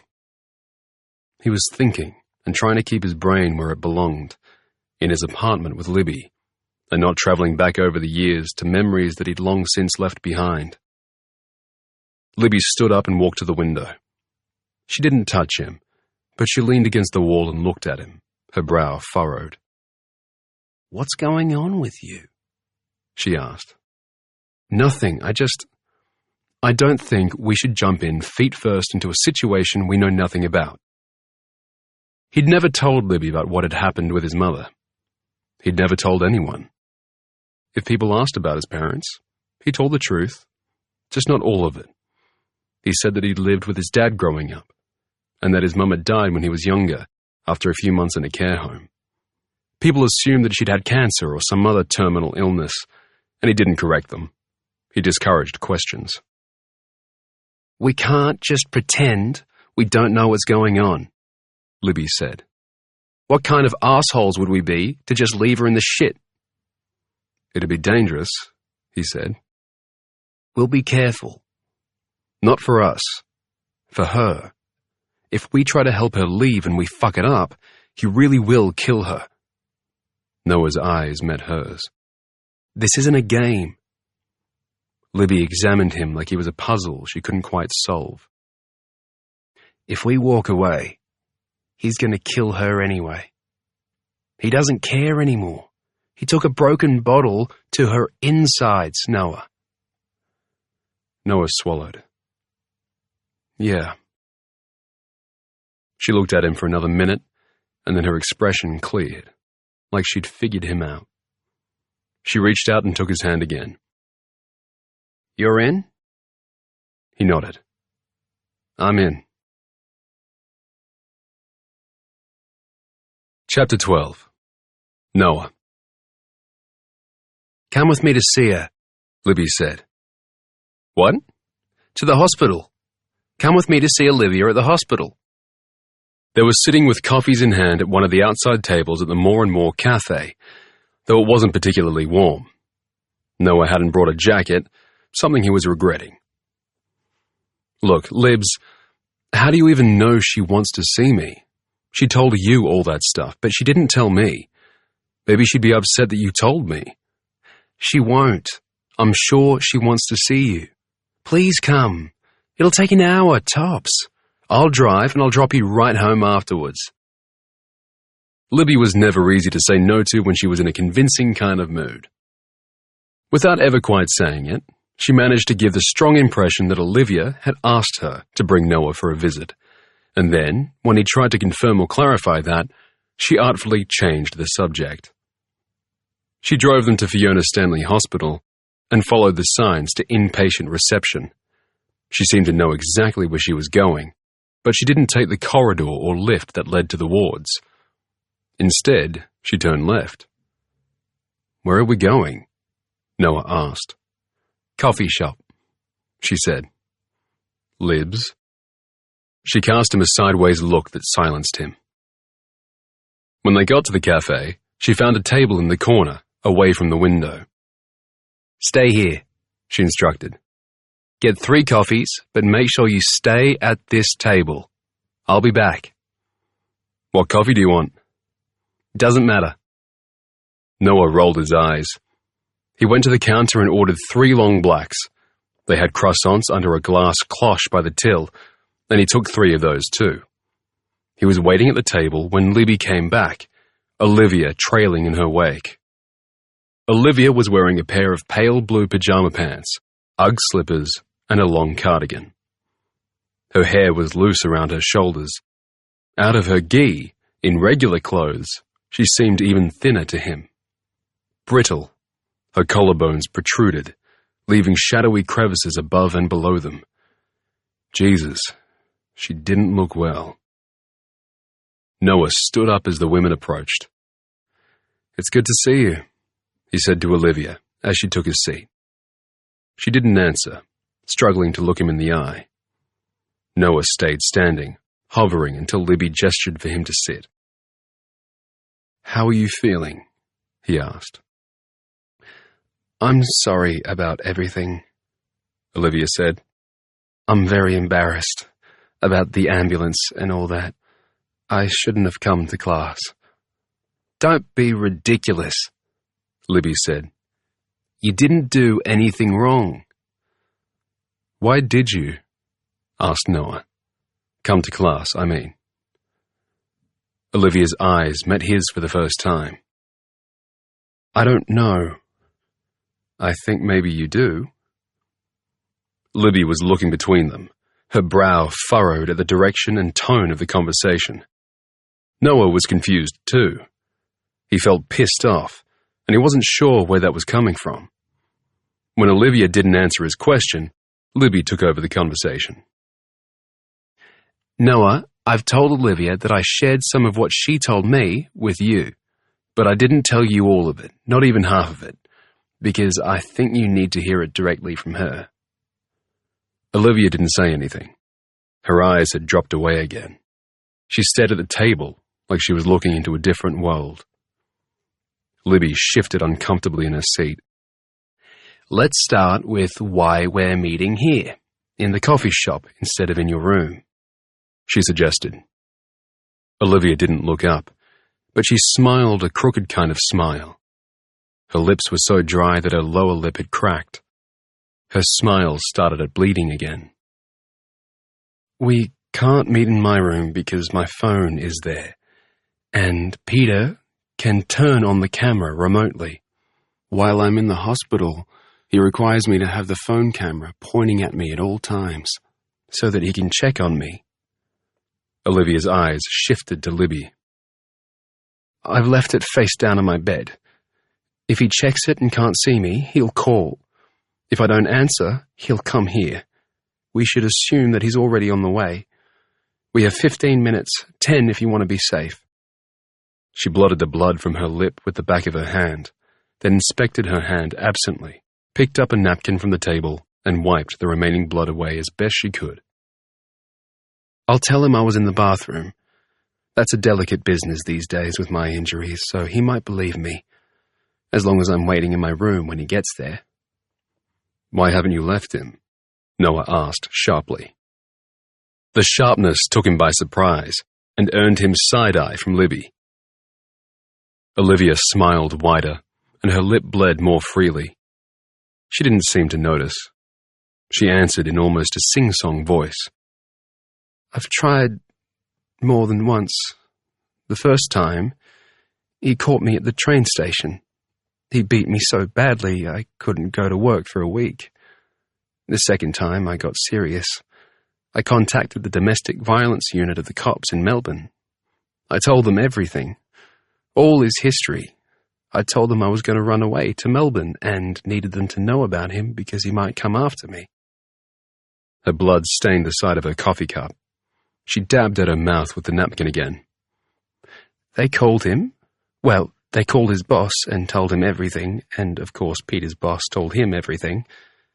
And he hurt you, Noah said. He felt feverish and he had a headache. Maybe he was coming down with something. He hurt me, yes. He also escalated. He broke into my office and hid a half bottle of vodka in my desk drawer. Then he started dosing my morning coffee with a sedative. I couldn't figure out why I was so sleepy all the time, why I couldn't concentrate. Peter knew my boss. I'd introduced them at a work drinks thing in the beginning, and Peter was very charming. He called my boss and told him all about my problem drinking. They fired you? Libby asked. Olivia shook her head. They can't fire you for being an alcoholic. First they have to support you. She made air quotes with her fingers. They take away all your meaningful work and give you nothing to do, and then they make you go to counseling, and only when you fail all of that can they kick you out. She paused. I lasted as long as I could. Peter prefers that I don't work. If I'm not working, I have fewer reasons to leave the apartment.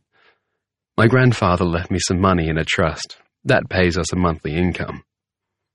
Tell Noah about your sister, Libby urged. Peter has contacts, Olivia said. You know, he's a cop. He's also got some sort of arrangement with a bikie gang. Maybe he turns a blind eye when they don't want him to notice something. I don't know. But they help him out with his dirty work from time to time. After I called the cops in Melbourne, Peter brought home a bag of meth. He put it on the kitchen table and told me that if I didn't start behaving, he'd plant it in my sister's house. She's a single mother. She has a 4-year-old boy. Peter said he'd have her put in prison. He said he'd make sure Jack went to a foster home where... Olivia broke down. She'd been cool all the way through her story, so cool as to seem almost robotic. The sudden emotion was a shock, and Noah felt it like a punch to the stomach. Libby leaned forward and put a comforting hand on Olivia's back. "Why didn't you leave earlier?" Noah asked, "before things got really bad." "Noah? Jesus, what is your problem?" Libby was looking at him like he was the worst kind of shit. And maybe he was. He hadn't intended to ask the question, but it had been just there, waiting. "I loved him," Olivia said. "This is the part where you think I'm an asshole, right? But I loved him, and all the horrible shit, it started slowly and it built." She held his gaze. "You think I could have gotten away if I'd run the first time he hit me? You might be right. I think that he changed the longer it went on. He always liked it. That's what I understand now that I didn't in the beginning. He always liked it. He got something out of hurting me, and over time, he needed to hurt me more to feel the same way." This time, Noah was the one to look away. Olivia leaned forward. "You rationalize," she continued, "when you're really afraid. And the fear keeps you from taking action. You rationalize. Do you understand what I mean? You make excuses. You make plans. You do things differently, and you adjust, and you promise yourself that it will change." "But it doesn't change," he said quietly. "No." The coffee was cooling. No one had touched the croissants, and time was ticking by. "Look, the point of this meeting is that Olivia needs help," Libby said. "He has cameras at their apartment. He's cloned her phone so he sees all her messages and calls, sees everything she looks up. He has a tracker on her phone and her car. He's taken away her bank cards, and he has his little friends. She can't make a break for it without help. We need to... I don't know what exactly. We need to distract him. Give her time to get away." "Distract him?" Noah said.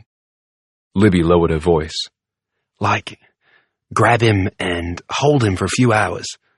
Long enough for Olivia to go to the airport and get on a plane somewhere he can't reach her." "What about your sister?" Noah asked. "If you leave, won't he go after her?" "That's the best bit," Libby said. She squeezed Olivia's forearm encouragingly. "Olivia's sister got a transfer with her company. They moved her to Montreal. She went last week with her son. She's safe." "I didn't tell him about the move," Olivia said. "That's why he did this." She gestured vaguely towards her body. "I think he knows that now she's safe, I don't care anymore. I think maybe he's going to kill me." Noah thought that she was right. Her husband wasn't taking any kind of care anymore. Internal injuries with a broken bottle, that wasn't the kind of thing you could explain away with a fall down the stairs.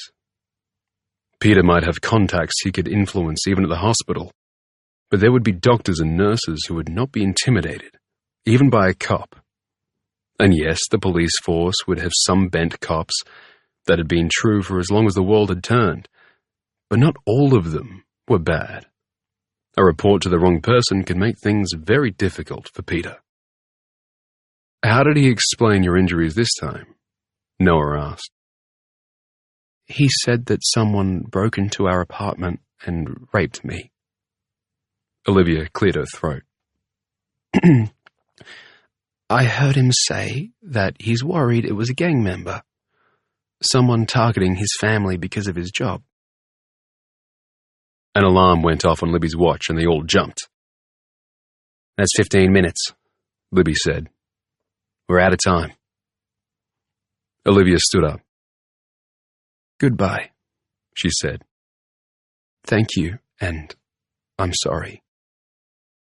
She turned and left the room, walking carefully but quickly, and not looking back. "You're not going with her?" Noah asked. "I can't." Libby said tightly.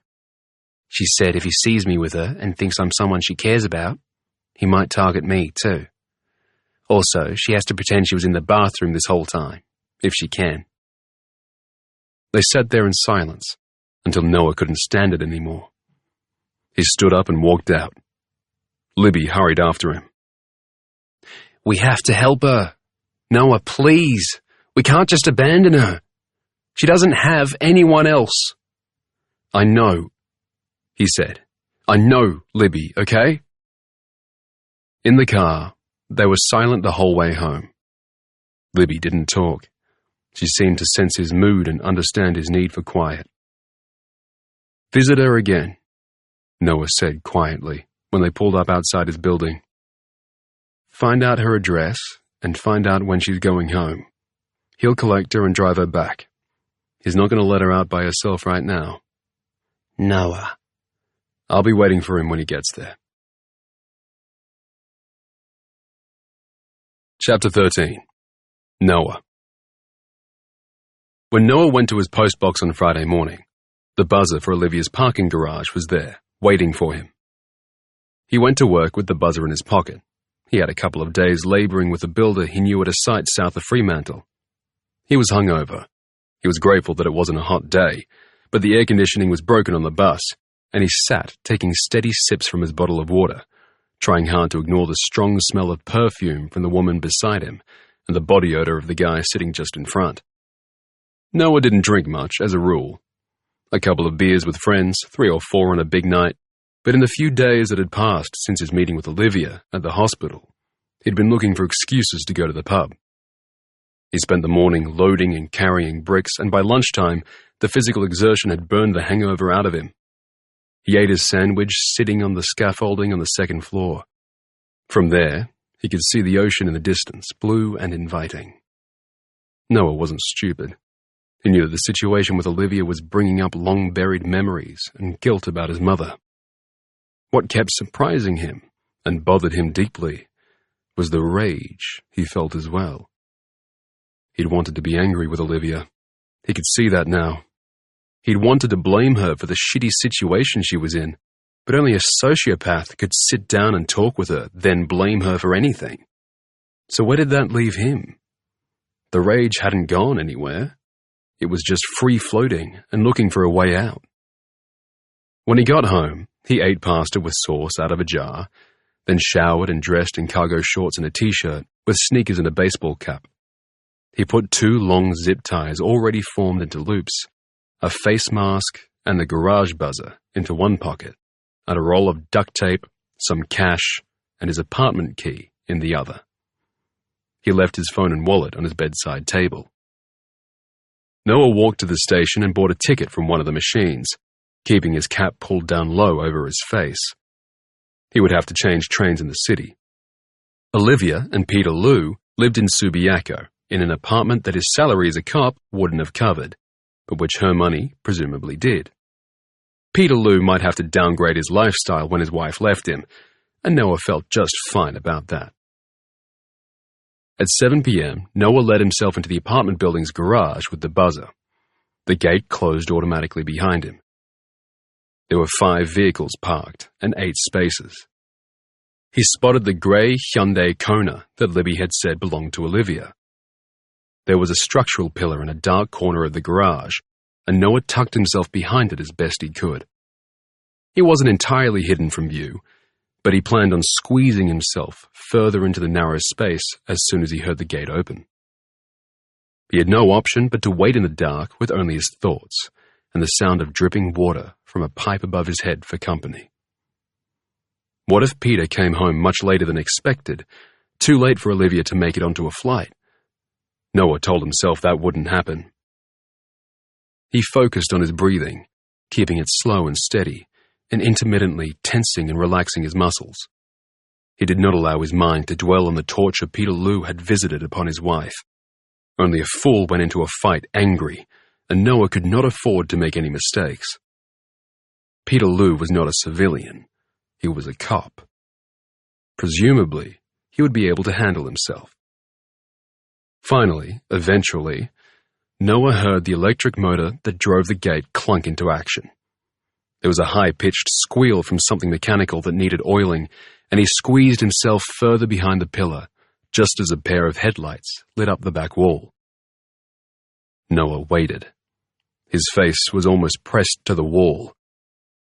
With nothing useful in his field of vision, he kept his eyes closed and concentrated on listening. He waited until the engine switched off. There was music with a heavy bass and an uneven rhythm. He didn't recognize it. The music stopped when the car door opened. Noah stepped out of the cramped corner and pulled up his face mask. He felt his adrenaline rising. He felt no anger, no nerves, just familiar, steady, purposeful intent. He understood violence.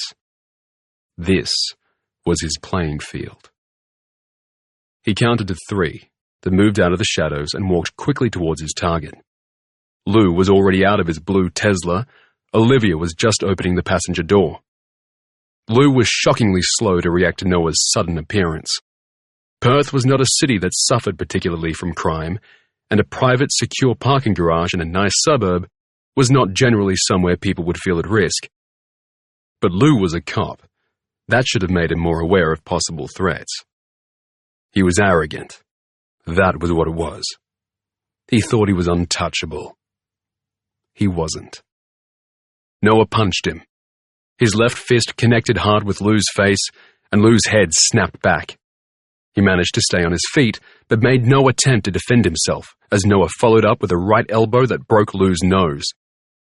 Lou's hands went to his face, as blood started to sheet from his nose. Noah didn't hesitate. With his left hand, he grabbed Lou's right and pulled him off balance. He slid his right arm over Lou's right shoulder and down and across his chest in a seatbelt hold. He squeezed and yanked backwards at the same time, while twisting his hips, and Lou went to the floor. Lou finally made an attempt to fight back. He tried a punch, then another. The first grazed the side of Noah's head.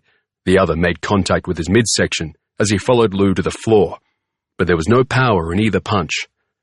Lou might be a cop, but he was not an experienced fighter.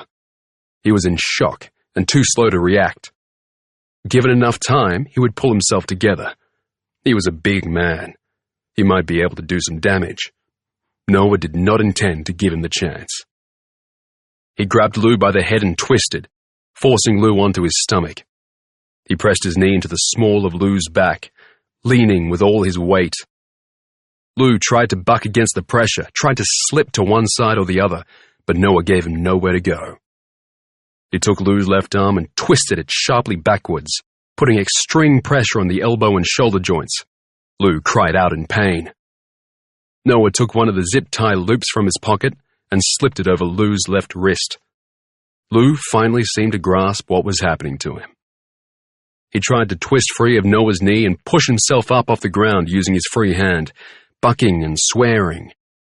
Noah adjusted to the change of position easily. He applied more pressure to Lou's twisted left arm, causing him to let out a kind of swallowed, gasping scream. While Lou was distracted by the pain, Noah grabbed his other wrist and pulled it back into the zip tie. He pulled the loop so tight that Lou's hands were firmly secured. After that, everything got easier. Within a few seconds, Noah had Lou's feet secured in the second tie. "What the fuck?" Lou pulled hard against the bonds. "Olivia! Olivia!" He tried again and failed to get Noah off his back. Noah kept his knee pressed into Lou's lower back as he searched and found Lou's keys in the back pocket of his jeans. Leaving Lou on the ground, he got up and opened the boot of the Tesla. Olivia was hanging back near the passenger door. She looked terrified, frozen in place. Noah wished he could have done this without her presence. She must have seen more than enough violence for one lifetime. The boot was half full, a mess of sports gear and old grocery bags. Noah grabbed the tennis rackets and bags and dropped them on the garage floor. When he turned back around, Lou was still trying and failing to get to his feet. "I'm a cop," the man spat. "Do you know what that means? It means that after you walk out of here, your life as you knew it is over. I'll come after you. Every cop in this city will be searching for you." Noah ignored him. He took the tape from his pocket. Lou's eyes widened. "Don't you fucking dare! Motherfucker, I'm gonna kill you!" Noah ripped off a section. Lou tried to pull away, but Noah grabbed the back of his head and held him still while he taped over his mouth. With the threat of a bite removed, Noah hoisted Lou up on his shoulder and hefted him into the boot of the car. It took some effort, and Lou barely fit into the small space. He was a tall man, maybe 6 foot, and he had some muscle on him. On the outside, he looked nothing like Brent had, but under the skin he was the same animal, a pathetic, sadistic loser who needed to victimize someone to feel like a man. Lou stared up at Noah, eyes full of fear. His flash of bravado was fading fast, and he was beginning to realize just how much trouble he was in. Noah hesitated. He could reassure the other man, tell him that he'd spend the night in the car, yes, but that tomorrow Noah would arrange for him to be found. He wasn't going to kill him, and he wasn't going to leave him there to die. He closed the boot. Fuck him. Peterloo didn't deserve reassurance or consideration. He was a man who beat up his wife. Spending the night in the boot of a car, afraid for his own life, wouldn't teach Lou a lesson. Guys like him didn't learn. But it would be a small measure of justice. Olivia was still standing off to the side, very still except for her hands, which were shaking. "It's okay," he said. "I promise. It's going to be okay." He picked up the sports gear and bags he dropped on the ground and put them into the back seat, then locked the car. Olivia hadn't moved. "We need to go," Noah said, as gently as he could. "You need to get your passport and anything else you need from the apartment. You have 20 minutes, okay? Then you come back down here. I'll be waiting." She walked on unsteady feet to the elevator. Noah waited in the darkness. Lou was kicking against the inside of the car, kicking hard and loud. Noah opened the boot again, briefly. "Shut the fuck up," he hissed. "If you can't be quiet, I'll slit your throat. You understand?" He didn't wait for Lou to nod. He just slammed the boot closed again and leaned against it. Lou quietened down. Olivia didn't use her 20 minutes. In less than 15, she was back again, changed into cargo pants and sneakers, a t-shirt and a denim jacket. She had a small backpack and a handbag. "That's all you need?" Noah asked. She gave a wobbly smile. "Fresh start, right?" "Right." Libby was waiting for them 2 streets away. She checked the area out the day before, looking for a place where there were no cameras. They climbed into the car, Olivia in front and Noah behind, and Libby drove away. "Everything okay?" she said. "Fine," Noah said. He took off his mask, scrunched it into a ball and stuffed it into his pocket. He asked Olivia for her passport. She handed it over wordlessly.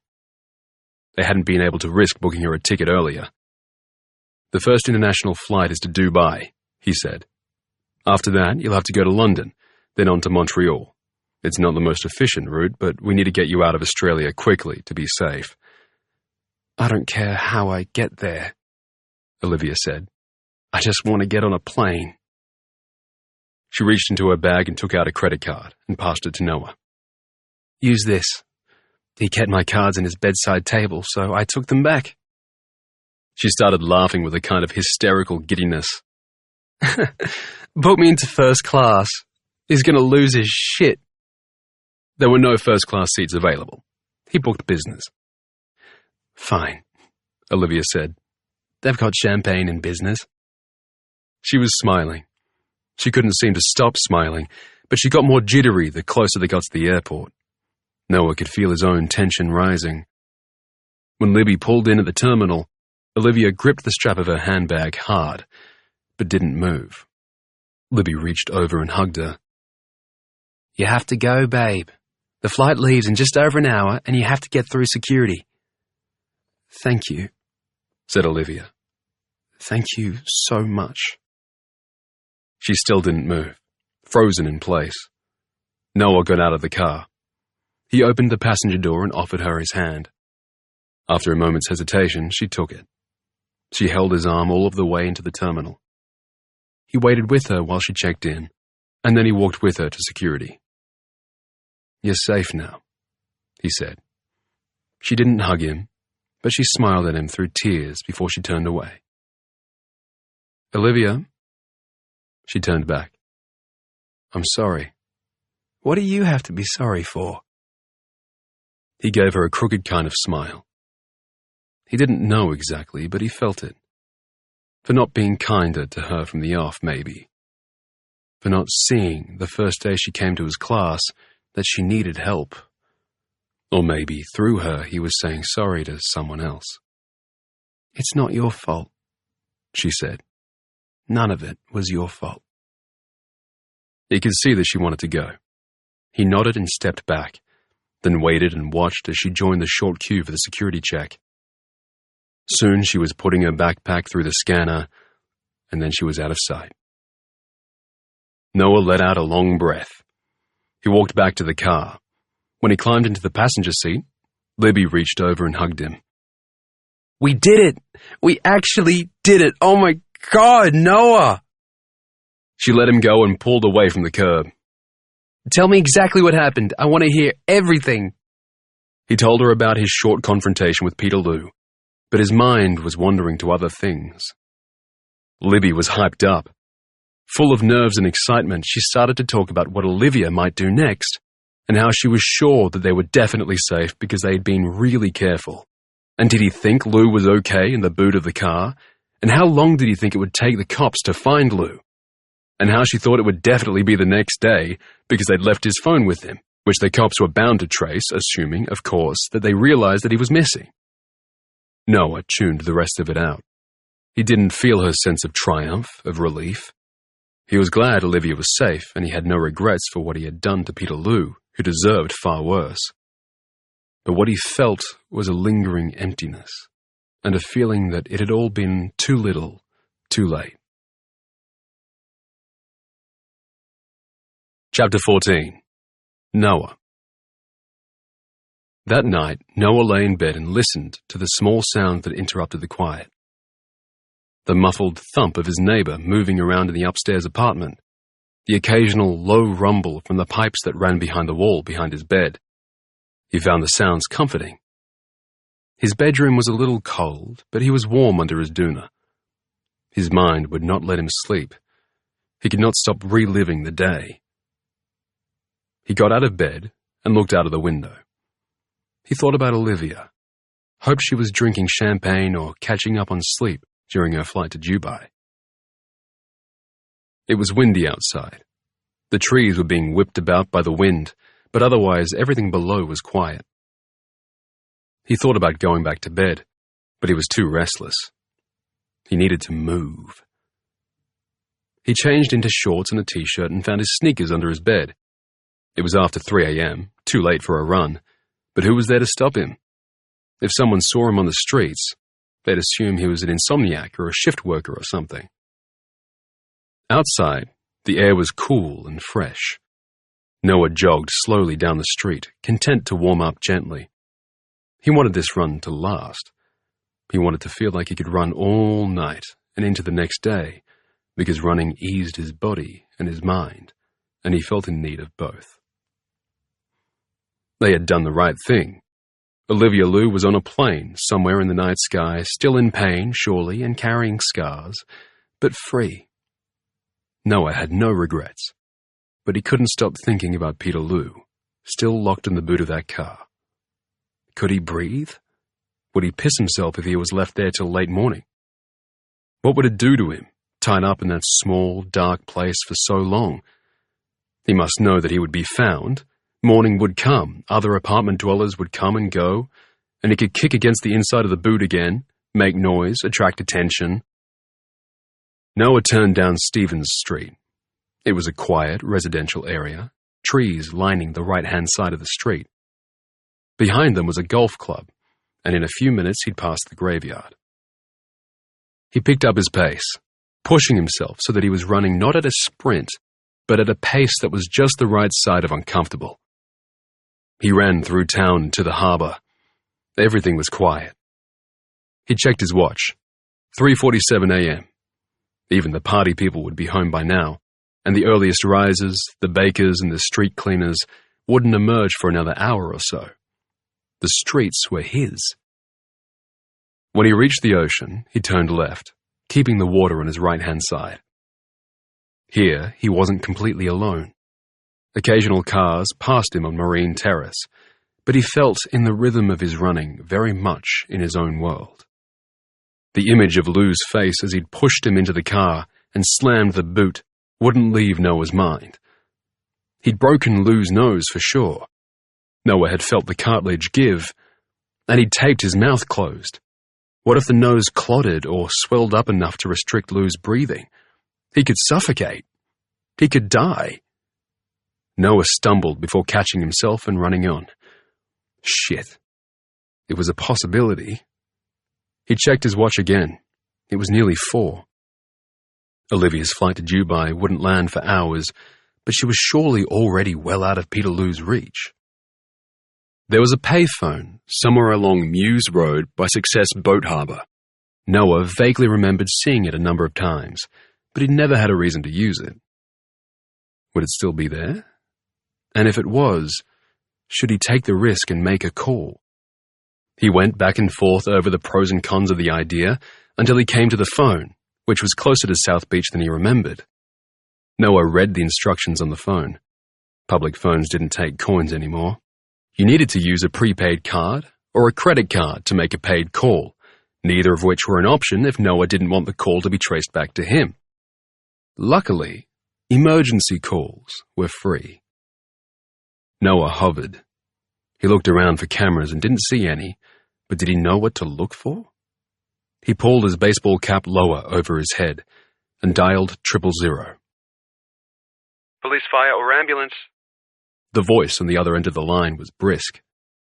Noah leaned his head against the plastic of the phone box. Police, fire, or ambulance? The voice said again. Ambulance, Noah said. He tried to shift his tone lower than his natural voice. It sounded ridiculous to his ears, and it was probably useless. The police probably had voice analysis software that could undo any effort he made to disguise what he really sounded like. Ambulance service, which suburb are you in? Subiaco. The ambulance is needed in Subiaco. He gave the address of the apartment building. Okay, great, I've got that. Can you tell me the number of the apartment and the nature of the problem? Noah's head was still down. His weight was on his left foot and his right foot bounced nervously. It's not an apartment, he said quickly. You need to check the parking garage. Check the boot of a blue Tesla. You'll find a man there. He's injured. He hung up, then used his shirt to wipe the handset and the buttons, and then he ran on. He'd done the right thing, he'd told himself. Olivia was safe. He'd taken a risk. Maybe they could trace the call back to the payphone, and maybe there was a camera somewhere that he'd missed. But even if there was, what would that camera show? A man in running gear with a baseball cap pulled low over his face? There wasn't a lot there to identify him. Noah had doubts, plenty of them. There might be other cameras along the route he had just run. A motivated investigator could trace his route back and find an image where he'd been less careful, or he'd raised his head to look up at the moon, or his face could be seen. He told himself that it didn't matter. Better to take the risk of being caught than take the risk of leaving Lou where he was for another few hours. Some of the energy went out of him after that. The ease of the run left him. He pushed himself to keep moving. If he went back to the apartment now, he would only pace and stew and worry about what would come next. He didn't want to go home until the sun was starting to come up. He kept running, and when he got to the path that led down to South Beach, he took it. Running on sand wasn't his favorite thing to do, but he wanted to be by the water. Hitting the soft sand at the top of the beach sucked the last of the energy from his legs, and Noah slowed to a walk. The moon was bright, and the crash of the waves was loud in his ears. Maybe he should go home and call Libby. Maybe she was awake, like him, not able to put everything out of her mind. More likely, she was fast asleep. He should leave her alone. As Noah got closer to the water, A small movement at the other end of the beach caught his eye, and he stopped. There was someone there, sitting on the sand. For a moment, Noah stayed where he was, and then he continued on, his eyes fixed on the figure. It was a woman, a dark-haired woman. What the hell was she doing there at 4:30 in the morning? She was fully dressed in what looked like a wool cardigan and jeans. The sand she was sitting on was wet. Her jeans had to be soaked through. And it was cold. Now that Noah had slowed down, he could feel the chill in the air. He was still 100 meters away. She hadn't seen him, but something, some internal impulse, prompted her to move. She got up and started walking into the water. She was barefoot. Her sneakers were still sitting behind her on the sand, but she made no attempt to take off the rest of her clothes. She just walked, unflinching into the water, which quickly came up to her waist. "Hey!" Noah called. He increased his pace and called again. "Hey!" She turned briefly in his direction. Her face was a pale blur in the moonlight, but almost immediately she looked away and plunged deeper into the water. She started to swim, head down, one arm coming up after the other in a tight rhythm that suggested years of swim training. Except she was being weighed down by her wet clothes, and she was heading directly away from the beach into deep water. Shit. Noah ran into the surf. He pushed off his running shoes and plunged in. He felt the shock of the cold, felt his lungs constrict and his heart rate speed up. She was 15 meters from shore by now, maybe more. He swam as hard and fast as he could. By the time he reached her, she was struggling. Her movements were less coordinated, and she was upright in the water, her hands and arms pushing ineffectually as her head disappeared underneath. Noah grabbed her and pulled her above the water and onto her back. Back at school in Year 9, they'd had a few days of life-saving exercises as part of their swimming lessons. It had been a near disaster, as no one had been interested, and the teacher had had limited control over the class at the best of times. Now, Noah tried hard to remember what they'd been taught.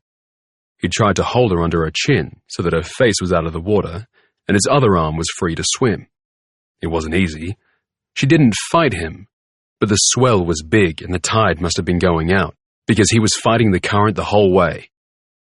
For a while, it felt like he was swimming as hard as he could just to stay in place. Were they caught in a rip? The old advice not to fight it, to let the rip take them and find a way to swim across it, didn't seem to apply here. There was no one around to help them, and he was already tired. If he let the rip take them now, they would never get back to shore. He felt a sudden, unexpected surge of fury that they were in this situation, that this woman, this stranger, had put both of their lives at risk. They got lucky. Maybe he was swimming across the rip without knowing it, or maybe the tide changed, but the current seemed at last to release them, and they caught a wave and rode it meters towards the shore. Hope gave Noah new energy. He kicked harder, and they caught another wave and moved another few meters.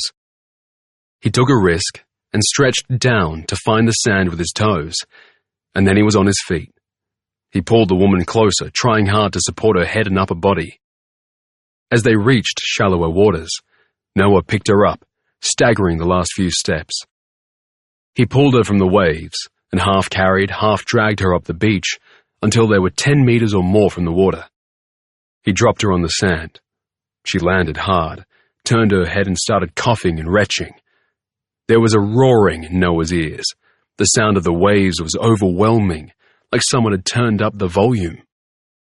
"What the fuck were you thinking?" he shouted. She didn't react, didn't look at him, didn't so much as flinch. He might as well have been screaming at the ocean. "That was unbelievably fucking stupid! Fucking selfish!" Noah was so angry that there was no room left for anything else. The fact that she was ignoring him so completely didn't help. Did it occur to you for a second that you could have been putting someone else at risk? The woman pushed herself up on her hands and knees. She sat back on her heels, still with her face turned away from him, and steadied herself for a moment, then pushed herself up to standing. She slowly started to walk away from him, away from the water, towards the path that led from the beach. Noah followed her, still raging. "What about your family? Did you ever think about them? What you just tried to do to them?" Up until that moment, he had been like a dog barking at the moon, so completely had she ignored him. But now she turned abruptly and rushed him. She planted her hands in his chest and shoved, as hard as she could. He staggered backwards. An instinct made him grab her wrists and pull her weight with him, but he was exhausted from the run and from fighting the waves, and so he fell onto the sand, taking her down too. He landed on his back, and she landed on top of him, knocking the breath out of them both. Her face was inches from his. "I know you," he said suddenly. She had come to his Monday class. She had been there when Olivia had fainted. "You're Flynn." She pushed back and rolled to her side so that she was sitting on the wet sand, facing away from him. "Flynn," he repeated. He was still angry, but now some rationality was beginning to fight its way through. Sorry for shouting." She stood up and took a moment to try to shake the sand off her clothes, a useless effort given that she was soaked to the skin. She gave up on it and was still for a moment, considering him with her head to one side. "Fuck you," she said. Her tone was thoughtful, with little rancor, which for some reason made it worse. She started walking away again. Noah scrambled up and after her. "Fuck you? Are you kidding me? I just saved your life, and in case you didn't notice, I nearly drowned doing it." "I didn't ask you to get in the water," Flynn said. She kept walking, her progress slow but steady across the sand. "In fact, if you'd read the signs, which I think you did, it should have been clear that the last thing I wanted was to be rescued." For a moment, Noah didn't know what to say. "You had to know that anyone who saw you would have tried to save you." She gestured to the empty beach, to the night sky. "It's 3 a.m, or later. Who goes to the beach at 3 a.m? "I do. Other people do. My point is, if you try to kill yourself in public, you know someone's going to try to stop you. You're putting other people's lives at risk." "Next time I'll find a nice quiet hotel room, put a sign on the door and blow my brains out," Flynn said in an even tone. Noah clenched his fists. "Killing yourself is an act of aggression. You're punishing everyone who loves you. It's a shitty thing to do." They were at the narrow path through the sand dunes that would lead them back up to the street. Flynn picked up speed. The path was too narrow for 2 people to walk side by side, so she led the way. Noah followed her, his own words ringing in his ears. He didn't regret them. It was true, damn it. If she succeeded in killing herself, everyone who loved her would pay the price. When they reached the footpath that ran alongside the street, she turned to look at him in dislike. "You don't know anything about me, my life or my family. Listen to me. If you do this, everyone you leave behind will blame themselves forever, okay? They'll think about every conversation they had with you, every stupid comment, every missed opportunity, and they will blame themselves. For the rest of their lives, they will have to carry this. You're doing that to them. Do you get that?" Somewhere in the middle of his little speech, Noah's anger had turned to pleading. He felt off balance, exposed in a way that made him feel deeply uncomfortable. Flynn's look of dislike retreated. Her eyes searched his face. Then her expression went blank. "I don't have a family," she said.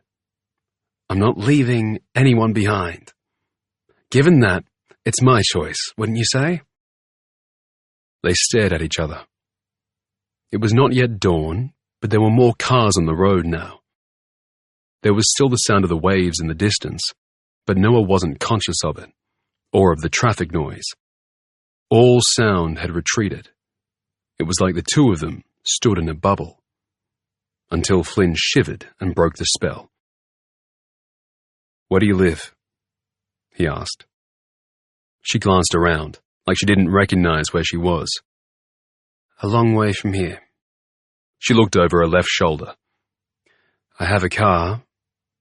She patted the pocket of her wet jeans and with some difficulty managed to pull out a key. It was Noah's turn to shiver. He was feeling the cold too, and he was suddenly hungry, ravenously hungry. Will you be okay? She gave him a half smile that could have meant anything or nothing, and turned away. Wait, he said. She turned back. Can you give me a lift? She raised an eyebrow. There was a lot in her expression.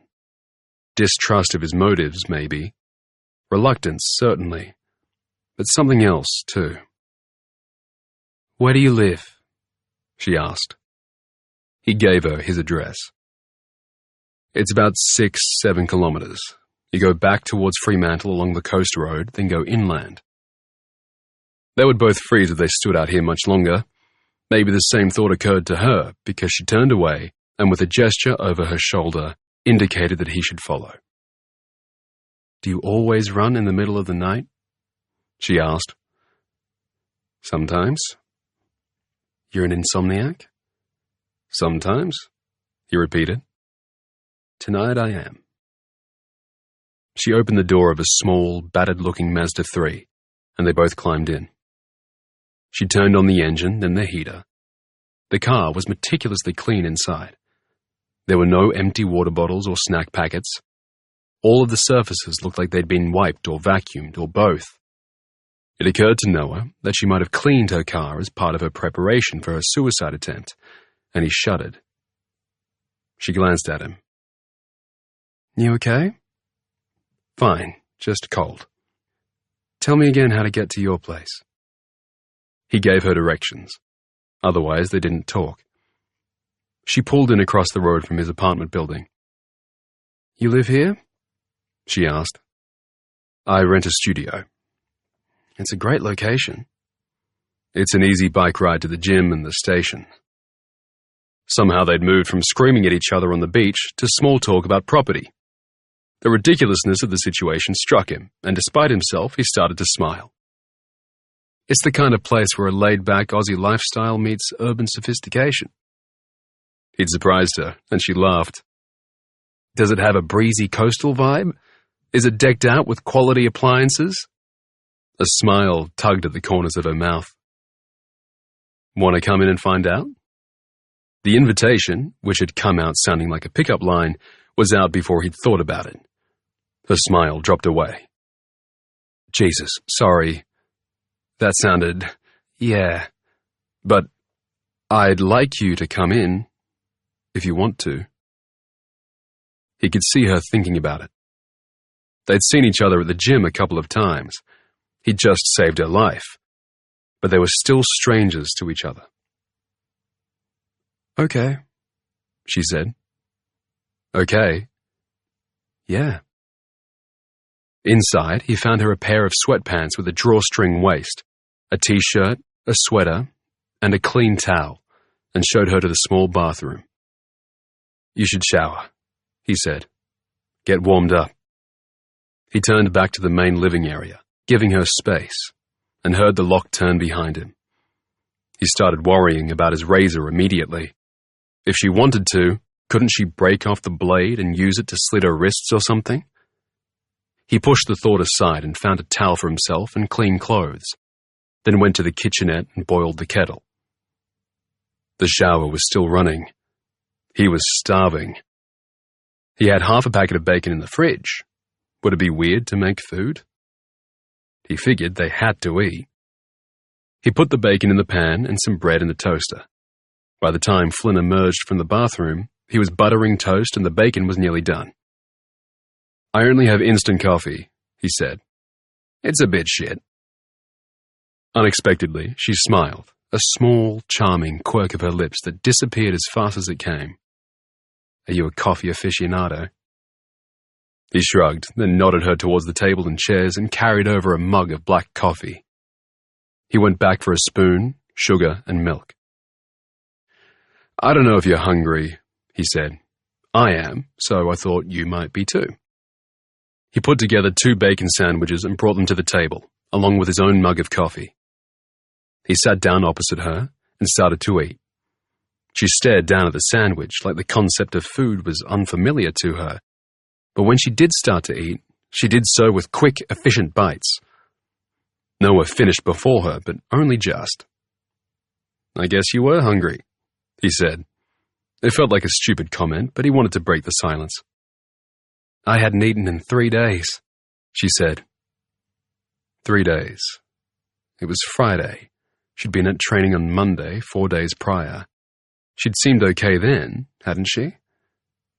He tried hard to remember how she'd looked, how she'd behaved, and drew a blank. He'd been so distracted by Olivia and the paramedics that he hadn't had the bandwidth to notice anything else. "Because you wanted to die?" he asked carefully. She shrugged, picked up her coffee and drank. She held the mug between her hands like she needed the warmth. Her hair was wet and slicked back from her face. His sweater and t-shirt were much too big for her. "I want to ask you why," Noah said. "I want to ask you all kinds of stuff." Her eyes met his. "Well then, why don't you?" "Because I don't want to screw up. You need help, right? I mean proper professional help. I might say something stupid, something that will make things worse. So you think it's better to say nothing?" It wasn't exactly a question, but she looked at him directly and waited for an answer. Her eyes were very blue. When Noah didn't respond, she continued. "My parents died in a car crash when I was a teenager.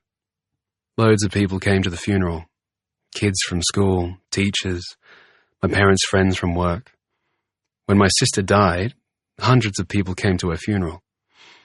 We didn't even have her body, but we had a coffin and a ceremony, and we acted like we were laying her to rest. All the girls from her year came, including the bullies and the bitches. Her teachers, my old teachers, lots of parents, probably strangers who'd read about her death. The church was so full that there weren't enough seats. People had to sit outside. The funerals were different, but do you know what they all had in common?" Noah shook his head. Flynn shook hers too. "No one talked to me. I mean, people talked to me. They shook my hand and said they were sorry for my loss, and said they would always be there if I needed them and all of that. But no one talked to me. No one wanted to talk about Kaya, about how she died, or who she was before we lost her. People are afraid to say the wrong thing, so instead of taking the risk, they say nothing. And then you end up all alone, surrounded by people." Silence settled between them. Noah searched for the right words. He couldn't find them, and the silence went on too long. She drank the last of her coffee and glanced towards the door. She was going to leave. If she did, he would probably never see her again. "My mother died when I was a kid," Noah blurted. Flynn had started to move, adjusting her position so that she could push back her chair and stand. Now she stilled. "How did she die?" "An infection," Noah said shortly, and then felt like a liar. It was the line he'd always given anyone who asked. He hesitated. "My stepfather used to hit her." He swallowed. That still wasn't the truth. He used to beat her. One night, he beat her up so badly that she ended up with brain damage, and she never recovered. "How old were you when she died?" Her voice was very gentle. 13. "I'm sorry," she said.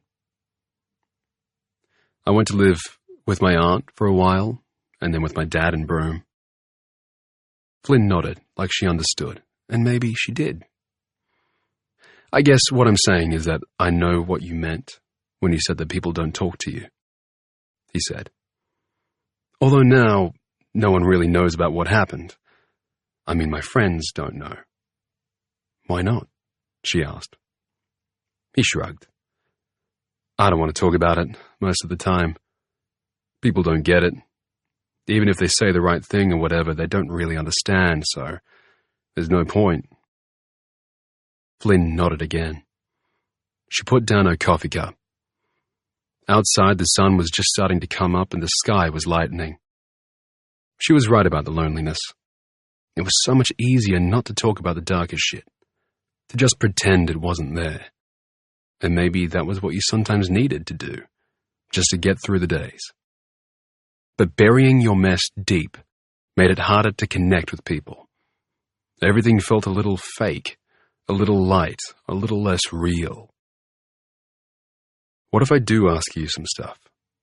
Noah said. I mean, right now.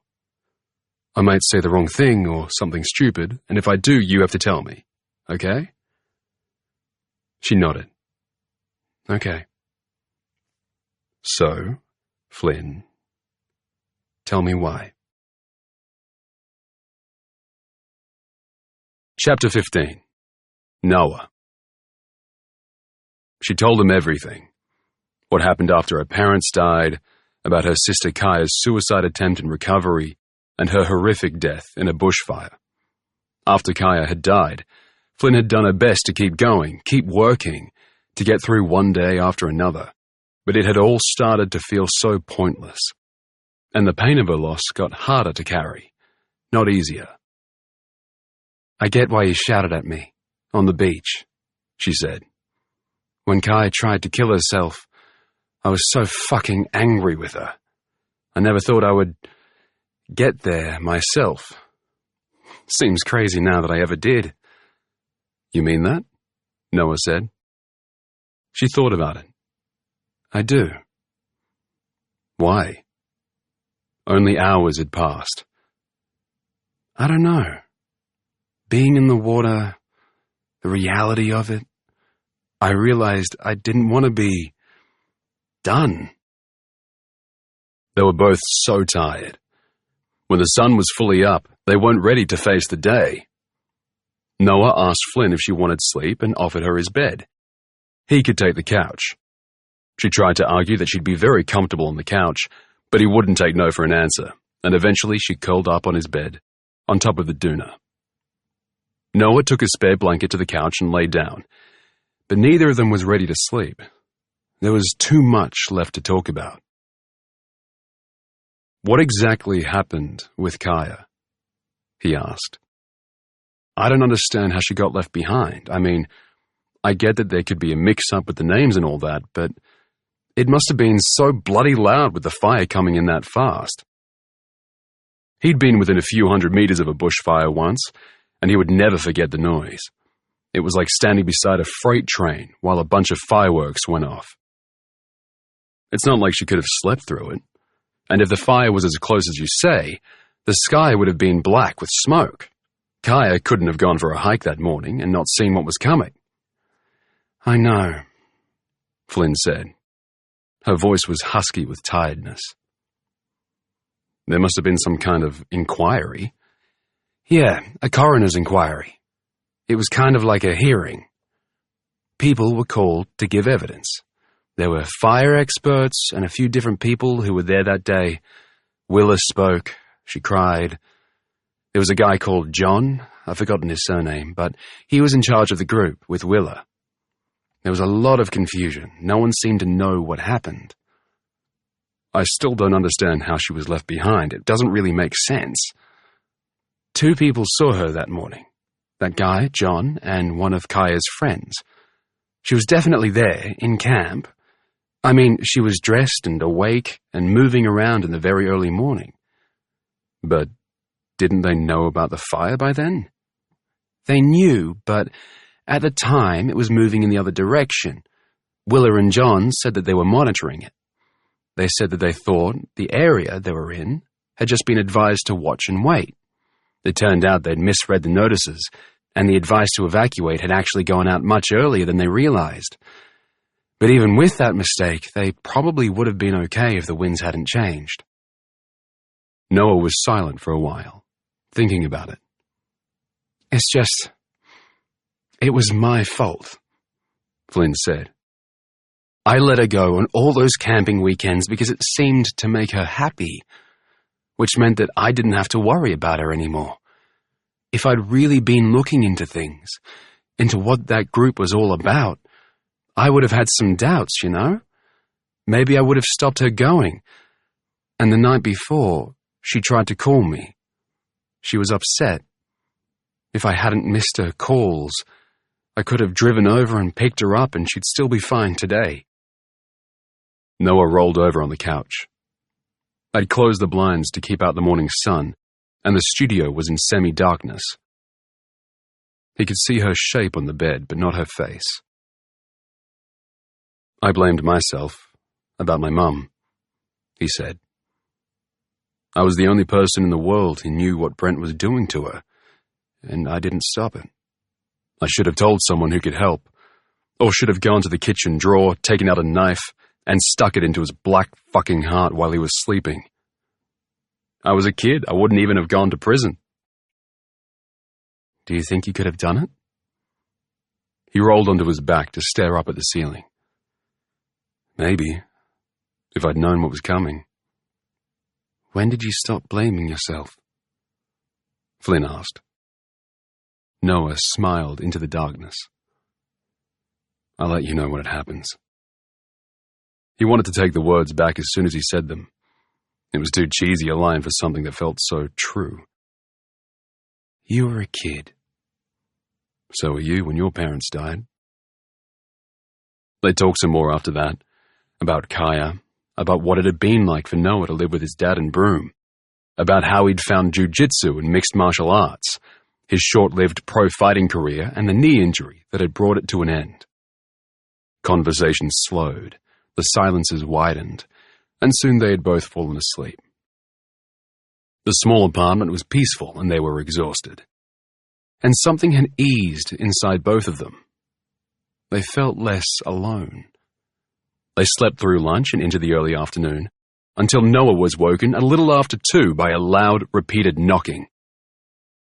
He was still half asleep when he stumbled to the door and opened it to see Libby. Jesus, mate, I've called you like 100 times today. Have you been sleeping? She pushed into the apartment, closed the door behind her, and leaned against it. I've been completely freaking out, afraid that no one would find him or they'd find him too late, so I drove past the apartment building and the place was swarming with cops, like 20, 30 of them. I saw Lou. He was sitting in the back of the ambulance. He had blood all down his chest. You didn't say anything about that. Did you break his nose? Noah would have stopped her talking if he'd been more awake, but she was halfway through a monologue before his brain started to catch up and process what she was saying. And he remembered that they weren't alone. He turned and looked towards the bed, hoping that Flynn was still asleep and that by some miracle she hadn't heard. But she was sitting up in bed, looking at them. Shit. Libby, you know Flynn from class, he said. He went to fill the kettle for coffee. He felt a little nauseous, whether from what had just happened, or the night he'd had, or the bacon sandwich, he couldn't tell. He switched the kettle on. Libby was very still, her backside still glued to the door, staring at Flynn. Noah, she said. Noah crossed the studio and opened one of the blinds. Light flooded in, and he blinked against the sudden harsh glare. He turned to Flynn. We're talking about Olivia, he told her. The woman who collapsed at class? Noah nodded. Her husband was abusing her, stalking her, controlling her. She collapsed at class because she had internal bleeding. Shit. Yeah. Libby finally stepped away from the door, coming further into the room. She looked thoroughly freaked out. Noah, I don't think... Flynn's eyes met Noah's. She held his gaze. Was it stupid that he felt he could trust her? Olivia was in hospital for 3 days, he continued. And then she was going to have to go home to him, so we helped her get away. There was no judgment in Flynn's eyes. She got it. He could have stopped talking. She didn't need him to explain or justify anything, and she knew, of course, about his mother. Olivia tried to get away before, but she couldn't, so I, waited for him in the garage of their apartment building. I tied him up and locked him in the boot of his car, so that Olivia would have time to get to the airport and get away. Flynn nodded. Okay. What do you mean, okay? Libby was looking at Flynn with open skepticism. I mean, okay. That's okay with me.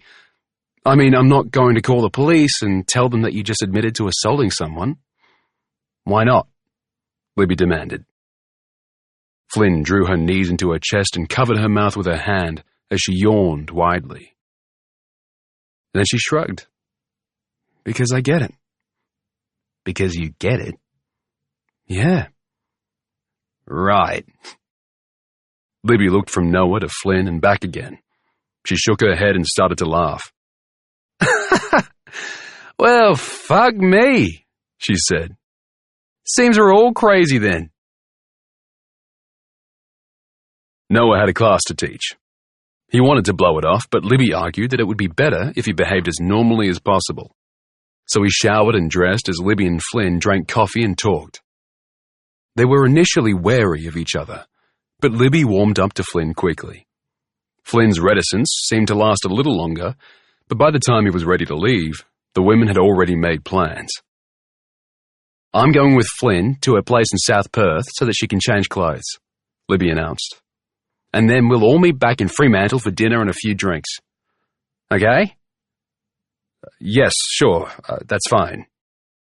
Noah didn't know if Libby's sudden interest in Flynn's company was genuine, or if she just wanted to make sure that the other woman didn't run straight to the cops. Maybe she just wanted to find out what Flynn was doing, hanging out in Noah's apartment, sleeping in his bed, and why her wet jeans were hanging over one of his chairs. Whatever Libby's motivation may have been, he was glad that Flynn wasn't going to be alone. She seemed fine. She seemed to be incredibly steady, given the circumstances. But she might just be good at hiding what was really going on with her. We'll text you, Libby said. Let you know where we'll be. Can I give you a lift to the gym? Flynn asked Noah as they all left the apartment. No, thanks. I'm going to bike over. They walked downstairs together. The whole situation felt surreal. He'd known Libby for years. She was the closest thing he had to a best friend, but the conversation he'd had with Flynn the night before, he'd told her more about his past than he'd ever willingly shared with anyone. But then she'd shared with him, too. He was conscious that he wanted to linger, that he wished it were possible to continue the quiet intimacy of that morning, to be alone with Flynn, to try to figure her out. The weirdness of the situation made him abrupt. As soon as they reached the ground floor, the women took the door that would lead them out to the street, and Noah continued down to the basement, where he stored his bike. He didn't pause, just gave them a wave over his shoulder and a muttered, "See you later," and kept going. He didn't look back to see if either of them found his terseness odd. He cycled over to the gym and taught his intermediate jiu-jitsu class. Usually he enjoyed teaching intermediates. The challenge was different than with a beginner's class, and he liked that he could mix things up more with the drills and challenges.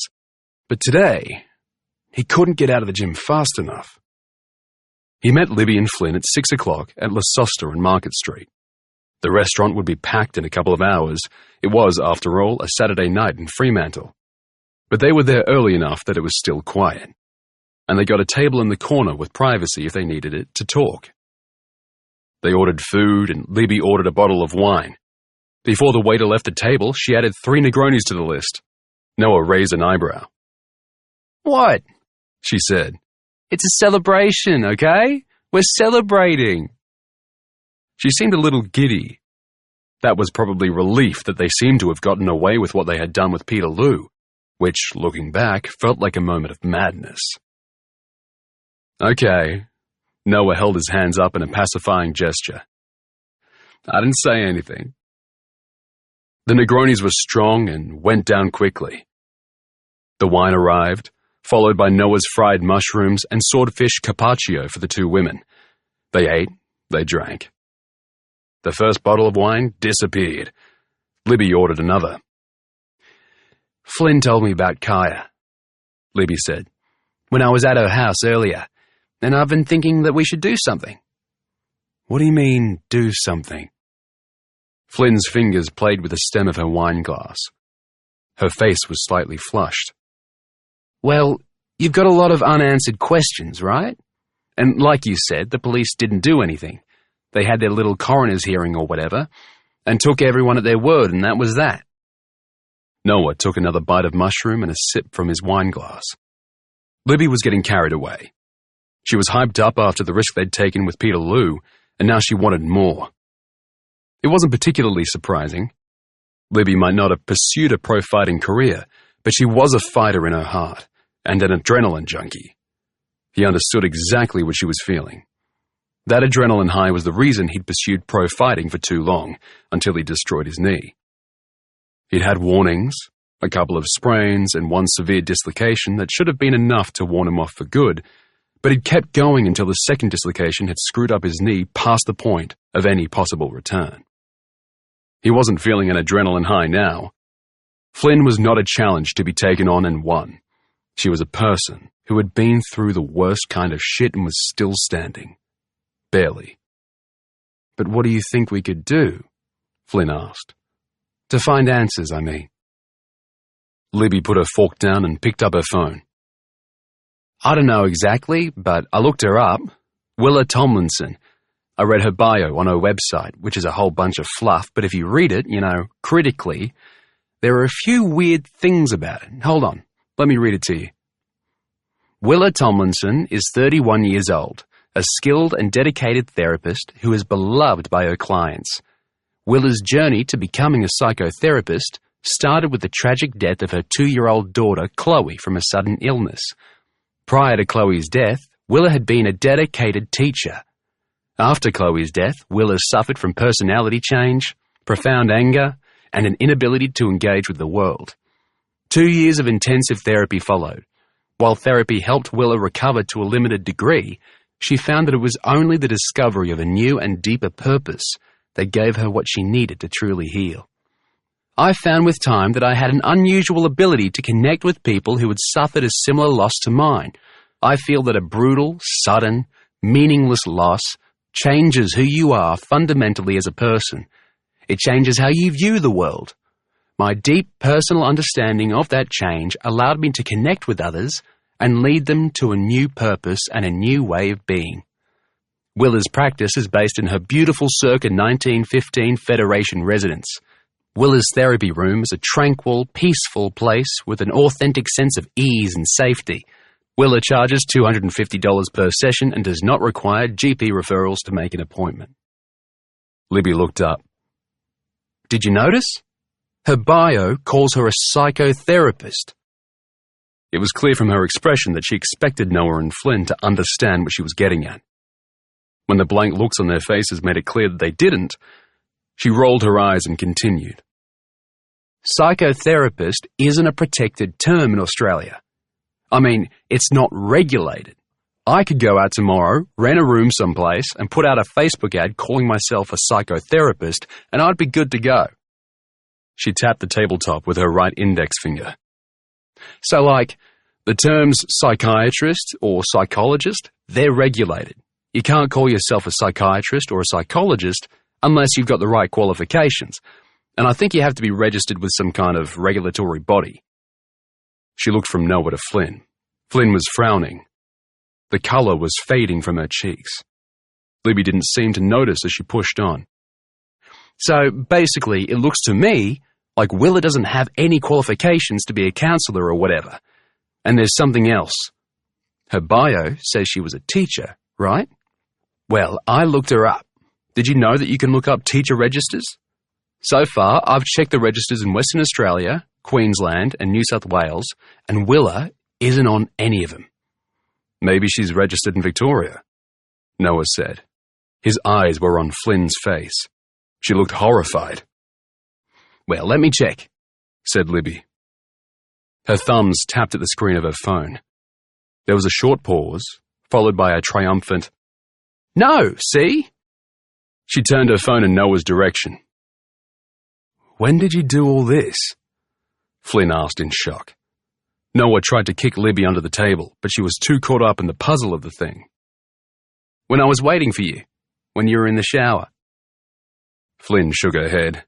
She was so pale now. How could I have been so fucking stupid? What?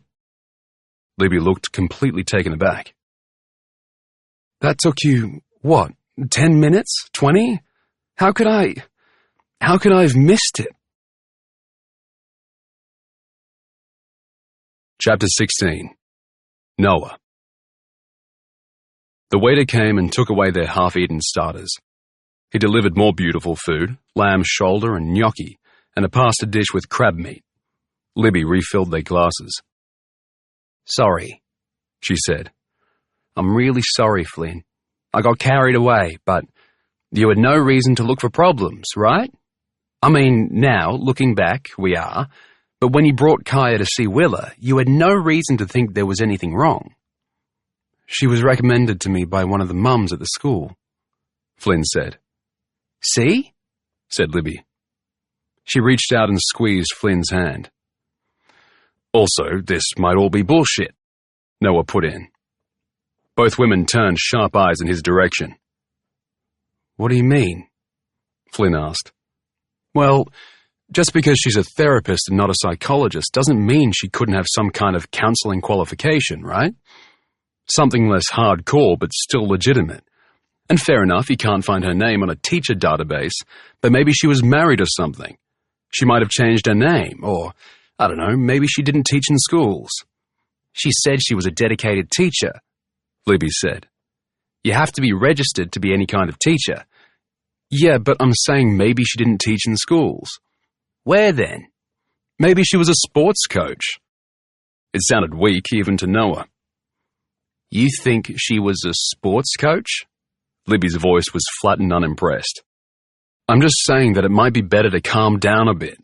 We're not cops or investigators, and we don't know that Willa Tomlinson did anything wrong." Flynn sat back in her chair. "That's exactly the problem," she said. "I don't know anything, and I haven't done anything to try to fix that. I just sat around feeling fucking sad." "Flynn," Noah tried, but she cut across him.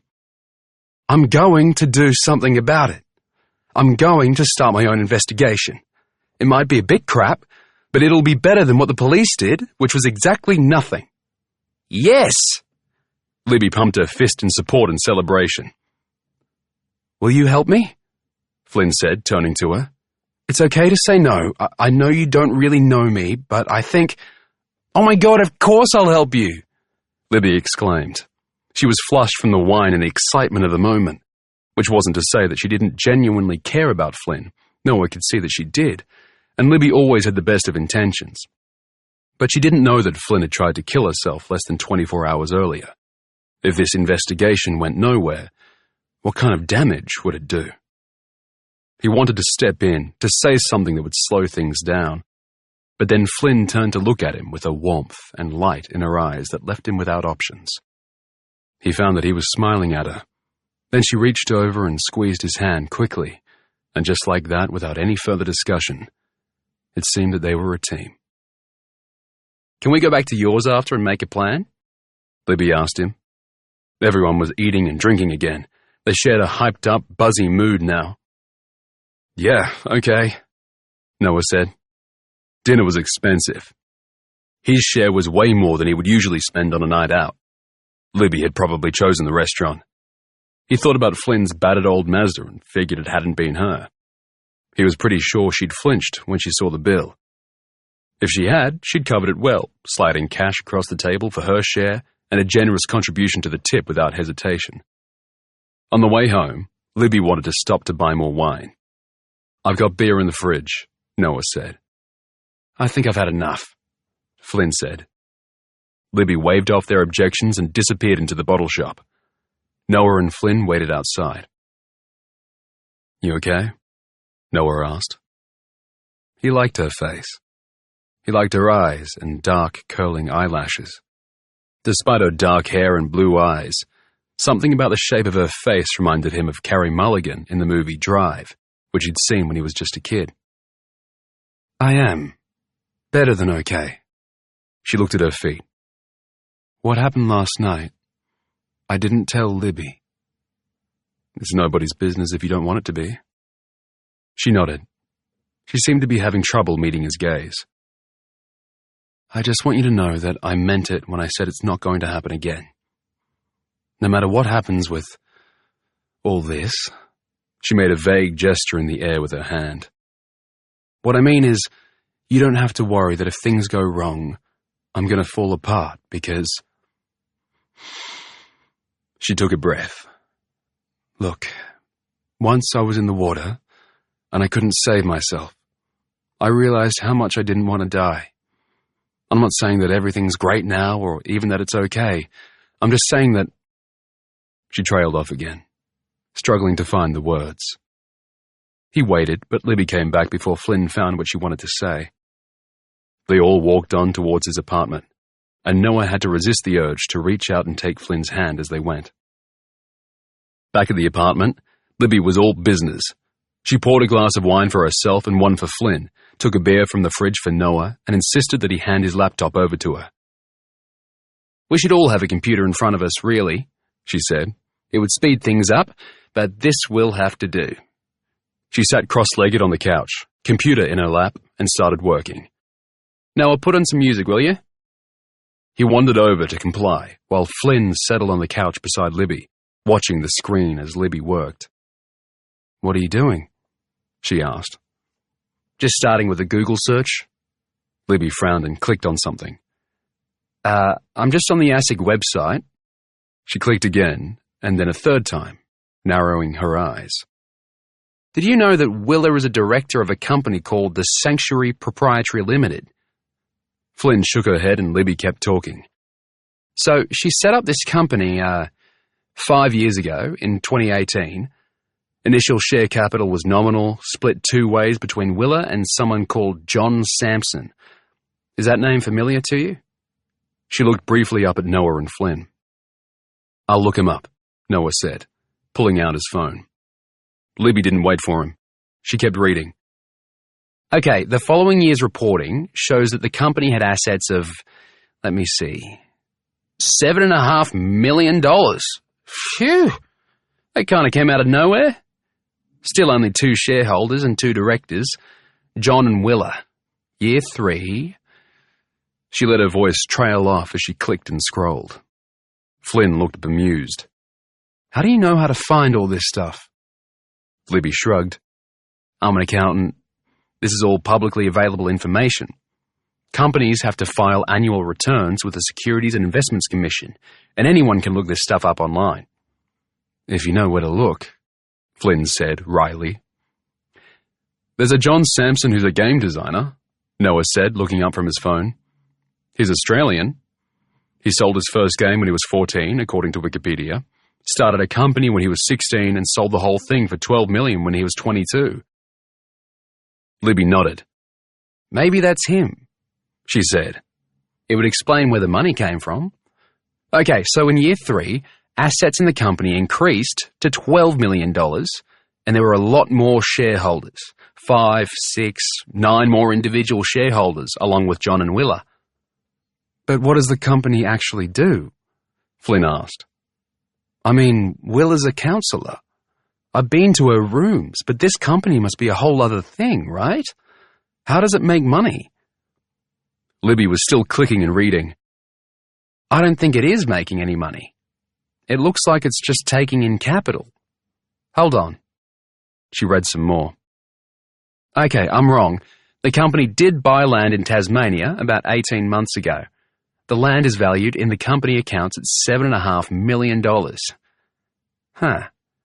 Kind of weird. How is it weird? Noah asked. I just mean, it sounds like Willa was doing more than just therapy and climate activism, doesn't it? Noah shrugged. But people invest in property all the time. People with money, anyway. Maybe she's loaded. Maybe her family's loaded. Or this guy Sampson could be her partner or something. Libby gave him a disappointed look. Libs, I'm just saying. I'm not saying that we shouldn't investigate or whatever. I'm just saying let's not jump at shadows, you know? We already know that she's got offices or rooms or whatever in Subiaco, so she must have money. And all this is telling us is that she's invested in property in Tasmania, which, as you've already pointed out, is not exactly a secret. There's nothing here that proves there's a connection between this company and the climate stuff Kaya was involved in. But Kaya said something about a trip to Tasmania, Flynn said suddenly. She was sitting upright on the edge of the couch, her brow furrowed as she tried to remember. Something about a big group trip next year. A trip with the climate group, Libby asked. Yes, that's right. Do they have a website or anything? A name I can look up? Flynn shrugged helplessly. Maybe. I don't know. I never asked. Her cheeks were flushed. I feel like such an asshole. Why didn't I ask more questions? Libby gripped her wrist reassuringly, then returned her attention to the keyboard. Let me just see. Her hands flew across the keys. She was silent for a moment before she spoke again. Here's something. I googled the sanctuary with the words climate, Willa Tomlinson, and Perth, and I've got a social media post.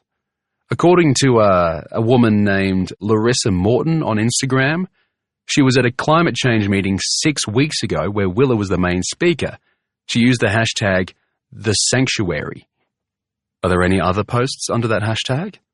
Flynn asked. Loads. 70,000 or so, but I'm not sure that any of them are relevant to a climate group in Perth. The first few are all to do with spas and stuff. Libby looked up from her screen. Maybe as a group they're not that public, or maybe we're looking in the wrong places. There's someone else you can look up, Flynn said suddenly. The woman who recommended Willa originally. Ali Reynolds said her friend Rachel Lawton had been to see Willa after her mother died. After the fire, I got the impression from Ali that Rachel's husband thought she was much too involved with the climate group. Okay, Rachel Lawton, Perth, Willa, Sanctuary. Libby read her search words aloud as she typed them into Noah's laptop. Bingo! She leaned closer to read what was on the screen, then turned the laptop so that Noah and Flynn could see. Recent Instagram post from Rachel. Do you accept the reality of climate change? Noah read out loud. Are you tired of trying to convince science deniers and megalomaniac capitalists to get off their asses and do something? Want to know what happens next? Come to our meeting at Café Sabello at the Mez at 5:30 p.m. on Friday, 29th of July. That's next week, Flynn said. We've got to go, Libby said. Just go along, pretend to be one of them, and find out what this is all about. I can't pretend to be one of them, Flynn said. Willa knows me. I'll go, Libby said. Aren't you going to Melbourne? Noah asked. Libby's face fell. Bugger, she said. She had a work conference starting on Monday, and she was flying out tomorrow afternoon. She'd been talking about the trip for a month. It'll have to be you, Noah. Flynn turned a hopeful face in his direction. Look, I'll go, if that's what Flynn wants, Noah said. I just don't want you to get your hopes up, okay? It seemed like such a stretch to him. Even if there was something more to the story of Kaya's death, no one was going to volunteer information to him just because he showed up at a climate change meeting. Libby closed the laptop decisively. No one thinks you're going to get a whole lot out of the meeting, and Flynn's not going to get her hopes up, but we have to start somewhere, and this is as good a place as any. Noah was hoping to talk to Flynn alone, but it was Libby who lingered when it was time for the women to depart. Flynn left first, waving a goodbye and disappearing down the corridor. Libby stood at the door and dropped her voice. What's the story with Flynn? She asked. Have you been seeing each other or something? I asked her and she said no, but, she stayed over. We've just been hanging out, Noah said as truthfully as possible. Really? Just, like, friends? He nodded.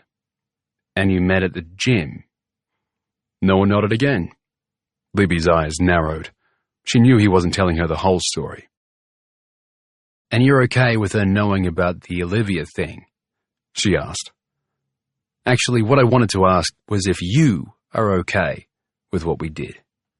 You know, now that the dust has settled. Noah thought about it. I'm glad Olivia's safe. I think she'll stay safe. That's a good thing. But you wish we'd been able to find another way. There are no easy ways with guys like that. Yeah. Hey, Lib. Yeah? Let's not talk about it again, okay? She studied his face. Are you worried? About being overheard or something? I don't know. It just seems like it's been too easy. I think we need to be careful. She stepped forward and hugged him affectionately. Okay, no more talking. But promise me you're not going to worry about it, okay? It's done. It's over. And we're all going to move on with our lives. He wanted to say something about them jumping right back into the frying pan with the Flynn project, but it would have felt petty. Besides, he wanted to help Flynn any way he could. He said goodbye to Libby, went back into his apartment, and started to tidy up. Chapter 17. Noah. The next Friday afternoon, Noah rode his bike to the station, took the train into the city, then biked the rest of the way to Mount Hawthorne, a leafy inner-city suburb, with a pretty, busy high street. The surrounding homes were a mix of renovated Californian bungalows and contemporary homes. Expensive homes. The kind owned by professional couples with 2 incomes and maybe a little bit of generational wealth. The meeting they'd found on Rachel Lawton's Instagram was taking place at a cafe in the Mez, a small shopping centre just off Scarborough Beach Road. It was due to start at 5:30, and Noah got there in plenty of time. There was a rooftop car park with a bike station. The car park was quiet, with just a scattering of cars. It was also open air, with no sheltered section, and clouds were gathering. Noah grimaced a little, and kept his fingers crossed that the rain would hold off long enough for him to get through the meeting and get home. He locked his bike up, and took the stairs into the building, then walked through a tunnel-like corridor out into the main concourse in the central courtyard. It was a nice place. There was a small kids' nature play area, which was empty. The shops were mostly already closed, the indie supermarket was closing, and the last of the shoppers were making their way to their cars. There was a sign in the door of the Café Sibello saying that it was closed for a private function. Noah could see people moving around inside. A smaller group than he had been expecting. 20, maybe 30 people. Now that he was there, he wasn't nervous. He was just going to a meeting. All he had to do was sit and listen. Noah went to the door of the cafe. It was locked, so he knocked. Inside, seats had been set up in the center of the room, and most people were already seated or making their way in that direction. Off to the side, and closer to the door, a tall blonde woman was talking animatedly to a big guy with a shaved head. Something about the set of the woman's shoulders made Noah think they were arguing. They both turned at Noah's knock, and the woman's tense expression was replaced with a smile. It was Willa Tomlinson, instantly recognizable from her website photograph. She moved gracefully to the door and opened it for him. Up close, she was beautiful.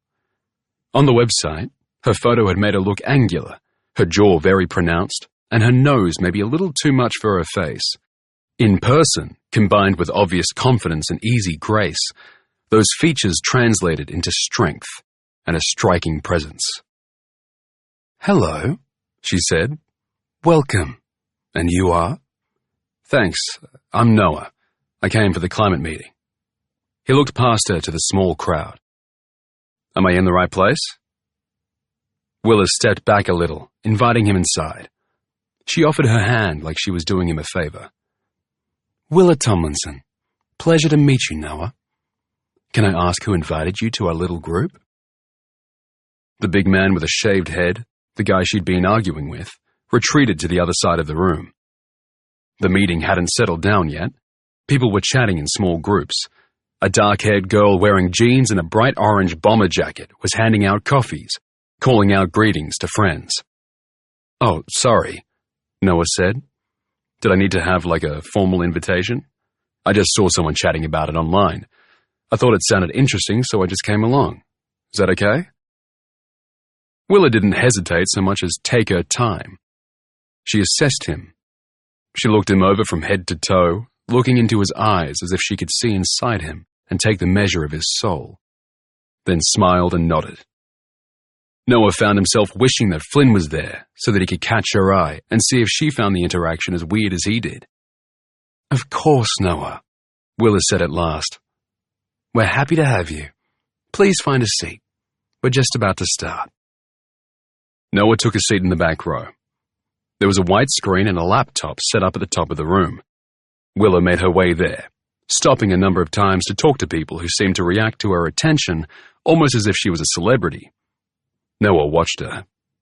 She carried herself like a dancer, but in an exaggerated, theatrical way. She reminded him of someone. It took him a while to remember, and then it came to him. Cate Blanchett's Galadriel in the Lord of the Rings movies. She'd even done her hair in the same way, half up, half down, with loose waves either side of her face. All she was missing was the crown. Noah looked down to hide his smile as he clocked the affectation.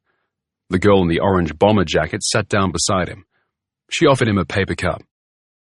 "Want a coffee? It's a long black, no sugar. I made an extra. I promise it won't poison you. I used to be a barista. That's how I paid my bills in uni." Noah laughed and took the cup. "Thanks." She was busy taking a sip from her own cup, but her eyes smiled back at him, and she gave a little nod. "Kathy," she said. "Noah." "First time?" "Yeah, I was curious. I thought it was a public meeting. Feel like maybe I'm gate crashing now." "Nah, everyone's welcome. You people come all the time, though not everyone stays." Willa took up her position at the head of the room. She smiled gently, and the small crowd quietened quickly. "Welcome, everyone. I'm so happy to see so many friends, old and new. We are a community of aware, awake, informed people. We are people who engage with the world in an intelligent, brave manner, an increasingly rare thing. We come together, leaving ideology at the door. We engage with and learn from the science, but we do not allow it to consume or terrify us. We are optimists and inventors and creators and fighters, and I am proud, so proud, to be one of us."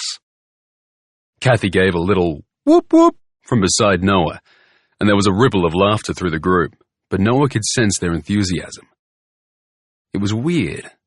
To him, Willa was over the top, but she seemed to have them all right in the palm of her hand. "Tonight, we have a group heading south to our camp at Margaret River," Willa continued. "The bus leaves at 8 o'clock, a little later than planned because some of our friends are joining us from further north. That means we'll be getting to camp after 11 this evening, later than usual. So for everyone here who is coming with us, can I suggest that you get something to eat after the meeting? You should have plenty of time before the bus leaves." There was a little whispered conversation, but no objection to the later departure time. For the first time, Noah noticed a pile of backpacks and suitcases stacked against the far wall. Willa clapped her hands together. "Okay, we have some new people here this evening, so please bear with me as I give a short introduction to what we're all about." She took a breath and settled herself, and launched into what seemed to Noah very much like a practiced speech. "Our group doesn't have a name. We're a set of like-minded individuals, and we call ourselves post-activists. All of us, at one time or another, have been passionate advocates for political, social, or economic change to try to prevent, limit, or slow climate change. Clearly, we've failed. Climate change is here. That's a reality. We don't yet know to what degree, but we do know that the impact of the damage already done will be devastating. Sea levels are rising, summers are hotter and drier, floods are much more intense, and still most of the public conversation around climate change is debate about how slowly we can afford to wean ourselves off fossil fuels." She gave a dry laugh, and there was a murmur of agreement from the group. Though most of them must have surely heard this speech before, Willa had their complete and undivided attention. No one coughed or shifted in their seat. No one surreptitiously checked their phone. Noah's eye was caught again by the big man with the shaved head. He hadn't taken a seat with the rest of the group. He was standing off to the side, tattooed arms crossed. He was watching Willa just like everyone else, but he was scowling.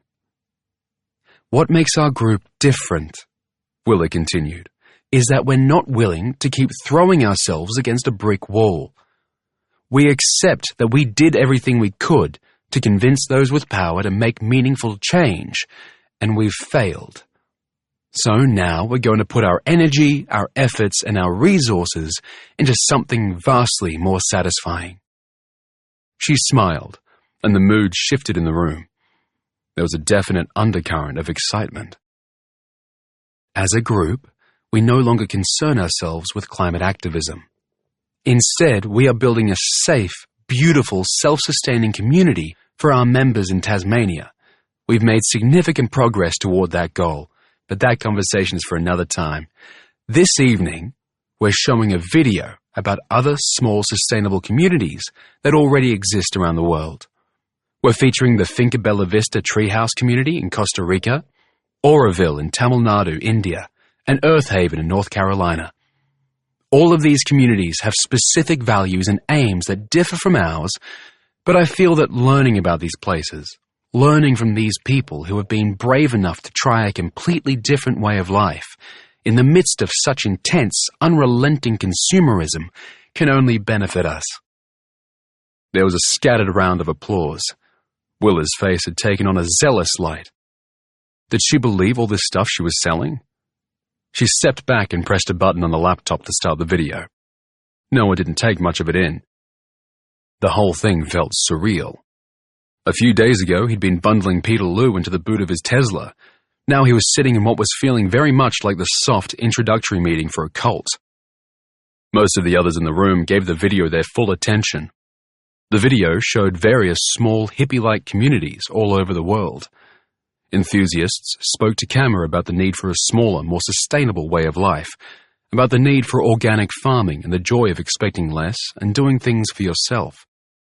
The video also showed the latest in composting toilets, and there was a whole bit about how to safely use human waste for fertilizer. When it was over, Willa thanked everyone for coming, reminded those that were going to Margaret River that they needed to eat, and invited newcomers to approach her if they had any questions. Noah felt like he should do something more.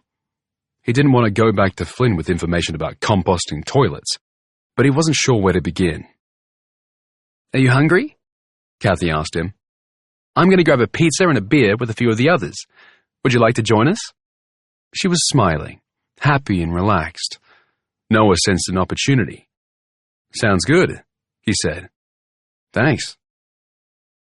Kathy introduced him to an older couple, Ronan and Miriam. Noah had already noticed them. All the way through the video, Ronan had sat very straight, shoulders forward and his chin up, holding Miriam's hand in full protective mode. Miriam didn't look well. She looked grey and exhausted and malnourished. Noah wondered if she'd had a cancer diagnosis or some other shock. "Good to meet you," said Ronan, with a slight Irish accent. He offered his hand and Noah shook it, then Miriam's.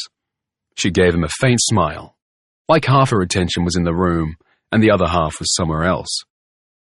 They all followed Kathy out of the cafe and across the courtyard. The mall hadn't been fully locked down yet, though all the shops were now closed. They walked through and down a set of stairs that led out onto the main street. Kathy led the way to a small bar that was dimly lit and looked cozy and inviting. "Here okay?" she asked. "They do great pizza." "Sounds great," Ronan said. The place was half full. They found a table and took their seats. "Where will everyone else go?" Noah asked. "There's an Italian up the road that's very popular, and a couple of fine dining places," Kathy said. She picked up a menu and put it down almost immediately. "No point in pretending I'm going to get anything different. It's always the calzone for me." They ordered, and when Kathy suggested that they start with margaritas instead of beer, everyone went along with it. Once the drinks arrived, the questions started. They were all curious about Noah. He told them the truth about himself, as they didn't see much benefit in lying, or at least most of the truth. So you heard about the meeting online, and you just decided to come along? Kathy asked with a quizzical look. When Noah nodded, she exchanged meaningful glances with Ronan. What? Noah asked. So you haven't seen Willa? I mean, in a counselling session? Ronan asked. Noah shook his head. Is that a problem? Jesus, no, Ronan said. I'm not saying that at all. It's just that most of us have. Not everyone, said Kathy firmly. No, of course not, Ronan said. It's not like a prerequisite. A prerequisite for what? Noah asked. Kathy laughed. Look at his face. You're scaring the shit out of him, Ronan. He's going to think we're a cult or something. Change the subject immediately. It was jarring hearing Kathy say cult out loud when Noah had been thinking it all afternoon. Ronan changed the subject. He asked Noah about jiu-jitsu and mixed martial arts. He knew a little bit about the UFC because he'd followed Conor McGregor for a while. A phenomenal athlete, Ronan said. Bit of a thug, though, Miriam said. It was her first contribution to the conversation. She was sipping delicately on her margarita, but it hadn't brought any color to her cheeks. She looked cold. Noah wished he had a sweater he could offer her. He is, I suppose, Ronan said. There was a whole thing with the bus, wasn't there? In New York or something. The conversation moved on. There was a little more about MMA, and Noah told them about the history of Gracie Jiu-Jitsu and his short-lived pro career. Ronan told them about his plant hire business, which he hinted was very successful. He was supplying plants to 2 of the Tier 2 contractors building major infrastructure in Western Australia, as well as supplying mine sites. I've been thinking of selling up, Ronan said, suddenly looking tired. Getting older. He didn't seem that old. Early 60s at most. Noah said as much, and Ronan replied, There's more to life than work, though, isn't there? He reached out and took Miriam's hand again. We'd like to travel a bit while we still can. The pizzas arrived. Everyone ate with enthusiasm except Miriam, who picked at her food. Noah fought a strong urge to leave and instead forced himself to ask the group questions. Do you mind me asking how you found the group, Ronan, if it wasn't through social media? I don't mind a bit, Ronan said, wiping his hands on his napkin. Mir and I went to see Willa for grief counselling. We lost our daughter, Aoife, to a drug overdose. Miriam flinched. Once again, Ronan reached out to his wife. It was such an unconscious gesture, an automatic, protective reaction that seemed to Noah to be something that might be repeated 100 times a day. Aoife was a very sensitive girl, Ronan continued. When she was a toddler, she would cry when sad music came on the radio. When she got older, she started to pretend that she didn't care about much, that she was tough. But where are her parents? We could always see how things really were for her. School was very hard. We should have pulled her out, of course. It's so obvious in hindsight. It's not like we didn't know things were tough. We're a very close family, but we thought things would get better as she got older. We missed the drugs. We're not ignoramuses. We knew about meth and all that. We knew how meth has been tearing families apart all across Western Australia. We just didn't think that it would take our girl. The worst of it for me, and I think for Miriam, is that people are ashamed or maybe embarrassed. No one wants to talk about Aoife, as if all she ever was a drug addict. Our beautiful girl, reduced to just that. After she died, our friends and family tried not to mention her name. It was like she never existed. That's one of the reasons we're so grateful to Willa. She gave us the opportunity to talk. Ronan smiled at Kathy.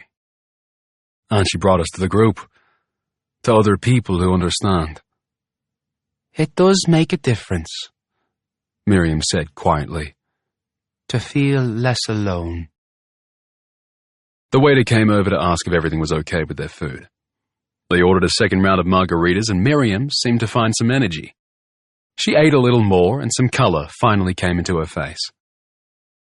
I hope it's okay to ask, and of course you don't have to answer, Kathy. Noah began tentatively. You're wondering if I lost someone too? Her eyes were clear and blue and very direct. Noah nodded. My partner. He was a firefighter in Victoria. He was killed when the wind changed direction unexpectedly. There was a burnover and he died. I'm so sorry. Noah lapsed into silence. He was thinking about Kaya, about how easy it would have been for her to get sucked into this group of well-meaning, sincere people who would 100% understand her grief and her feeling of being an outsider. Kathy nudged him. You're thinking it's all a bit weird, right? She was smiling, half laughing. All these people who are fucked up and lonely, wanting to go off and live in the woods together. Noah shook his head, protesting. I wasn't, seriously. She smiled at him like she didn't believe him. It's cool if you were, but it's just a coincidence that a lot of us have lost someone. It's because of Willa, because we have Willa in common and she's a grief counselor. I don't think it's a coincidence, Miriam said. Ronan looked at her in surprise and she shrugged. I don't. What we're proposing, preparing ourselves for a climate disaster, building a safe community, it's all quite extreme if you see it from the point of view of most people. But I don't think it's a coincidence that so many of the group have lost someone dear to them. When that happens to you, you understand on a fundamental level that your life, your solid, predictable life, can burn down around you in a matter of minutes. Her eyes met Noah's, and it felt like she was speaking directly to him, to an inner part of him that he'd buried deep for the longest time. I think people who have had that experience, they're more likely to accept that climate change is going to change everything about our society as we know it, and more likely to take action. Noah nodded. The conversation continued to flow around him. He ate his pizza and retreated into silence. It wasn't that her words had no impact on him. They had. The death of his mother had destroyed his life and utterly changed his future. His dad had tried to be a good father, but he had no idea how to raise a child, and Noah, already so bruised, hadn't known how to ask for love. So they'd lived together like roommates, while Noah struggled and failed at school, a school that was vastly tougher and more dangerous than the one he'd left behind. He'd learned to fight to survive. He'd become a different person to who he would have been if his mother had lived. And yes, it was true that he was more wary, more willing to believe that catastrophe could be around the next corner. But Miriam and the others seemed to be overlooking the monster in the room. Their loss had made them vulnerable. They'd gone to Willa in pain, needing help, and she'd diverted them all into this group and asked them for money. So you have to pay to join the group? Noah asked, interrupting the flow of the conversation. Did I get that right? Kathy shook her head vigorously. No, of course not. There's no charge, Ronan explained. It's an entirely voluntary setup. Noah was flummoxed. But building this community you guys are talking about in Tasmania, that must cost a fortune, right? Oh, well, yes, of course, Ronan said. If you want to buy into the community and own a part of that, then you have to pay. But again, that's entirely voluntary. No one's under any obligation. Oh, right, Noah said, as if what Ronan had just said wasn't completely contradictory. He was starting to feel seriously pissed off. Willa had gathered together a group of people, many of whom were vulnerable and grieving, told them their world was about to explode into flames or drown in endless floods, and offered them a way out. A way to build a beautiful, alternative future with a group of people just like them, for the bargain price of what? How much did someone have to pay to buy in? The whole thing stank, and that urgent voicemail from Kaya to Flynn the night before the fire, in the context of all this, that voicemail was suddenly looking much more suspicious to him. Had Kaya found something out? Was Willa stealing from the group? Wasn't that what all cult leaders did? Make themselves rich off the backs of their followers? If she was, how could he find out? Maybe Libby could dig into the finances of the company some more, discover if there were any irregularities. Noah had finished his pizza. The drinks had been strong, and he felt buzzed in a way that might have been pleasant in other circumstances. He took some money from his wallet, enough to cover his food and drinks and his share of the tip, put it on the table and stood. "Sorry to dine and dash, but I've got to go," he said. "I'm supposed to be meeting a friend. Thanks so much for having me along, though. It was really good to meet you guys." They thanked him for coming, more warmly than he felt he deserved. Noah left the bar, feeling guilty about deceiving them, but also angry on their behalf. Granted, he'd only spent an hour with them, but they seemed like good people, and they were being used. He'd gone about 100 meters down the street when someone called his name. He turned to see Kathy hurrying towards him. "Hey," she said when she reached him. "Hey. Look, I don't want to make you uncomfortable, but I could tell that you thought the whole thing was a bit weird, and maybe that you think that Willa, I don't know, there's something off about the fact that she was Ronan and Miriam's therapist before she introduced them to the group. Anyway, I just wanted you to know that she's a really genuine person. She was a climate activist for years before she started the group with John, and she lost a daughter, a 2-year-old girl. That's what brought her to grief counseling. I just thought you should know that." "Thanks," Noah said, a bit lamely. "Thanks for telling me." "It's okay. I just didn't want you to go away with the wrong impression, you know? It was nice to meet you. And also, the cost of joining Nanamara is different for different people. It depends on the skills you have, your age, that kind of thing. It's all very fair how it's set up. I'm not really supposed to get into that with, people who aren't in, but I just wanted you to know. If you're interested, don't let the cost put you off before you find out more." She smiled at him and squeezed his arm before turning away, leaving Noah feeling more than a little confused. Chapter 18. Noah. The mezz was locked up when Noah got back. He had to walk up the hill and around the back to get to the rooftop car park where he'd left his bike. It was just after 7:15 p.m., early enough in the evening that there were still people about on the streets, but the car park itself was deserted. It was dark, and Noah stumbled over a loose bit of pavement as he made his way to the bike locking station, which was right over in the far corner. He crouched to unlock his bike. He was distracted, his mind still turning over everything he'd heard and seen that evening, which is why he reacted too late to the soft sound of movement behind him. He'd just started to turn when something hard made glancing contact with the back of his head. His half-turn saved him. If he hadn't moved, the blow might have broken his skull. As it was, even the glancing impact was enough to set off a crack of pain, a wave of dizziness, and a ringing in Noah's ears. He was caught between the bike and the bike stand. He couldn't roll forward and away from his assailant. His only option was to raise his arm to protect his head and turn to face whatever was coming at him. He wasn't quite fast enough. The bar came down again, this time making contact with his left temple. Noah went down to one knee. Darkness ate into the edges of his vision. His attacker grabbed him by his collar and dragged him backwards. "Not so clever now, are ya? Where's my fucking wife?" Peter Lou, standing over him with a crowbar in his hands. Not good. Noah needed a second. He tried to flex his fingers, and it felt like there was a 2-second delay between the command and its execution. "I don't know what you're talking about," Noah said. His voice sounded like it was coming from far away. Lou leaned forward. "Do you see me in uniform? Do you see a police car? I'm not here for a fucking chat. I'm not going to take you into a station and ask you polite questions under the lens of a camera about how you jumped me like a fucking coward and locked me in my own car."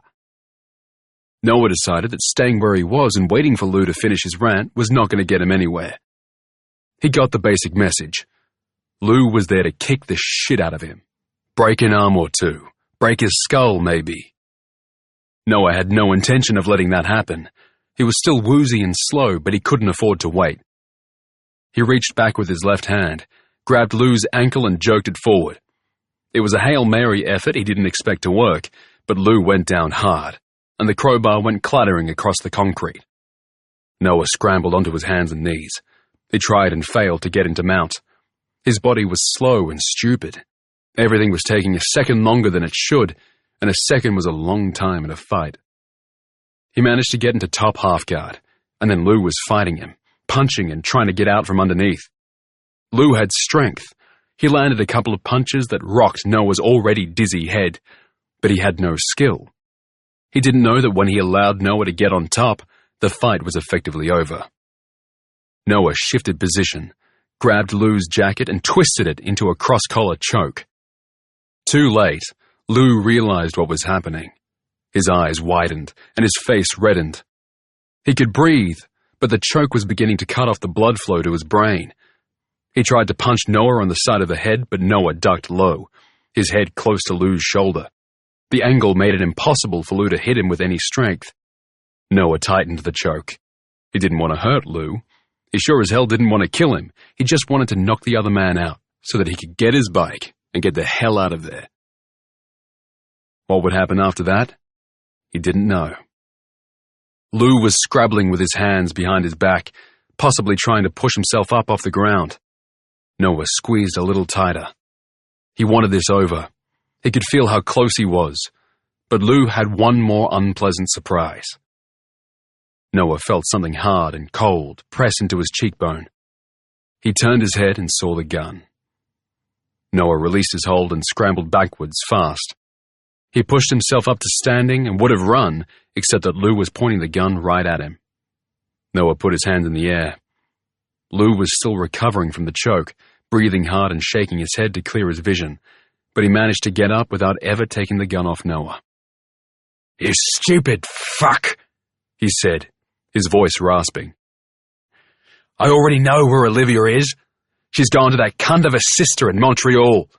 She thinks she's going to be safe there. She should know better. My friends have got friends everywhere." He started laughing. "She thinks she had it hard with me. I treated that bitch like a queen." Lou was going to shoot him. Noah could see it in his eyes. He was on something. Was he a meth head? Olivia had said he had connections with drug dealers, but she'd mentioned nothing about him being a user. "You're a sad sack," Noah said, "and you're going to get caught."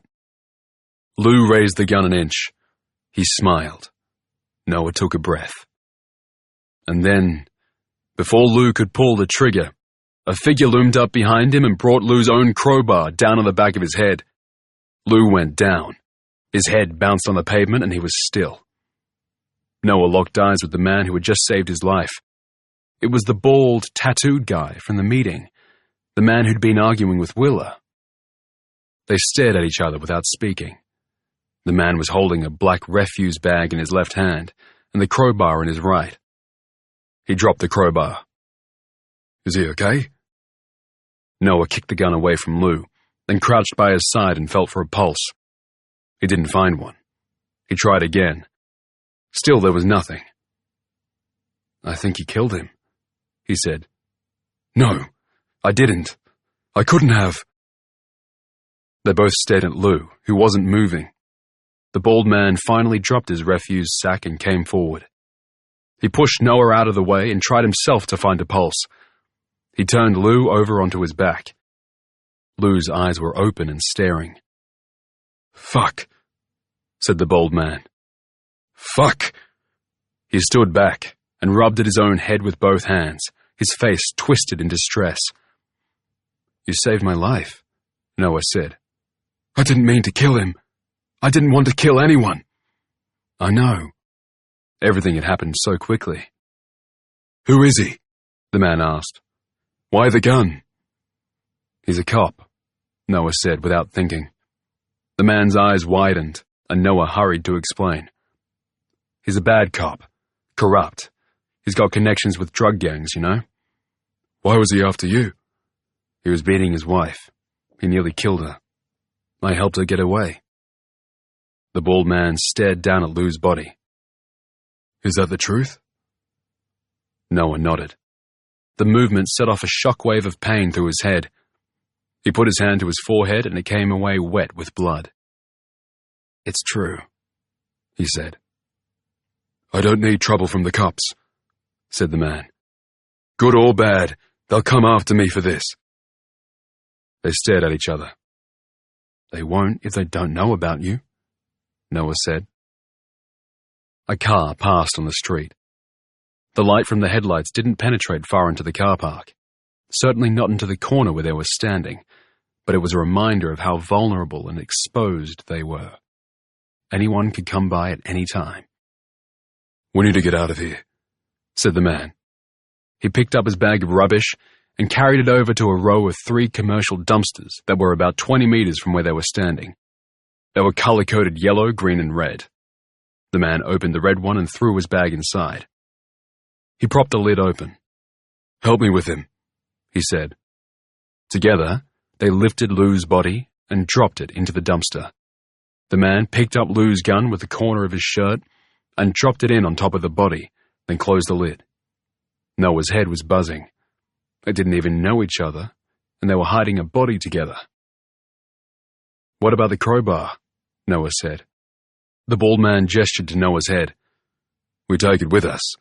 It's got your DNA, right? Must have. What's your name? Noah asked. Billy. Yours? Noah. Billy picked up the crowbar. He hid it as best he could under his shirt. Let's go, he said. We have to go. Maybe he has friends. Someone might come looking for him. At the last minute, Noah remembered his bike. He couldn't leave it. It had a GPS tracker installed, and the serial number was registered to his name. Noah unhooked it from the bike rack, while Billy waited, almost bouncing with impatience.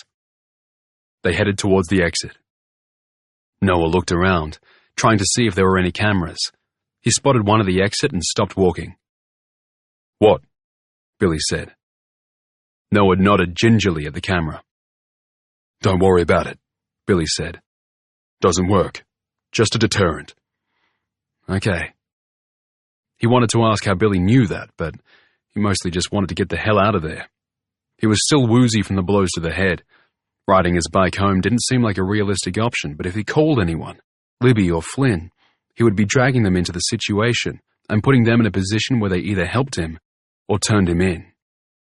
Also, Libby was still in Melbourne, he belatedly remembered. As they stepped out of the car park and onto the well-lit pavement, Billy glanced at Noah and stopped walking. Oh, shit, he said. You can't go anywhere. You got blood all over your face. He hesitated and grimaced. Just follow me, okay? He led the way to a small side door in the wall of the shopping mall, took a set of keys from his back pocket and opened the door. Bring the bike inside, he said. The door led to a narrow service corridor. Noah left his bike there, and Billy led him to another door, which he also unlocked. He closed the door behind them and flicked on a light. Inside was a small commercial kitchen with stainless steel countertops and ovens, a concrete floor, gas ranges, and sealed tubs of food supplies. The far wall had a service port, where chefs or kitchen staff could hand out finished plates of food to servers. Noah recognized the room on the other side of the wall. It was the cafe where the climate meeting had been held. This used to be my place, Billy said. Used to be? Billy didn't answer. He opened a low cupboard and took out a large first aid kit. He handed it to Noah. Fix yourself up, he said. There's a toilet in the back. He gestured back towards the corridor. Noah found the toilet. It was a tiny room with white tiles on the floor, concrete walls painted white, a toilet, sink, and mirror. He had an egg-sized lump on his temple, with a gash that had already bled freely. His face was a mess, and there were blood splatters down the front of his t-shirt. He used some paper towels and water to clean the blood off his face. He found disinfectant and a bandage in the first aid kit, and did his best to cover the lump and the cut. He inspected his efforts in the mirror. The bandage would draw attention, and the bloodstains were dark on his navy shirt. Was it obvious that they were bloodstains? Maybe. He was anything but inconspicuous, but there wasn't much else he could do. He went back to the kitchen and returned the first aid kit to Billy. The crowbar was sitting on the counter, half wrapped in a paper towel. "Thanks," Noah said. Billy took the kit and stowed it away. "You can't go out like that," he said, nodding to Noah's face. "There are cameras on a lot of the streets around here. When the cops find him, they're going to look at the footage. Anything that looks off, they're going to follow up." "Maybe they won't find me," Noah said. "I don't have a record. I mean, my picture's not on the database or anything." Billy laughed. "You on the internet?" He didn't wait for Noah to answer. He went to the door that led to the corridor, to a jacket hanging on a hook to the left of it. Billy rummaged in the pocket and pulled out a beanie. He handed it to Noah. "Put that on your head." "Why are you doing this?" Noah asked. "Because I don't want to go to jail." "I don't either. Why did you help me on the roof?" "Because it was going to kill you." Most people would have called out, shouted at him to stop or something. Billy stopped what he was doing. "What are you saying? That I'm some kind of murderer?" "No, because I'm not a fucking killer, okay? That was an accident. You were there, you saw it." "Yes," Noah said. "You saw it," Billy insisted. "I saw it." "You need to go." Billy led the way to the front of the cafe. He pulled another set of keys from his pocket. "You said this used to be your cafe?" Noah asked. "Until I sold it." "But you still have keys." "I work here. Manage the place." He paused and turned to Noah. "I'll get rid of the crowbar, and then I don't want to see you again, okay? You were never on the roof tonight. Your bike was locked up on the street somewhere. Figure out where in case you're ever asked. You and me, we never met. We never talked. You don't know my name." Noah nodded. Yes. He couldn't help but wonder if Lou had told anyone that he was going after Noah tonight. Did Peter have friends who'd come looking for him? Maybe he should get out of Perth. Go to Broome, to his dad's for a few weeks. Maybe Libby should stay in Melbourne. Fuck. "What about blood?" Noah said. "Some of my blood ended up on that concrete. They'll see it when they find him." "Maybe. Maybe not. There's a storm forecast. You might get lucky. But if they find you, they still don't find me. Got it?" Noah held Billy's gaze. "Yes," he said. "Got it." Billy waited a moment longer, as if making sure. Then he nodded and headed for the cafe door, readying his keys to unlock it. But they were too late. Before Billy reached the door, it opened from the other side, and Willa came in. Chapter 19. Noah. Willa wasn't alone. She was with two other women, talking and laughing, but that stopped when Willa spotted Billy and Noah. She stared at them, suspicion growing on her face. "It's Noah, isn't it?" she said. "I wasn't aware that you knew each other." "We don't," Noah said without thinking. "Oh." Willa raised an eyebrow. Noah could have kicked himself. Willa waited. The silence went on too long. Her eyes dropped to his blood-splattered shirt. "I bumped into Noah at the bar down the street," Billy said. "He had some questions about what he saw tonight, about the video. We got to talking." The tone of his voice was unapologetic, and there was an undercurrent of dislike. Other people started to enter the room. Most were too engaged in their own conversations to pick up on the heightened atmosphere. They crossed over to the bags and started to get organized. "And what, he came back here to help you clean up?" Willa asked. "We just got here," Noah said, "just before you." "Did you forget something?"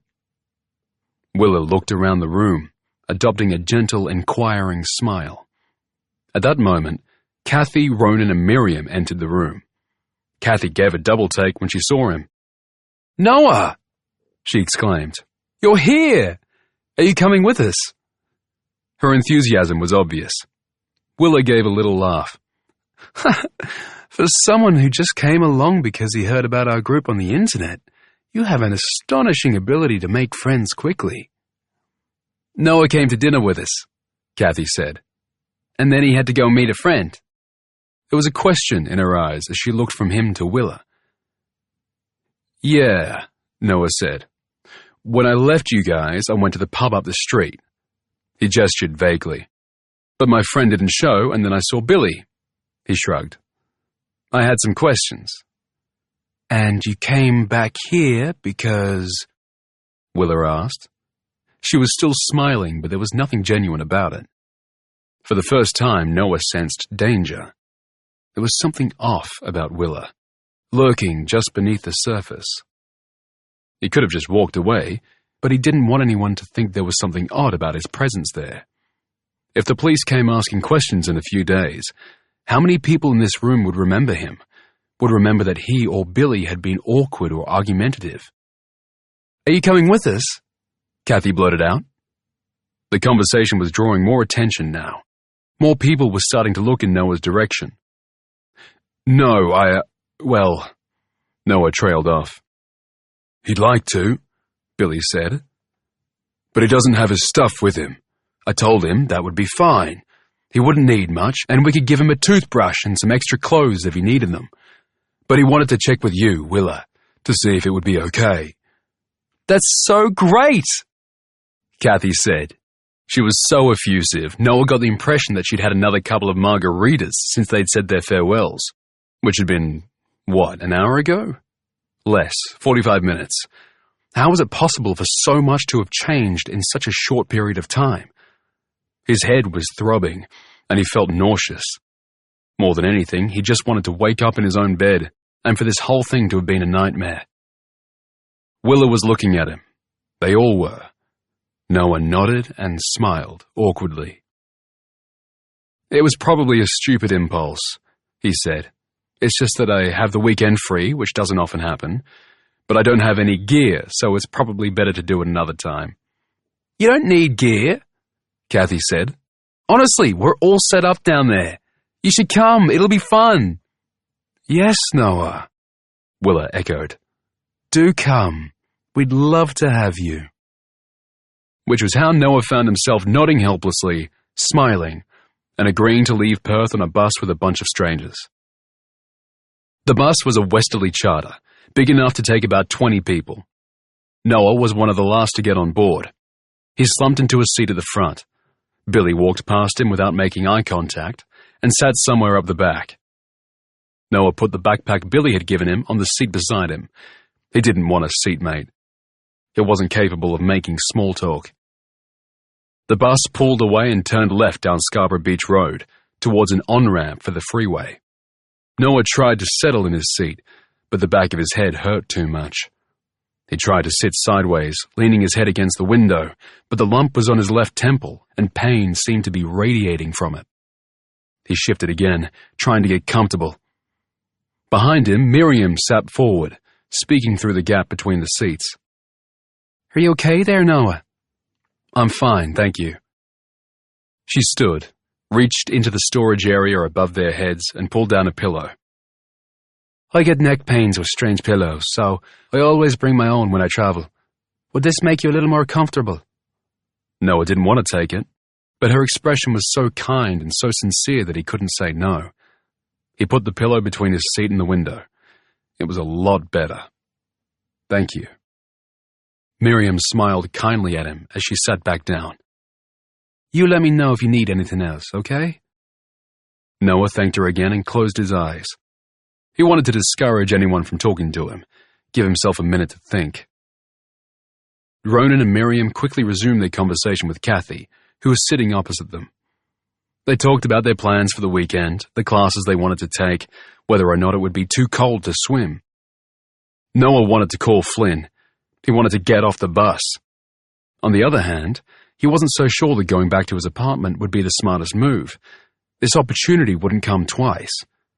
It might be the only chance he got to find out what was going on with Willa and this group, and to find out the truth of how Kaya had died.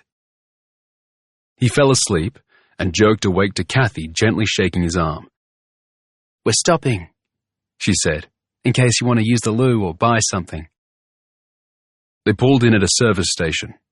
After he'd used the facilities, Noah bought some water and a couple of packets of painkillers, ibuprofen and paracetamol, and went outside. It was raining hard, a steady downpour that promised flooding. Noah went to the far corner of the building, the last part of the porch that was under cover. He popped the foil packets of the painkillers, taking 2 of each, and made a call. Flynn answered straight away. "Are you okay?"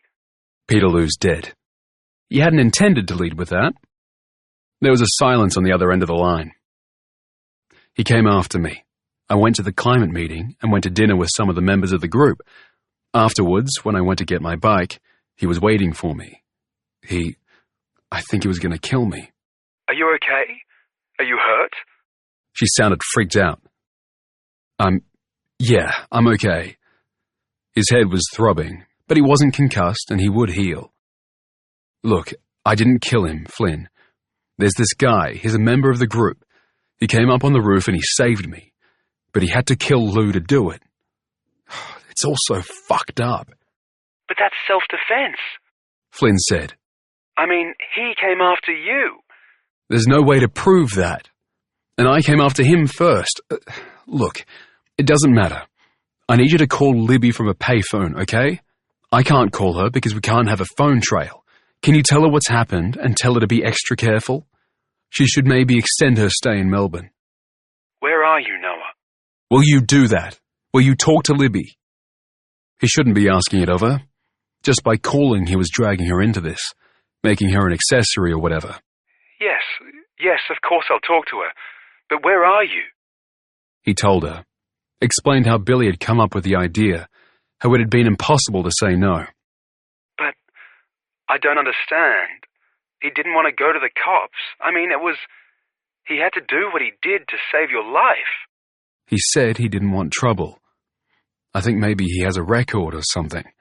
"And you're going with them? Why?" I'm going just for the weekend. See what I can find out about Kaya, okay? I don't think I'm going to get a better opportunity. She was silent for a long moment. Noah turned and saw the last few stragglers hurrying across the forecourt back to the bus. The rain was getting heavier. He thought about the blood-stained concrete on the rooftop in Perth, and was grateful for it. "Noah, I don't think you should go." I have to go. "It doesn't feel right." He didn't have time to say any more, to explain the benefits of getting out of Perth, or the impossibility of quitting now, the curiosity that would cause, the questions it would raise. He started to jog back to the bus. "I have to go," he said. "I'll call you as soon as I can." This time, Kathy sat beside him, and Ronan and Miriam sat opposite. They seemed genuinely pleased to have him amongst them. Noah cast about for something to say. "So, have you been to this place before?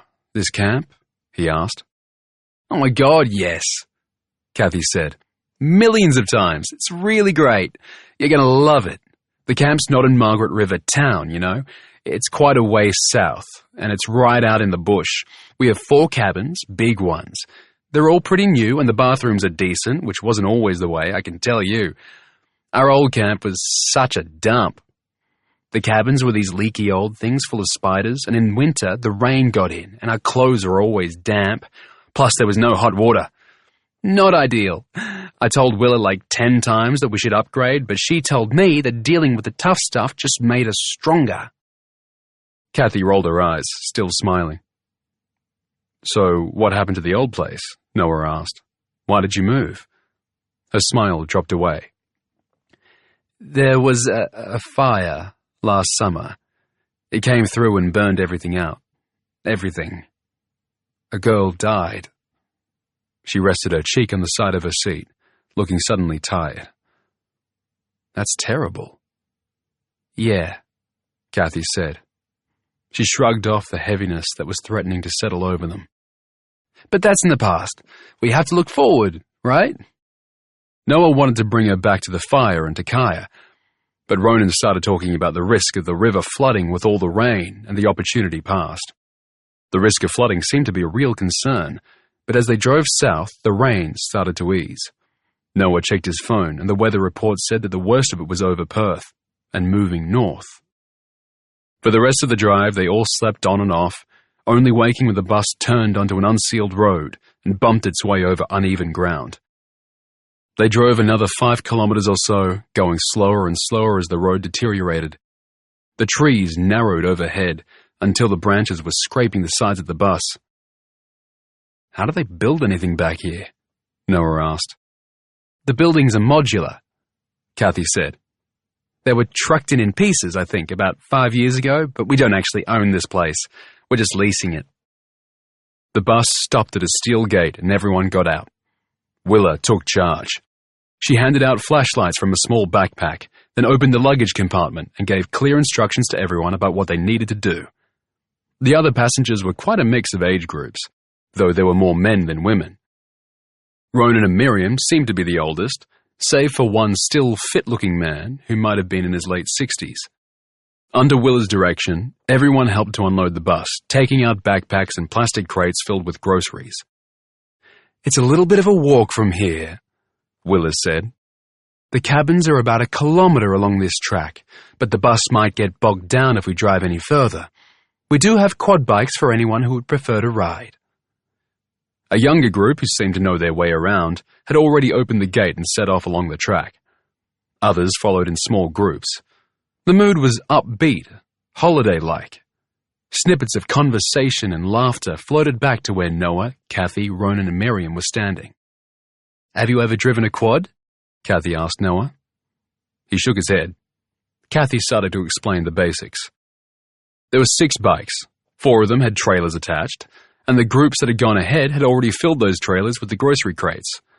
Ronan and Miriam had been allocated a quad bike each. There were 3 other drivers, a guy in his 40s and 2 women in their late 20s. They introduced themselves, but there was too much going on, and Noah had forgotten both names within seconds of hearing them. "I'll lead the way," Kathy said. She flashed Noah a smile. "You can walk if you like, Noah, or you can share my bike." The other groups had already gone on ahead, and Noah's head was aching. He took Kathy up on her offer and climbed behind her. They set off. Kathy went slowly to start, but when she was sure that everyone was following on without any problem, she picked up the pace, and the quad bikes soon overtook the walkers, who whooped enthusiastically as they passed. Noah tried not to show that he was in pain, but he had to swallow a groan with every lump and bump. He figured too late that quad biking was probably not recommended less than 48 hours after a head injury. They finally reached the camp. The rain had stopped, though the ground was wet and the trees were still dripping.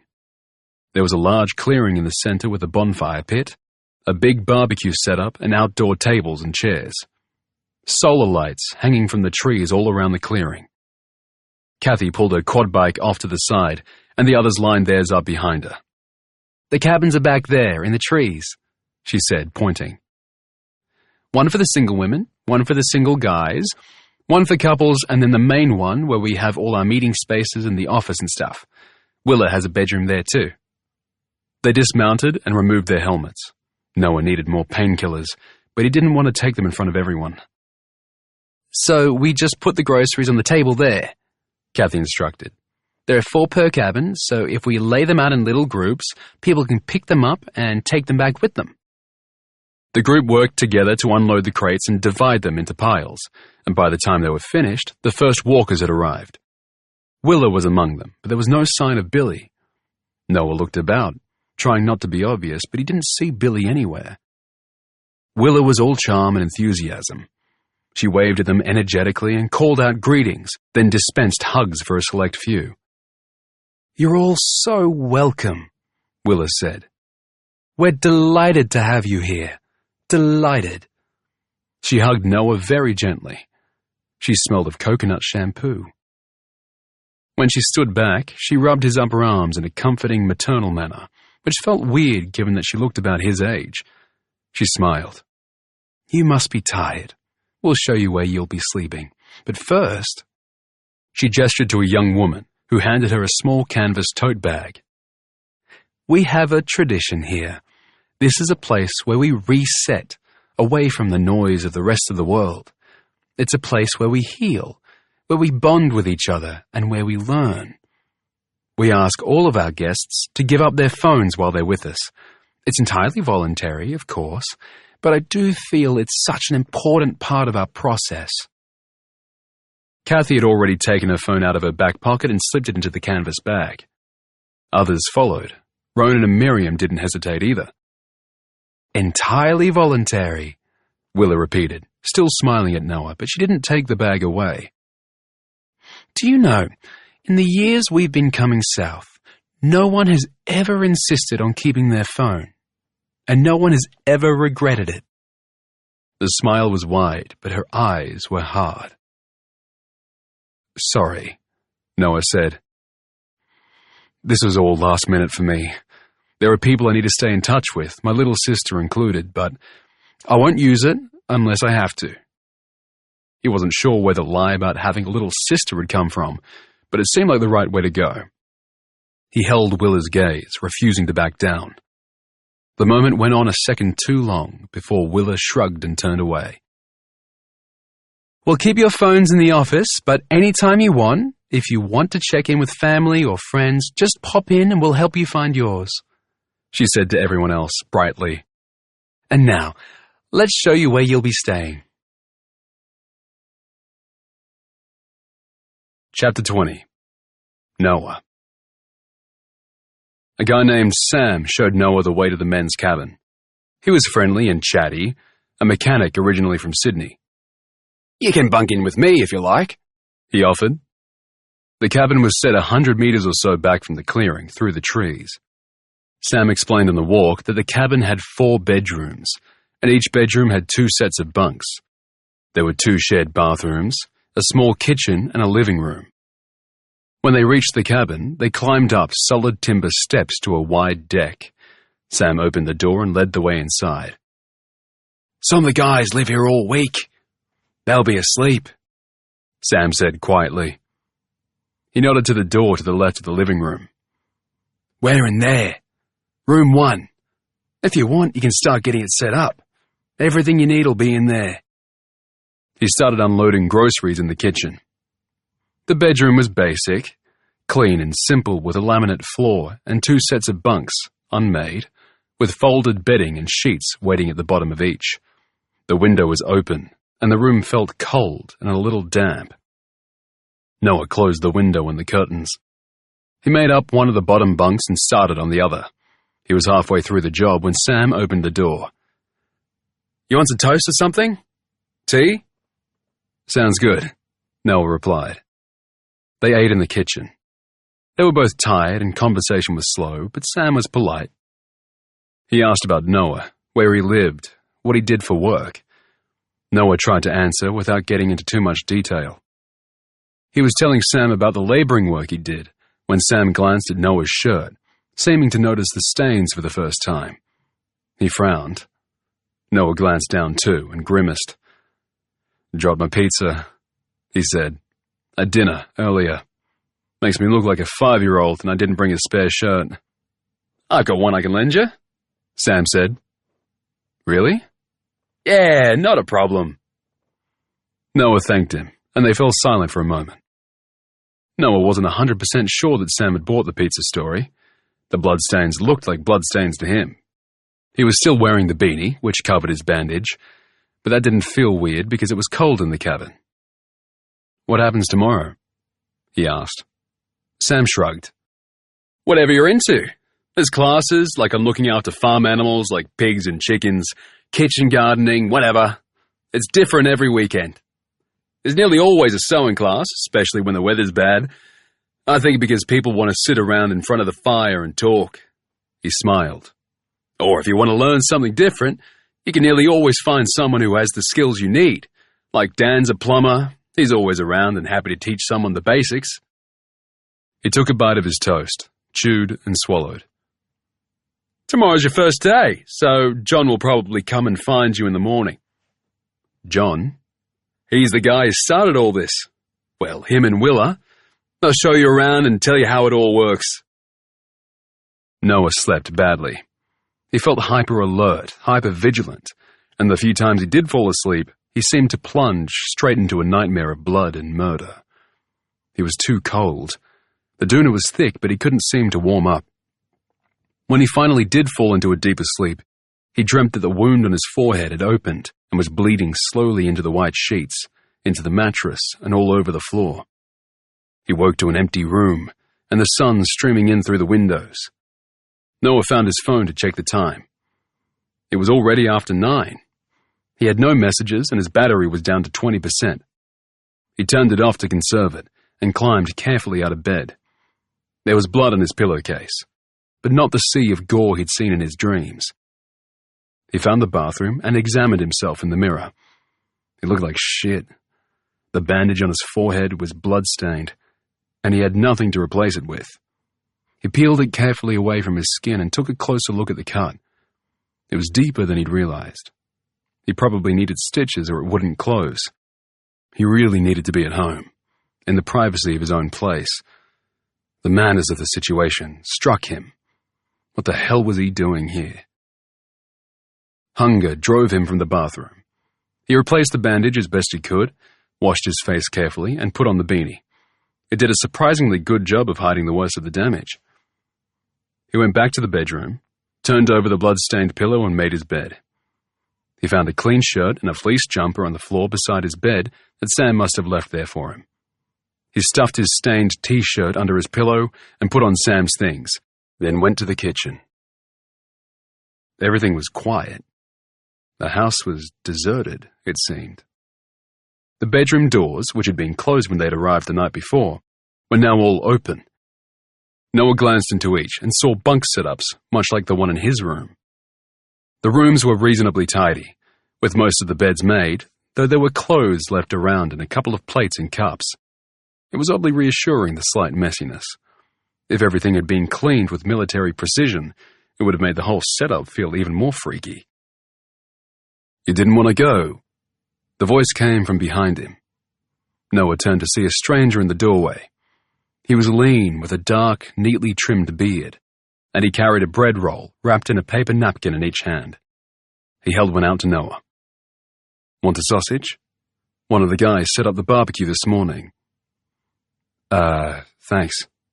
Got you one with onions and mustard. Hope that works." "Great." Noah took the wrapped offering. "John," said the stranger, offering his hand. "Noah." They shook hands. "You didn't want to go to any of the classes?" John asked again. "I thought they were voluntary." John laughed. "Jesus, the look on your face. Yeah, they are. You can tell that school wasn't your idea of a good time." Noah smiled and raised the bread roll in a gesture of thanks, before taking a bite. It was good and very welcome. He hesitated, then figured that the person he had come here pretending to be, someone who was innocently curious about the group, that person wouldn't be afraid to ask questions or to express an opinion. People keep saying everything is voluntary, but I'm getting the impression that that's kind of bullshit. John smiled. "Most people here are fully committed. That's all. They're enthusiastic, and there's a distinct culture here. Everyone is expected to pull their weight. Fully committed to what?" John ignored the question. "I'm suggesting that you need to roll up your sleeves. You don't need to try to fit in. You're a guest. You're not a member." He took a bite of his roll and wiped his mouth with his napkin. "You're at a loose end. Come with me, and I'll show you what it's all about." Noah followed as John led the way back towards the clearing and onwards to the main cabin. The camp was busy with energetic people doing energetic things. The tables and chairs in the clearing had been reorganized into a classroom layout. A woman stood beside an old-style whiteboard with a title in large capitals at the top. "Common pig illnesses and parasites," followed by a list. She was explaining various signs and symptoms, and her students were taking notes. Off to the side, there were two small groups chopping wood. They seemed to be competing with each other to see who could grow their pile faster. "All of this was Willa's idea," John said. I can't claim any credit. I was depressed and I couldn't climb out of it. I couldn't find a reason to be optimistic, you see. I could see climate disaster staring us all in the face. I mean, it was all so obvious. But the world just went on burning fossil fuels and cutting down forests and consuming like the merry-go-round was never going to stop. It was gaslighting, but completely ubiquitous. Even people who accepted the inevitability of what was coming, even people who really got it, they still got up in the morning and took their kids to school and went to work, as if any of that normal suburban shit was even going to matter in a few years. Noah privately thought that normal suburban shit like going to work was pretty important if you had kids to feed. Aloud, he pointed out, there are plenty of people who care about climate change. People protest and all that. And lots of people are trying to change things. Right. A few fringe groups. John dismissed them. But the world as we know it is going to end in our lifetime. And by that, I mean very, very soon. Not because it couldn't have been saved, but because people decided it was all too hard. I mean, the Western world has changed whole economic systems to support wars. But when it comes to saving the world, it's all too much. They'll do a bit of tinkering around the edges, but that's it. He gave Noah a sardonic look. Yeah, I know. This feels like a lecture you've heard before, too many times, and you're already switching off, right? Noah smiled and shrugged. I'm listening. Uh-huh. They walked on for a minute. But that is the problem, honestly, John continued. It's just impossible to engage people on this. The problem is too big and it feels too far away. People can't begin to wrap their heads around how life as they know it will just end. Neighborhoods will be washed away. Hurricanes will be more intense and will go for longer. Bushfires will become totally unmanageable. We'll see new diseases, new pandemics. The electricity grid will fail. Not completely to begin with. For a year or two, it will just get increasingly unreliable, and some cities will manage better than others, but some will fail outright. Much of our farmland will become unfarmable, either because of flood or drought. I mean, that's already happening, but the process will accelerate. And then supply chains will fail because countries will keep what they have for themselves. All those full supermarket shelves, they'll be a thing of the past. How long do you think the social order will last when the water stops running through the taps? When people can't feed their children? Noah didn't know what to say, but that was fine because John didn't seem to expect or need a response. They walked on in silence. How did you meet Willa? Noah asked eventually. John smiled, remembering. At a protest years ago. We went for drinks with a big group. I drank too much. I did that a lot in those days. I told Willa about my sister. He gave Noah a sideways look. My sister died when I was a little boy. She got sick. They tried to do a transplant, but it didn't take. I'm so sorry, Noah said. Thank you, John said quietly. Of course, Willa had lost her little girl. She understood better than anyone. Anyway, that was the night we became friends. They'd reached the main cabin. John opened the door, which was unlocked, and led the way inside. The layout of this cabin was very similar to the one where Noah had slept. The front door opened into a large living room, with the kitchenette off to the side and a number of closed doors, one of which presumably led to the office that Willa had mentioned, and another to her bedroom. The living room had two large, comfortable-looking leather couches and an armchair. Someone had attached pegboards to all the walls, and these were covered with drawings, photographs, and papers. There was a strong smell of fresh coffee, and Noah could hear quiet conversation coming from behind one of the closed doors. John went to stand beside the first pegboard. Willa and I decided that there was no point in protesting or lobbying government. All of that was completely ineffective. Better people than us were trying to save the world, and they were failing. So, I had to let all of that go. I'd been stuck in one place. Willa challenged me to take the next step. John's face had come alive. His eyes were locked on Noah. She didn't suggest that I was overreacting or being too pessimistic. She just said, "Okay." And she said, "What next?" "What next?" Noah echoed. "Exactly. As in, let's accept that everything's going to go to shit, and that we can't prevent that. What choices are we left with? How do we prepare for what's coming?" So that's what all of this is about then. Prepping for the apocalypse. Noah hadn't intended to let his skepticism leak into his voice, but it had, and John heard it. He didn't seem to take offense. His eyes crinkled, and the corners of his mouth lifted very briefly into the suggestion of a smile. That gave Noah confidence. "So, people have to pay to join your group?" he asked. "That's not exactly right. Anyone can come and be our guest and spend time with us. Like you, for example. But yes." He gestured to the pegboards. "If a person wants to join our community permanently, they must bring skills and resources. In most cases, that means money." Noah's eyes went to the drawings and pictures displayed on the pegboards. There were aerial photographs of deep green farmlands, a wide river, cliffs overlooking the ocean. There were drawings of buildings, artistic impressions of log cabins, and architect drawings of floor plans and interior details. "What is all this?" he asked. "This is the answer to Willa's question. This is our future."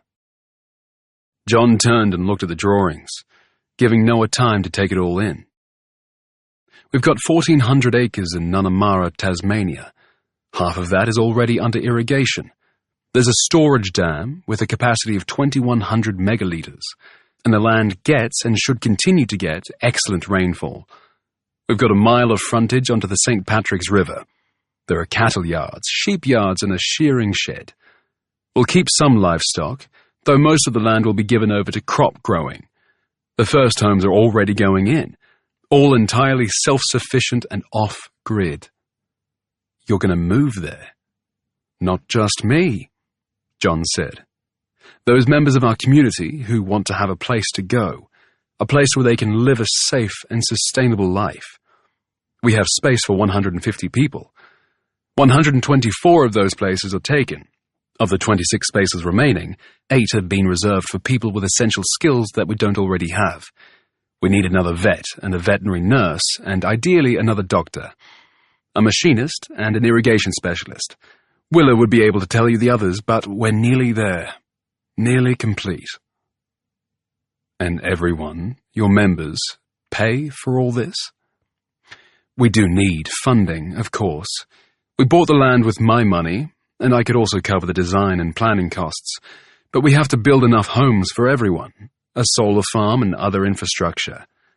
All of that is expensive, though most of the homes will be quite modest. We need to make sure that people are truly committed to this vision, Noah. We found that the costs, which are very fair, put off people who might otherwise waste our time.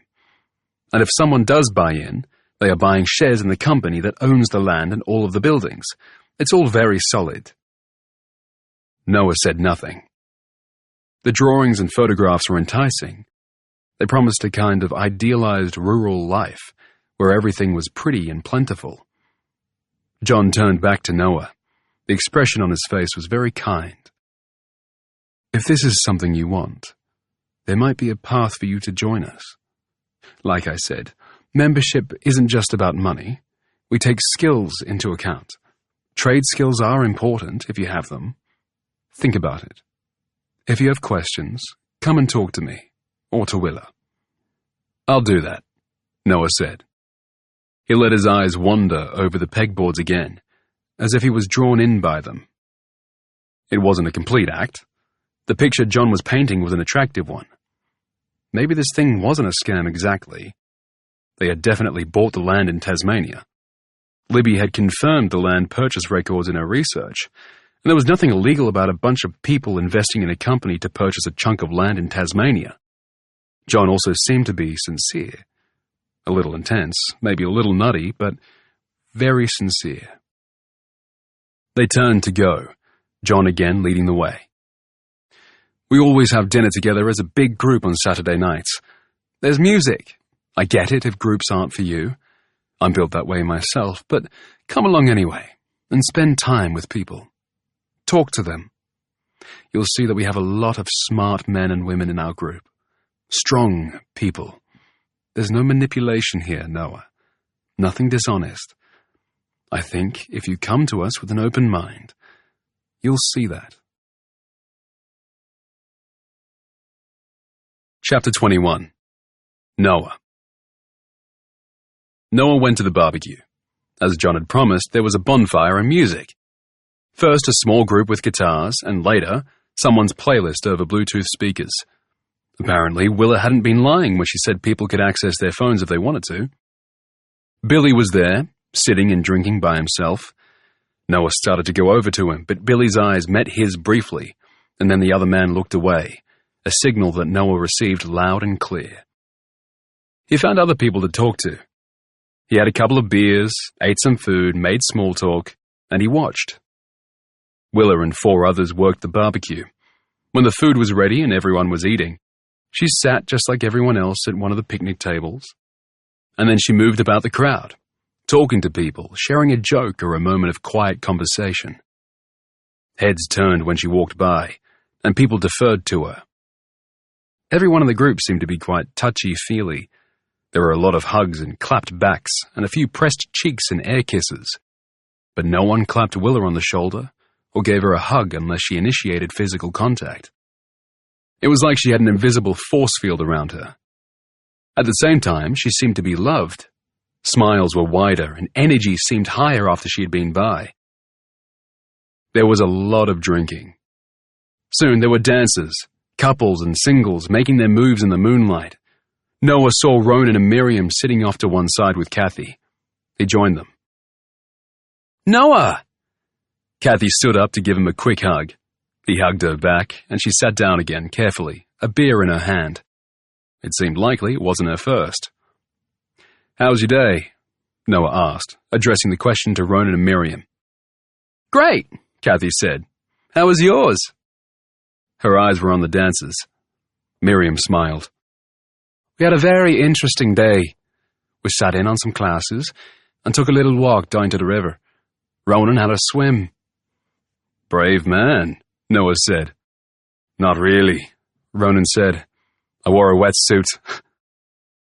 He seemed relaxed, more so than he had been in Perth. His hand rested on Miriam's leg, but some of the vigilance had gone out of him. "You seem pretty chill," Noah said. "It's a good spot," Ronan said. "Peaceful." Given the music and the noise and the dancing, that didn't make a lot of sense, but Noah understood what he meant. There was a happy vibe. Everyone seemed genuinely glad to be in each other's company, except Billy, who was still off to the side, drinking and glowering. "I'm going to dance," Kathy announced. She left her beer behind her and crossed the clearing to join the dancers. Soon she was shaking her thing and laughing, tossing her hair and messing around with a small group. Miriam nudged Noah and gave him a sidelong smile and a meaningful look. "She's very pretty," she said. "Oh, I have a girlfriend," Noah said hastily. A lie, obviously, but Flynn's face had popped into his mind as he'd said it. "Uh-oh," Ronan said quietly. He nodded across the clearing to where Billy had joined the dancers. He was pretty obviously drunk. His movements were clumsy and exaggerated. As they watched, he approached Kathy, caught her by the waist and spun her around towards him. It would have been obvious to anyone watching that she didn't want him to touch her. She leaned back and put her hands on his shoulders to try to push him away. She was laughing, trying to keep things light, but he wouldn't let her push him away. He kept trying to pull her closer, his arms locked around her waist. Noah was on his feet before he'd thought about it. He crossed the clearing and pulled Billy off. "She doesn't want to dance, mate." Kathy stood there for a second, red-faced, then spun away and disappeared into the crowd. Billy was flushed and off balance. "What the fuck?" "It's not a big deal. She didn't want to dance." Billy got up close, right in Noah's face. He was sweating despite the cold. "You think I force a girl? Is that what you're saying?" I'd never do that. Never fucking do that. I never said that you would, Billy, Noah said, trying to de-escalate. He had no idea what Billy would or would not do. He didn't know this man who'd saved his life. He could almost see the same thought cross Billy's mind. Noah took him by the shoulder and turned him away from the dancers. Let's get a beer, yeah? Billy allowed himself to be led away. He took the beer Noah found for him, then they stood off to the side, watching the action move around them. You're not my friend, he said suddenly. Don't get any fucking idea that we're friends just because of what happened. Noah swallowed. You saved my life. Yeah, but... Billy trailed off. He sniffed. I'm just telling you. He poured what was left of his beer onto the ground, then dropped the empty bottle on the grass. He started to walk away in the wrong direction. Noah went after him. I'll walk you back, he said. But it's this way. He tried to put his hand on Billy's shoulder again, but the other man pushed him off. I don't sleep here. I've got my own place. Got my own car down here. I'm not like the rest of you sheep. Right, Noah said. But you shouldn't drive. Let me... Billy turned on him fast. I fucking told you. You're not my friend, all right? Just because of what happened. That's done. That's just done. We're done. I don't want to talk to you. He walked away into the darkness. Noah watched him go, then turned and walked slowly back to Ronan and Miriam. He took his seat beside them, and Ronan wordlessly clapped him once on the back. After a few minutes, Kathy came to find them. She brought 2 beers with her. She handed one to Noah and sat down. Her mood had shifted from her earlier giddiness to something quieter. He used to be nicer, she said. He was always a lot, but he used to be nicer. It was the fire, Ronan said. He changed after the fire, hit the bottle harder, got pissed off with everyone. Something like that could mess anyone up. Was it the girl who died? Noah asked, carefully. Were they friends? There was a silence, a short pause while I thought about it. It was Miriam who answered. I wouldn't have said so, she said. Not especially. But Billy lost his wife and little girl in a car accident years ago. He was still pretty young when it happened. Maybe, I thought afterwards, when he changed, he got so angry all the time that Kaya might have reminded him of her. Of his wife, I mean. Kaya was so lovely, Kathy said quietly. Beautiful and really sweet. Everyone loved her. She was so excited about all of this. She waved her hand in the direction of the clearing. The bonfire was dying down, and the music had changed to something moody. Willa really trusted her, even though she was so young. It was so shit what happened. We all felt horribly, horribly guilty, because it was our fault, all of us. Imagine what she must have felt like when she realized she'd been left behind. She blinked away tears. The night before the fire, can you remember what Kaya was doing? Where she was? Noah asked. Kathy screwed up her face as she tried to remember. She was working, I think, in the office. She was always in the office. Why? I was just curious, Noah said lamely. Kathy looked a little confused. How did the mix-up happen? How did she get left behind? We just don't know. She was there, in the camp, in the early morning, and then we all got on the bus and I don't know. The first bus thought she was on the second bus, and the second bus thought she was on the first. But how come she didn't realize that the bus was leaving? I mean, wouldn't she have known the buses were there? That everyone else was getting on board? My guess is that she ran back to the cabin for something and no one realized. You have no idea what it was like. The fire was coming fast and we could hear it. A fire can sound like a freight train, did you know that? It's terrifying. The sky went dark and all we could hear was this noise, and we could see the embers landing and starting little spot fires. Noah frowned. What? Kathy asked. It's just, if it was that bad and the buses were loading up, would you run back to the cabin? Or if you did, wouldn't you tell someone that's what you were doing? Kathy looked miserable. Miriam put her hand on Noah's arm in a quelling gesture. It wasn't anyone's fault, she said gently. Will is completely devastated by what happened. You can't imagine. But it was complete chaos, and she checked off Kaya's name by accident. You could see it on the paper afterwards. She ticked off the name above, and that mark had gone through Kaya's name too, and she just didn't realize. It was just a stupid mistake. Noah left it alone for now, but he didn't stop thinking about it.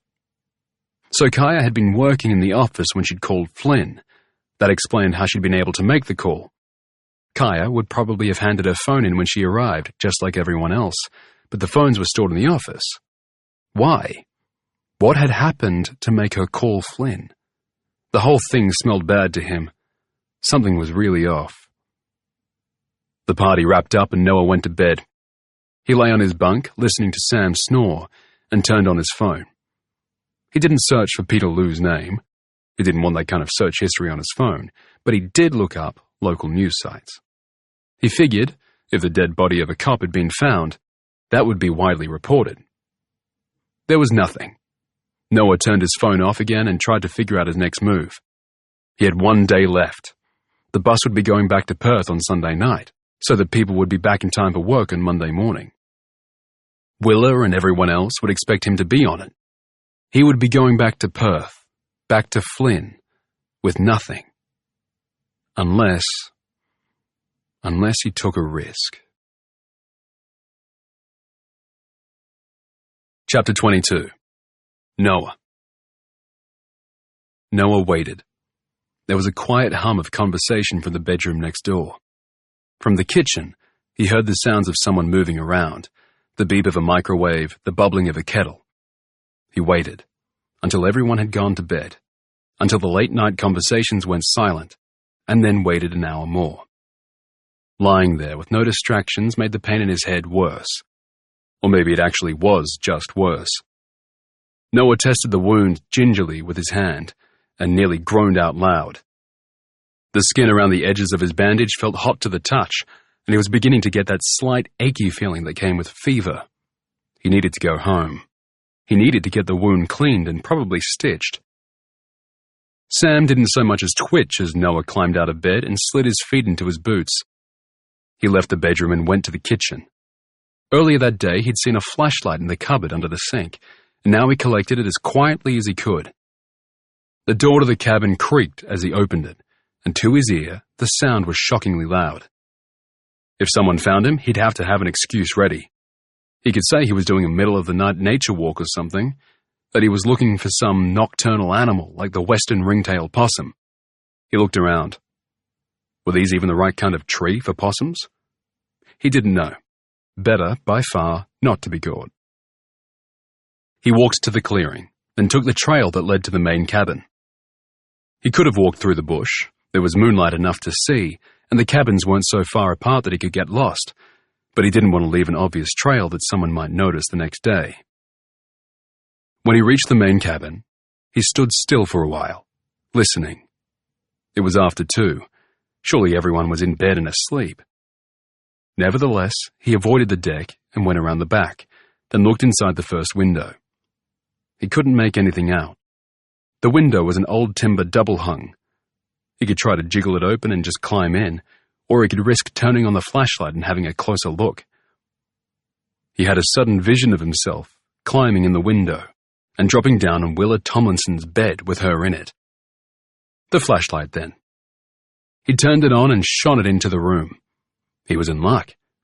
There was no bed, just a long desk up against the other window and a cupboard in the corner.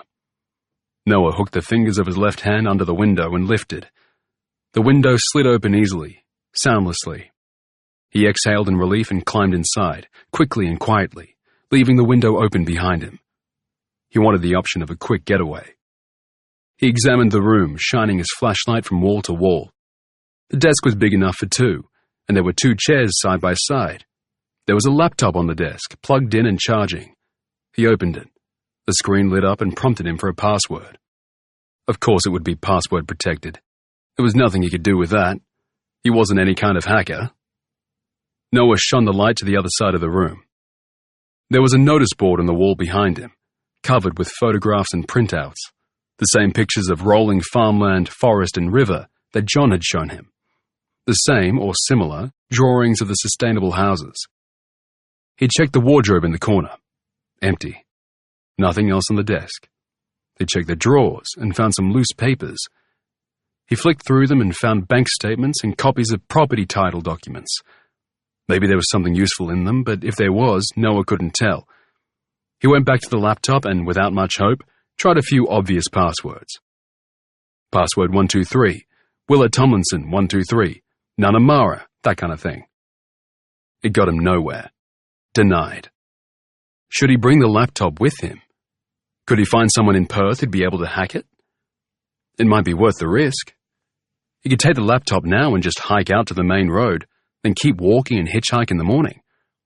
The roads would probably be empty right now, but he might get lucky, and in a few hours the sun would be coming up. Or he could even try stealing a quad bike, though the noise of the machine would be bound to wake someone, and it would have limited range. If he did leave, this so-called investigation of his would be over. And if he took the laptop, would Willa call the cops? The last thing he wanted was police attention. Noah stood there, undecided, and it was at that exact moment that he heard the sound of heavy boots on the porch outside. Noah turned off his flashlight and crouched down. He thought about climbing out through the window again, but he'd be seen. He should wait until whoever was arriving came inside, and then he could go out through the window. He picked up the laptop. Taking it was probably a mistake, but he had to bring Flynn something. Noah moved towards the window as he heard the front door open and close. A woman spoke loudly and clearly from the next room. "What are you doing here?" It was Willa, sounding shockingly close. Noah froze, but the question wasn't aimed at him. The door to the office was still closed. "I wanted to talk to you, and I can be here if I want. We're all owners, aren't we? Isn't that what you keep telling us?" It was Billy, sounding drunk and full of hostility.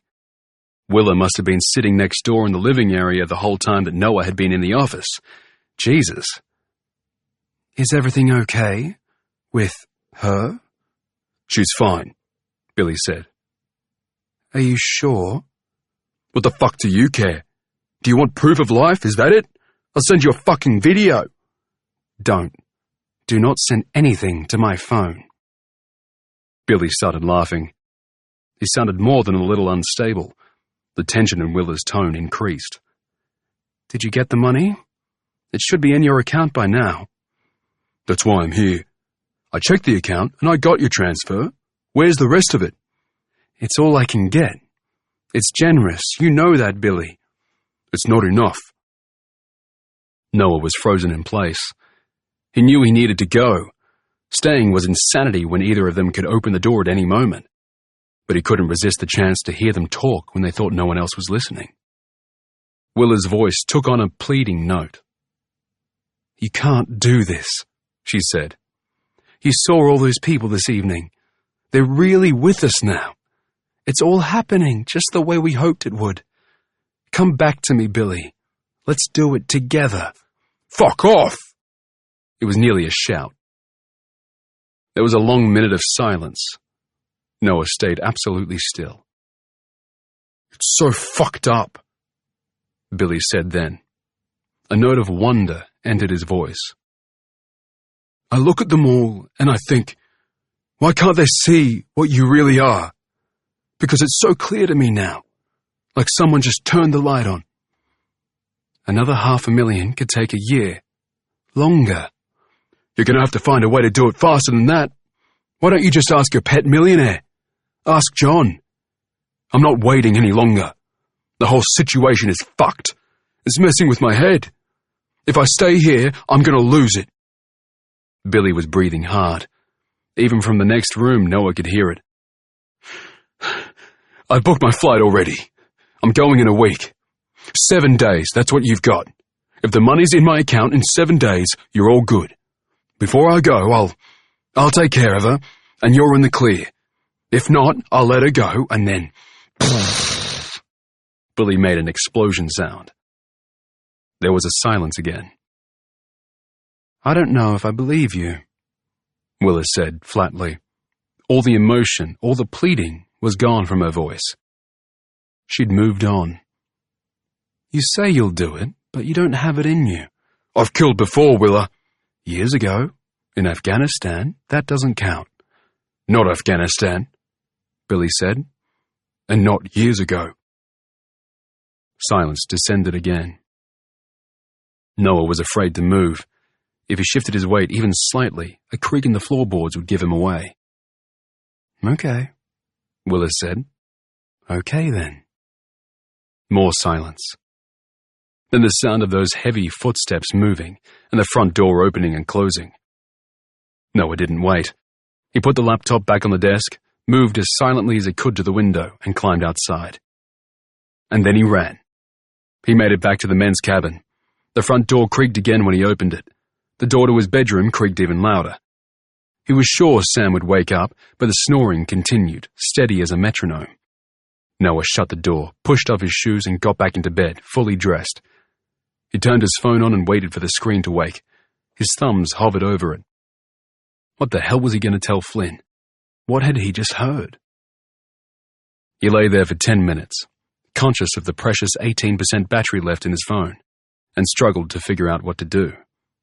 From what he'd just overheard, Billy was holding someone, a woman, and using her to blackmail Willa. That much was obvious. The question was, who? He wanted it to be Kaya, desperately wanted it. Was there a chance that she could be alive? Whoever she was, Billy was clearly going to kill the woman as soon as Willa paid him off. What the hell was Noah going to do? He should call the police right now and tell them everything. Except, he had so little solid information. No idea where Billy was hiding the woman, and no proof that the conversation he'd just heard had even taken place. If he called the police, what would Billy say? He'd certainly deny that there was any woman, and he'd probably find a way to point the finger at Noah for the death of Peter Lou. Shit. Noah's head was aching. He put his hand to his bandage and felt dampness. The wound was bleeding again, probably from the exertion of running back to the cabin. He was starting to feel really sick. He found his painkillers and dry swallowed 4. He was tempted to take more, but figured the maximum was the maximum for a reason. He lay back down and sent a text to Flynn. After the fire, did they recover Kaya's body? It was nearly 3 a.m. He didn't expect a response until the morning, but less than a minute later, his phone buzzed. The fire burned too hot. They said at the coroner's hearing it got to 1,000 degrees. There was nothing left. Noah stared at the screen. 3 blinking dots appeared, then another message. Why? Can you call me? Can I call you? Noah's mouth was dry. He took a breath and started typing. I heard Willa talking to a man named Billy tonight. He's holding a woman hostage, using her to blackmail Willa. I don't understand. Can you call me? Can't. I'm sorry. This time, the blinking dots lasted a long time. Too long for the short text that appeared. Do you think the woman could be Kaya? He didn't know. They texted for another half an hour as Noah's battery ran down. Flynn didn't want to call the cops, at least not straight away. She didn't trust them to listen to her. Also because she didn't want them to do something stupid, like show up at the camp. How do we find out more? How do we find out where he's keeping her?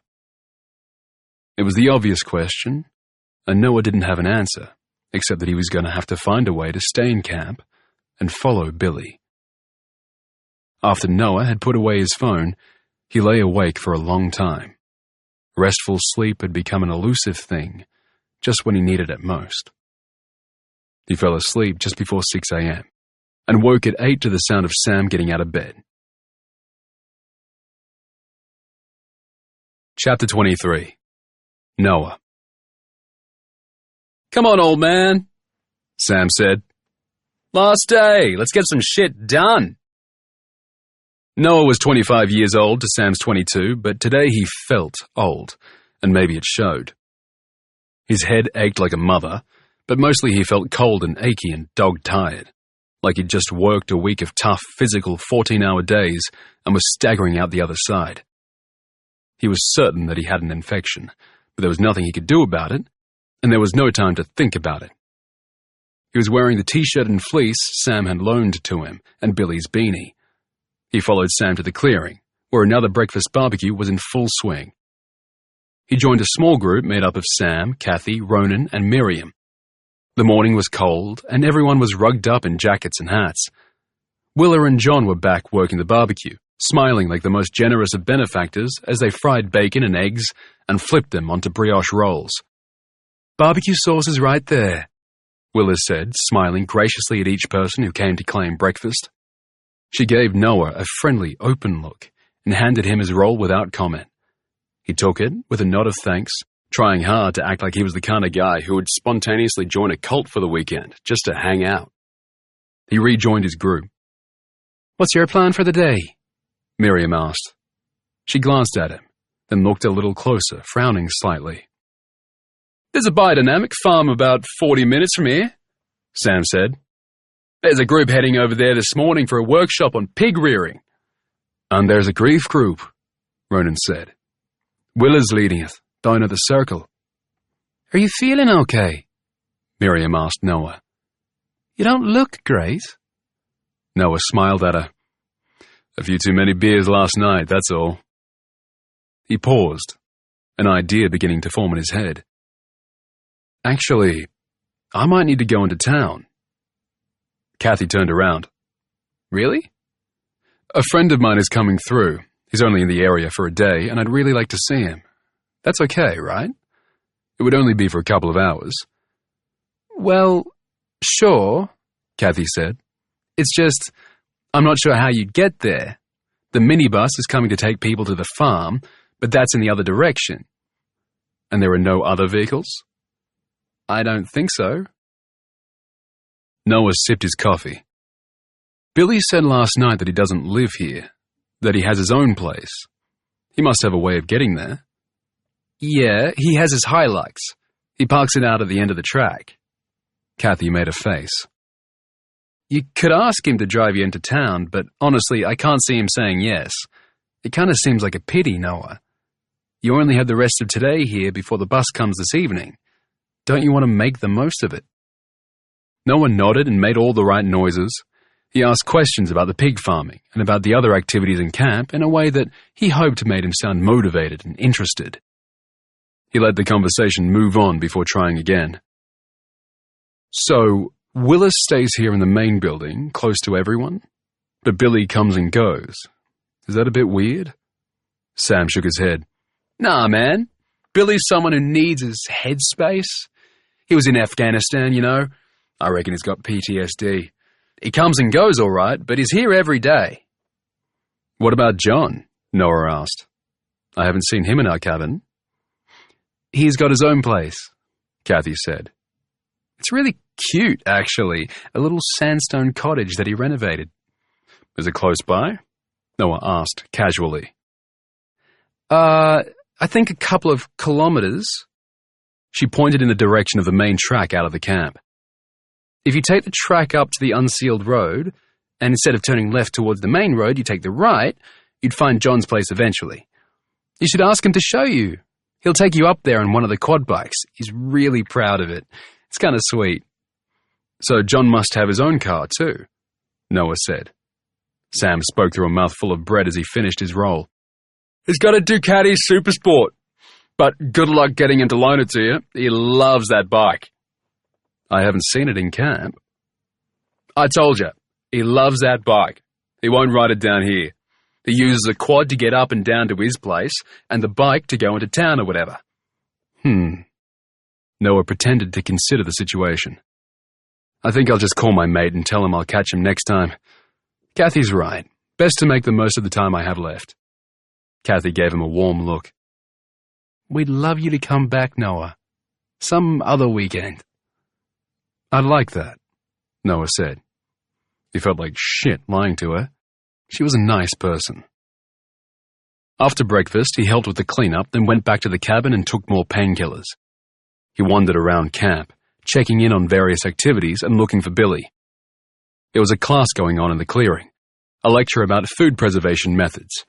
Noah sat at the back of the group for an hour. He paid no attention to the lecture. His mind was busy, running through his plans, but as the morning wore on, he started to get anxious. What if Billy didn't show all day?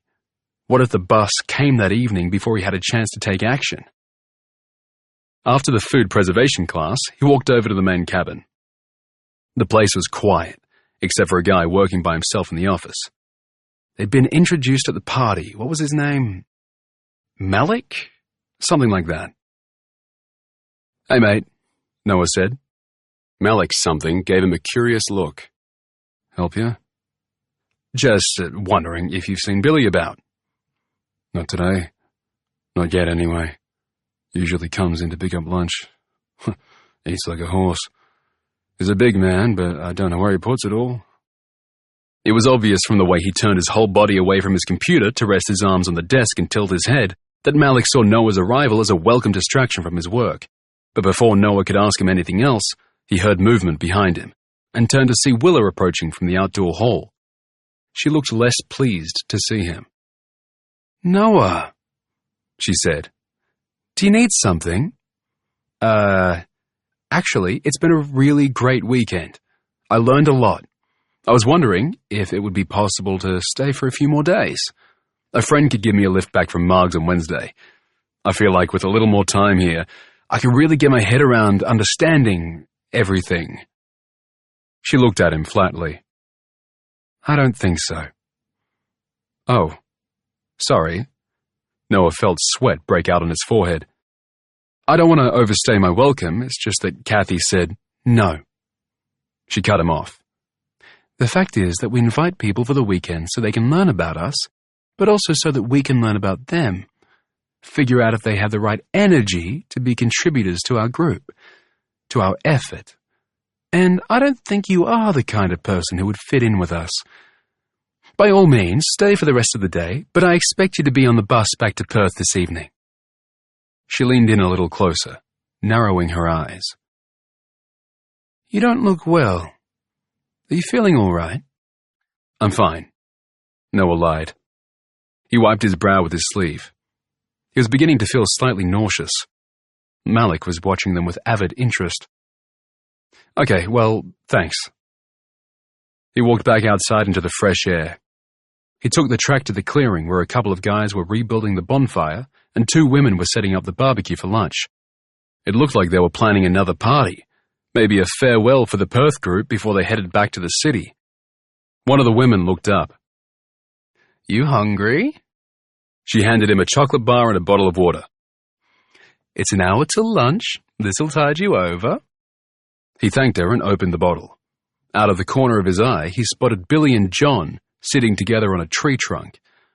Billy had his arms resting on his thighs, his head low, staring at the ground. John was leaning into him, a hand on Billy's shoulder, talking earnestly. Noah turned back to the woman. "I was thinking of going down to the river. Do you think I could borrow one of the quad bikes?" "Sure," she shrugged. "It's not a long walk, though. I think it's kind of nice to walk without the noise of an engine." "I'm not much of a walker." She pointed to one of the guys rebuilding the bonfire. "Tom has the keys. Ask him." Tom was less interested in debating the merits of man versus machine and more interested in building a perfectly balanced bonfire. He handed over a set of keys without much comment, other than a warning not to go too far, as he figured the battery was only good for an hour. Noah thanked him. He mounted the bike and drove out of camp, taking the main track. It wasn't the route to the river, and he didn't look back to see if anyone had noticed that he'd gone the wrong way. This was his one chance, and he had to use it.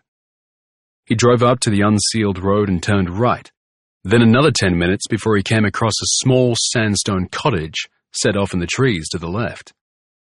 Kathy had said it was pretty, and she hadn't lied. The sandstone had been cleaned and repointed, and the timber windows looked brand new, as did the hardwood porch. He found John's motorbike sitting on the back porch. Noah parked the quad in the trees and walked back to the house. He tried the back door. It wasn't locked. He found the keys to the motorbike sitting on the kitchen table beside a bowl of fruit. Noah wheeled the bike out front, climbed on, and started the engine. He'd had a bike for his second year in Perth, and only gotten rid of it when two other friends, also motorbike enthusiasts, got taken out on the roads on the same weekend. It had felt like a sign. Now, Noah drove the bike back down the unsealed road, past the track that led to the camp, and then slowed. Almost immediately, he spotted Billy's Hilux parked on the side of the road. Noah drove 20 meters past the car before pulling in again and hiding in the trees. Nearly 2 hours passed before anything happened. Noah got colder and started to shiver. He ate the bar of chocolate he'd been given at camp and wished he still had the water. Wished he had his painkillers and a warm bed. At last, he heard the high-pitched whine of a quad bike approaching, followed by voices, too far away for him to make out clearly what they were saying. But it sounded like John and Billy talking. Arguing, maybe. It sounded like John was trying to give Billy a pep talk that wasn't being received well. Presumably, John was giving Billy a lift to his car. How much did John know? Was he in some way involved in Billy and Willa's messed-up relationship? Finally, the conversation stopped, and Noah heard the quad bike move away, followed by the deep rumble of Billy's V8 engine switching on, revving up, then approaching. He knew that Billy couldn't possibly see him where he was hiding in the trees, but he crouched low all the same and waited for the car to pass. Then he got the bike back up onto the road and followed. It was difficult to tail Billy without being seen. The roads were very quiet. There was almost no traffic for the first 5 minutes, and only the occasional car after that. Noah had to leave as much distance as possible between himself and the Hilux, and he completely lost sight of it more than once. Twice he drove past a turn Billy had taken and had to double back. If it had gone on much longer, Noah would almost certainly have lost Billy for good, but after half an hour and a series of turns that led them back into heavier forest, Billy slowed again and turned right onto an unsealed road. His Hilux disappeared into the forest. Playing it safe, Noah drove past the turn, then doubled back and followed. It was a private access road and narrowed quickly. Noah pulled in to the side. Wherever this road was leading, the ultimate destination could be a few kilometers further on, or just another couple of 100 meters. He couldn't afford to turn a corner and find himself on top of Billy. He would have to hide the bike and start walking. He wished that he had a weapon of some kind. He looked around for a decent-sized stick, but saw nothing useful. It occurred to him to check in the storage space under the seat of the bike. He got lucky. He found a small tire iron inside and took that with him. 5 minutes of walking brought him to the end of the track, which opened out into a clearing where Billy's Hilux was parked haphazardly in front of a small donga. The donga had probably once been used as accommodation for remote miners and sold off when it got too shabby. It looked like it had seen a lot of years, weather-stained and battered, its plastic-clad outsides stained urine yellow in places. It had a door with a security grate and 2 windows, also secured with a metal grid. There was an open padlock hanging from the door, and no sign of Billy. Noah crept closer. He went to the right of the donga and pressed close to the wall. The wall was thin. Noah could clearly hear the sound of a female voice coming from inside. It was quiet and a little hoarse, the voice of a woman nursing a cold or a flu. "You didn't come back last night?" Billy answered. "Yeah, slept in my car." There was more movement, the sound of the floor creaking as Billy moved around inside. Then the woman spoke again. "I get scared when you don't come back." "I've told you, you don't need to worry. Nothing's going to happen to you. You're always going to be safe." "Billy, if something happens to you, then I'm going to die. Do you get that? No one's going to come and find me here." There was no answer. Noah pressed his back to the donga. There was a window to his left, but it had been lined with tinfoil on the inside, That meant there was no way to see in, but it also meant that no one could see out. Please, Billy. Please, can I go home? Just let me go home. You promised me. More movement. It sounded like Billy had gotten closer to the woman. It's just going to be 1 more week, okay? He said. I told Willa she had 1 more week to get me the money, and then I'm leaving. And she thinks you're going to kill me? Yeah. He laughed. But you're not going to do that. The laughter ended abruptly. Kaya, I would never hurt you. You know that. We're the same. She fucked both of us. 1 week. Just 1 more week. You promise? Yep. Kaya let out a whoop of excitement which made Billy laugh. Hearing her name sent a shockwave through Noah's body. He'd hoped, had wanted so much to believe it was her, but part of him had been expecting to be disappointed. And now he knew. Kaya was alive. He fumbled with his phone. The battery was down to 2%. He sent a text with clumsy fingers. She's alive. He waited for his phone to die, but it didn't. And, miracle, the text went through. He tried one more. He dropped a pin on a map and sent the image through to Flynn just as the screen went black. He thought the message had gone before the battery, but couldn't be sure. And now he had to be very careful. He would wait until Billy had left again, and then get Kaya out of there.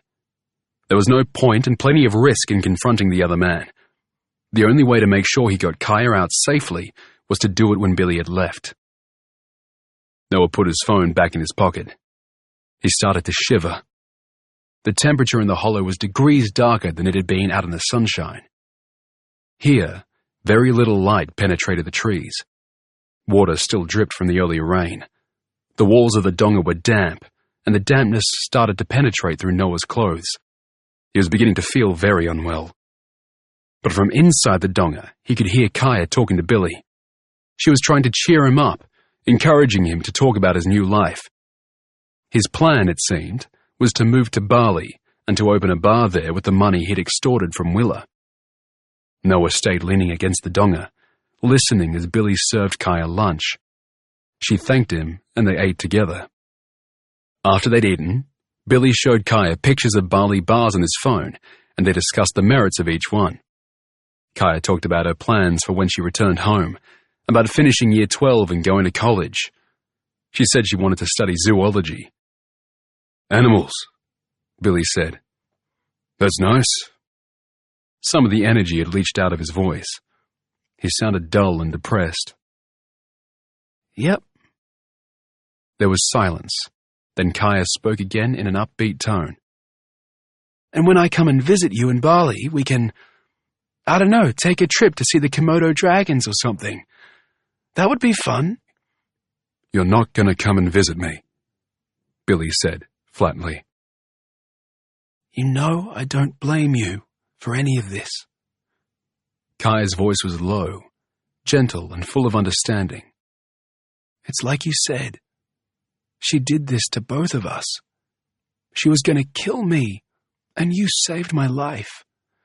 I'm always going to be grateful to you, Billy. Sure you are. I mean it. Conversation died away. The floor creaked. It was time for Noah to move. As quickly and quietly as possible, he crossed the small clearing and disappeared into the trees. He crouched low behind some brush, 10 or 15 meters back into the tree line. It was a half hour or more before he heard the door of the donga open and close, and the sound of the car engine starting, by which point he'd moved from crouching to sitting and was shivering almost uncontrollably. As soon as the car left the clearing, Noah was moving. His legs were unsteady. When he got to the door, he saw that it had been locked with a padlock. Damn. Of course it would be locked. Noah rattled the lock. It was new and solid, but it was attached to a door that looked like it wasn't made of the sturdiest stuff. He'd had a tire iron. Noah's hands flexed. He'd had it, but he didn't have it now. Where had he left it? Noah half ran, half staggered back to his hiding place. The tire iron was there, lying on the ground. He picked it up and went back to the donga. He made no attempt to break the lock itself, but instead he attacked it where it was attached to the door. The timber of the door splintered easily, and the lock came away. Noah was inside. There was a kitchenette against one wall, a small couch in the other corner, and a closed door that led, presumably, to the bedroom. Noah went to the bedroom door and opened it. The room inside was small. Sitting on the floor, her right wrist handcuffed to a bed with a metal frame, was a girl. He recognized her from her photo. Barely. "I'm Noah," he said. "I'm a friend of your sister's." He felt suddenly hot. He took off his beanie and let it drop on the floor. Kaya looked terrible, worse by far than he felt. She was pale. Her hair was heavy with grease. She was wearing filthy jeans that were stained grey-black from soot and smoke, and a fleece jumper that was way too big for her. The metal bed frame that her wrist was attached to had been screwed to the floor, and her wrist was brown and yellow with old bruises. "Flynn knows I'm here?" I'm not sure." Noah crossed to her side. "Where are the keys?" She rattled the handcuff against the bed frame. "He keeps them on him." "Okay." Noah grabbed the tire iron and slid it through the handcuff that was attached to the bed frame, then braced the tire iron against the metal bed frame. "Hurry! Please, hurry!" Kaya said. She sounded very afraid, very different from the confident, happy front she'd put on so effectively for Billy. She'd been here for 6 months. He couldn't imagine what she'd been through. Noah brought all his weight to bear on the tire iron and the handcuff. Sweat broke out on his forehead and lower back. Blood pounded in his ears, and he felt nauseous. Kaya was crouching on the ground, coiled tight with tension, her right arm extended, her left covering her head. The handcuff didn't give. Noah staggered as he released the pressure. Kaya lifted her head. "It didn't work," she said. Noah examined the cuff more carefully. The metal chain connecting the cuffs was much longer than usual. The length allowed Kaya room to move around the room a little, to lie on the bed or to move to the other side of the room where there was a plastic bucket with a lid, which was presumably her toilet. But it looked like Billy had replaced the original connecting chain with a longer one, and on closer examination, that was where the weakness lay. He had bent and compressed a chain link into a metal connector on the handcuff. Noah looped the chain around the bed frame. He slid the tire iron through again, but this time, he applied leverage to the chain connection, rather than the handcuff itself. For a moment, he thought he would fail again. And then the chain gave. It broke so suddenly that he fell forward, hitting his head in a glancing blow against the wall. He reached out a hand and steadied himself against the wall. His hand shook. He put his hand to his forehead and it came away bloody. He must have lost his bandage somewhere. "I'm sorry," he said to Kaya. "I think I'm sick." "Get away from her!" Noah turned to see Billy in the doorway, red-faced with fury and holding a shotgun. Noah's head was reeling, not from the fall, which hadn't been hard, but from his effort and from what was clearly becoming a raging infection. "It's okay," he said, raising his hands in a pacifying gesture, only to belatedly realize that he was still holding the tire iron. Billy gestured with the shotgun. "Get the fuck away from her!" It was Kaya who moved, and quickly, almost skittering across the room in a half-crouch. "He's a friend, Billy. Don't hurt him, okay? He's our friend." "He's not my fucking friend. He's a spy, or a cop." Billy's mouth was wet with spittle. He was wild-eyed. "I'm not a spy, or a cop. I'm Flynn's friend," Noah said. "My sister, Flynn. You remember Flynn, right, Billy?" Kaya was doing her best to slide back into her friendly, upbeat, encouraging tone, but it wasn't working. There was an edge of fear to her voice, of desperation, that was adding to the tension in the room, and Billy wasn't listening. He flipped the shotgun in his hands, grasped the barrel, and swung the stock, aiming directly at Noah's head. Noah tried to defend himself, but he just couldn't make his limbs move fast enough. The stock cracked into Noah's forehead. There was an explosion of pain, and then everything went black. Chapter 24. Flynn.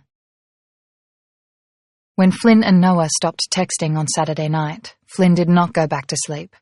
Instead, she got out of bed, packed a bag, got in her car, and drove south to Margaret River. She had to stop at a service station halfway there, to sleep for 20 minutes and then swallow what felt like a litre of coffee in a bid to wake herself up. But she made it into Margaret River town by 7. She desperately wanted to continue on, to drive to camp and find Noah or Willa or Billy and find answers. But she couldn't drive to camp because she couldn't confront anyone, couldn't even risk being seen. If there was any chance that Kaya was alive, Flynn wasn't going to spook Billy or Willa into doing anything drastic. Instead, she got out her phone and found a nearby Airbnb. She booked and paid, then waited for the supermarket to open at 8. She bought some basics, then drove in the direction of Preverly to the rented apartment. She followed the emailed instructions, got the key from the lockbox, and went inside. The apartment overlooked Preverly Beach. The view was magnificent, but the apartment was cold and uninviting. It felt like a property that had been rented out too much and loved too little. There was no art on the walls, no cozy blanket on the thin cushioned couch, but there was reverse cycle heating, which Flynn turned on immediately, and a functional fridge and toaster. She unpacked the food, ate a yogurt, then plugged in her phone beside the couch and sat there, waiting. Time ticked by, painfully slowly. At one point she fell asleep and jerked awake from a dream where she'd been back at the car park at the boat shed, waiting for Kaya's bus, which, even in her dream, she'd known would never come. After that, she got up and paced the room, waiting. Noah had told her that he was low on battery. What if his phone had died and he was in trouble? Maybe waiting was the worst thing she could do. Maybe she should be driving over there or going to the police, something. Noah's text came through before desperation drove her from the house. She's alive. Flynn clutched her phone so hard that her knuckles whitened. She grabbed her keys and ran for the door. A second text came through, this one with a dropped pin sharing Kaya's location. With shaking hands, Flynn set the pinned location as her destination on her Maps app on her phone and started driving. The phone told her she was an hour away from her sister. Flynn cried, a brief storm of tears that subsided quickly. By the time she turned off the second unsealed road and started driving up the dirt track, the tears were gone and her hands had stopped shaking. She called Noah's phone, and the call went straight to voicemail, which wasn't unexpected, but it meant that she didn't know what she was driving into. Flynn concentrated on slowing her breathing and focusing her mind. In through her nose and out through her mouth. She was in control. She had a chance to get Kaya back, and she wasn't going to screw it up. She was not going to leave without her sister. A moment later, Flynn found herself in a clearing. There was a red Hilux parked at an angle in front of a sagging yellow donga. As soon as Flynn got out of the car, she heard voices coming from inside. Kaya's voice, raised and pleading, and a man talking over her in a babbling rush. "Please, Billy, please, nothing has changed." "I'm sorry, so sorry, but I have to." "You lied to me, you promised me." "I didn't lie, but then he came and he ruined everything." "But you can just lock us both up. You don't need to hurt anyone. You said it's just one more week, so..." "No, because everything's changed now, and I don't know who else he talked to. He could have told anyone, and people might be coming, and it's too soon. I'm not ready." Flynn didn't wait. The door to the donga was wide open. She went inside and found herself in a small kitchen. To the right, there was a bedroom. A man stood in the doorway, a big man. His back was turned to her, but she could see that he was holding a shotgun. "Please, Billy," Kaya said. She was crying now. The big man started to raise the gun. Flynn went for him. He was twice her size, but she knew exactly how to take him down. She tackled him from behind, going straight for his knees. They buckled, and he fell backward, taking Flynn to the ground with him and knocking the air out of her. But she kept moving, scrambling for the gun. She managed to grab the barrel, but he still had his hand wrapped around the stock and he didn't let go. While she had been focused on the gun, he managed to get on top of her and to flip her so that he was sitting on her waist with his knees either side of her body. He wedged the gun between the floor and his right knee and then put his hands around her neck and squeezed. Flynn panicked. It was impossible not to. She had exactly 2 classes at the gym with Noah, and they'd practiced escaping from exactly this position. But now, with the big man on top of her, his hands squeezing the air out of her, she couldn't remember a damn thing.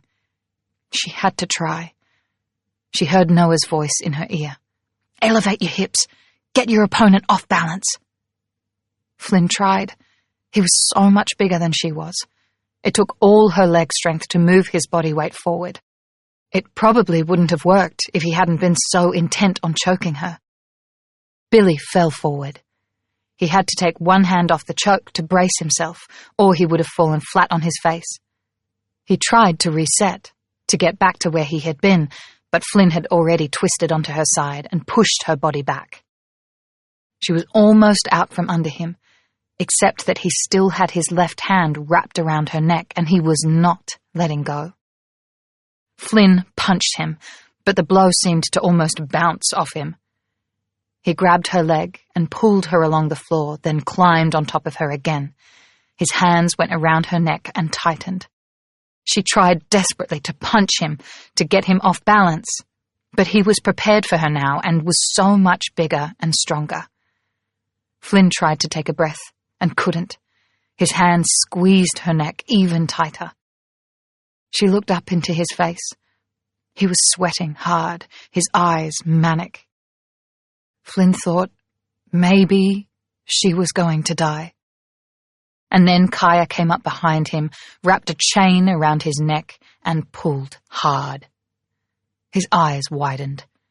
He took one hand from Flynn's neck and tried to curl his fingers under the chain to pull it free, but Kaya was using all of her strength and weight to hold it in place.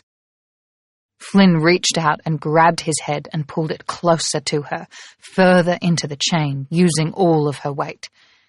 He punched her in the ribs with his free hand, then punched again.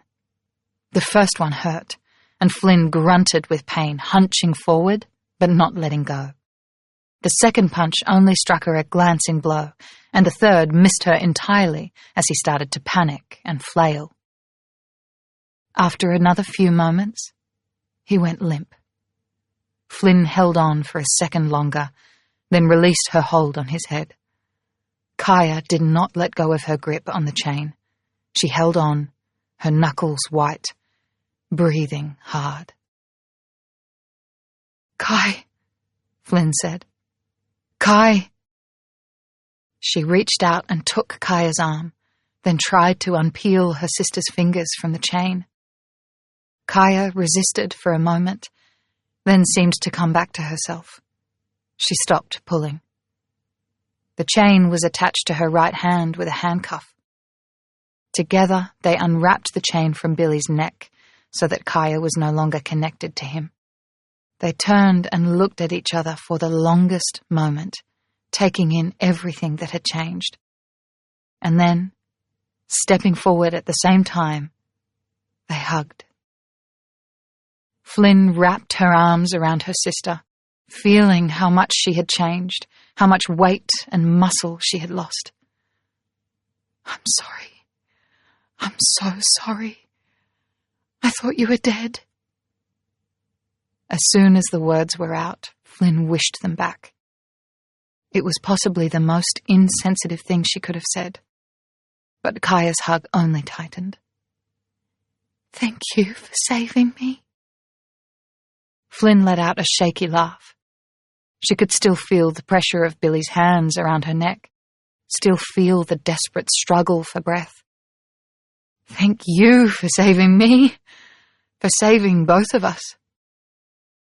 They turned as one towards Noah. Flynn knelt by his side. He's your friend? Kaya asked. Yes. There was an ugly wound on Noah's forehead. It was swollen, bruised and bloody, with a deep, open gash. His skin was pale and clammy. His breathing seemed too fast. My phone, Kaya, she said urgently.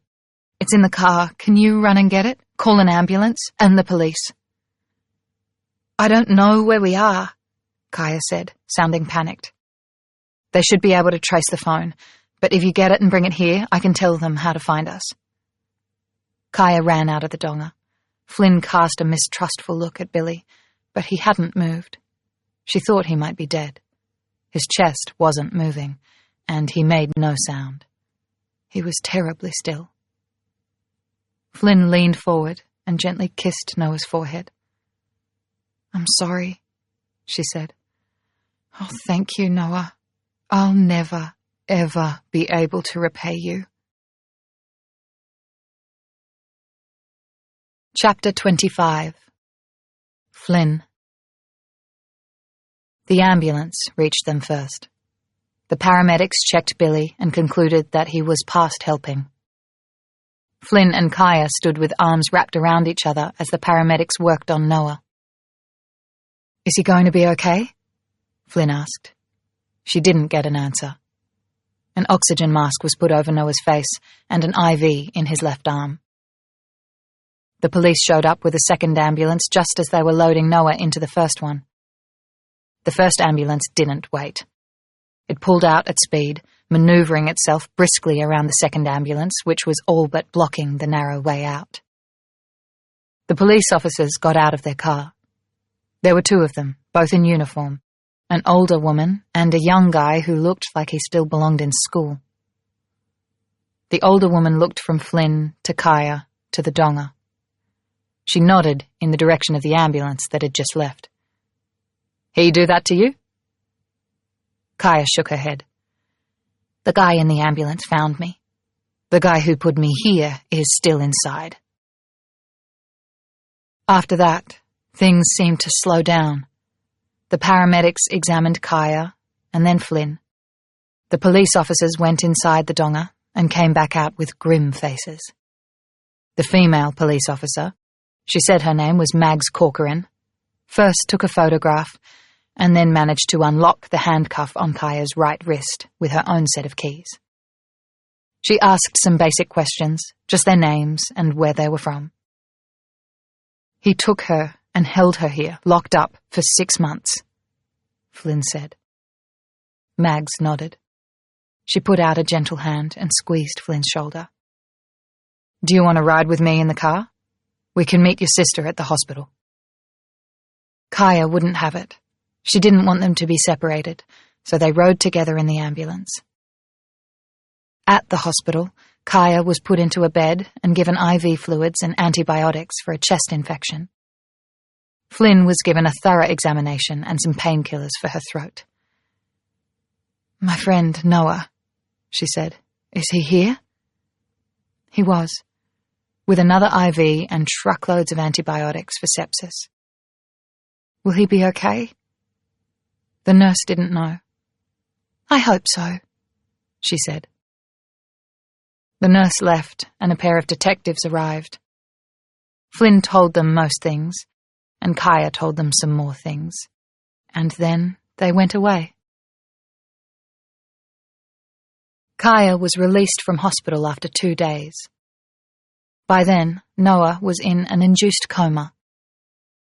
Kaya and Flynn stayed at the Airbnb Flynn had rented. Neither of them was willing to go back to Perth until Noah could come with them. Flynn worried that staying in the area might be difficult for Kaya, but it wasn't like that. The apartment overlooked the beach.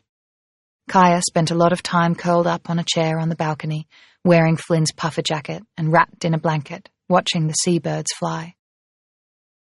The wide open sky The endless sand and the rhythmic rush and retreat of the waves below couldn't have been more different from the damp, dark, silent donga in the woods. She tired quickly in the beginning, but when she was up to it, they took walks on the beach. They ate good food and talked and waited and hoped. "I was working in Willa's office the day before the fire," Kaya said, the first time they went to the beach together. It was winter, so the beach was all but deserted, except for an older woman and a small child, shell-gathering far off in the distance. "She asked me to put together a presentation for everyone about Nanamara.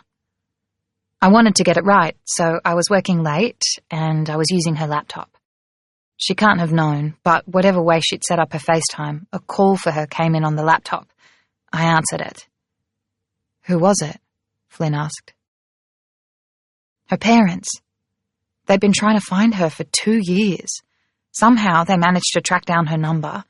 They told me that Willa was only 21, that she'd never been a teacher, never lost a child, never even had a child. They said she'd been seriously, clinically depressed in school, that she'd gotten obsessed with climate change and was convinced that the next apocalypse was coming." Jesus, Flynn thought about it.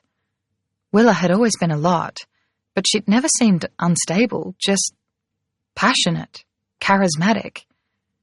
How did she end up in Perth? They didn't know, just that she'd checked herself out of a hospital and disappeared. They wanted to know if she was okay, if she was doing well. I kind of freaked out, hung up on them. Kaya bent down and picked up a round stone from the sand. She walked closer to the waves, trying and failing to skip it. "I went straight to her, of course.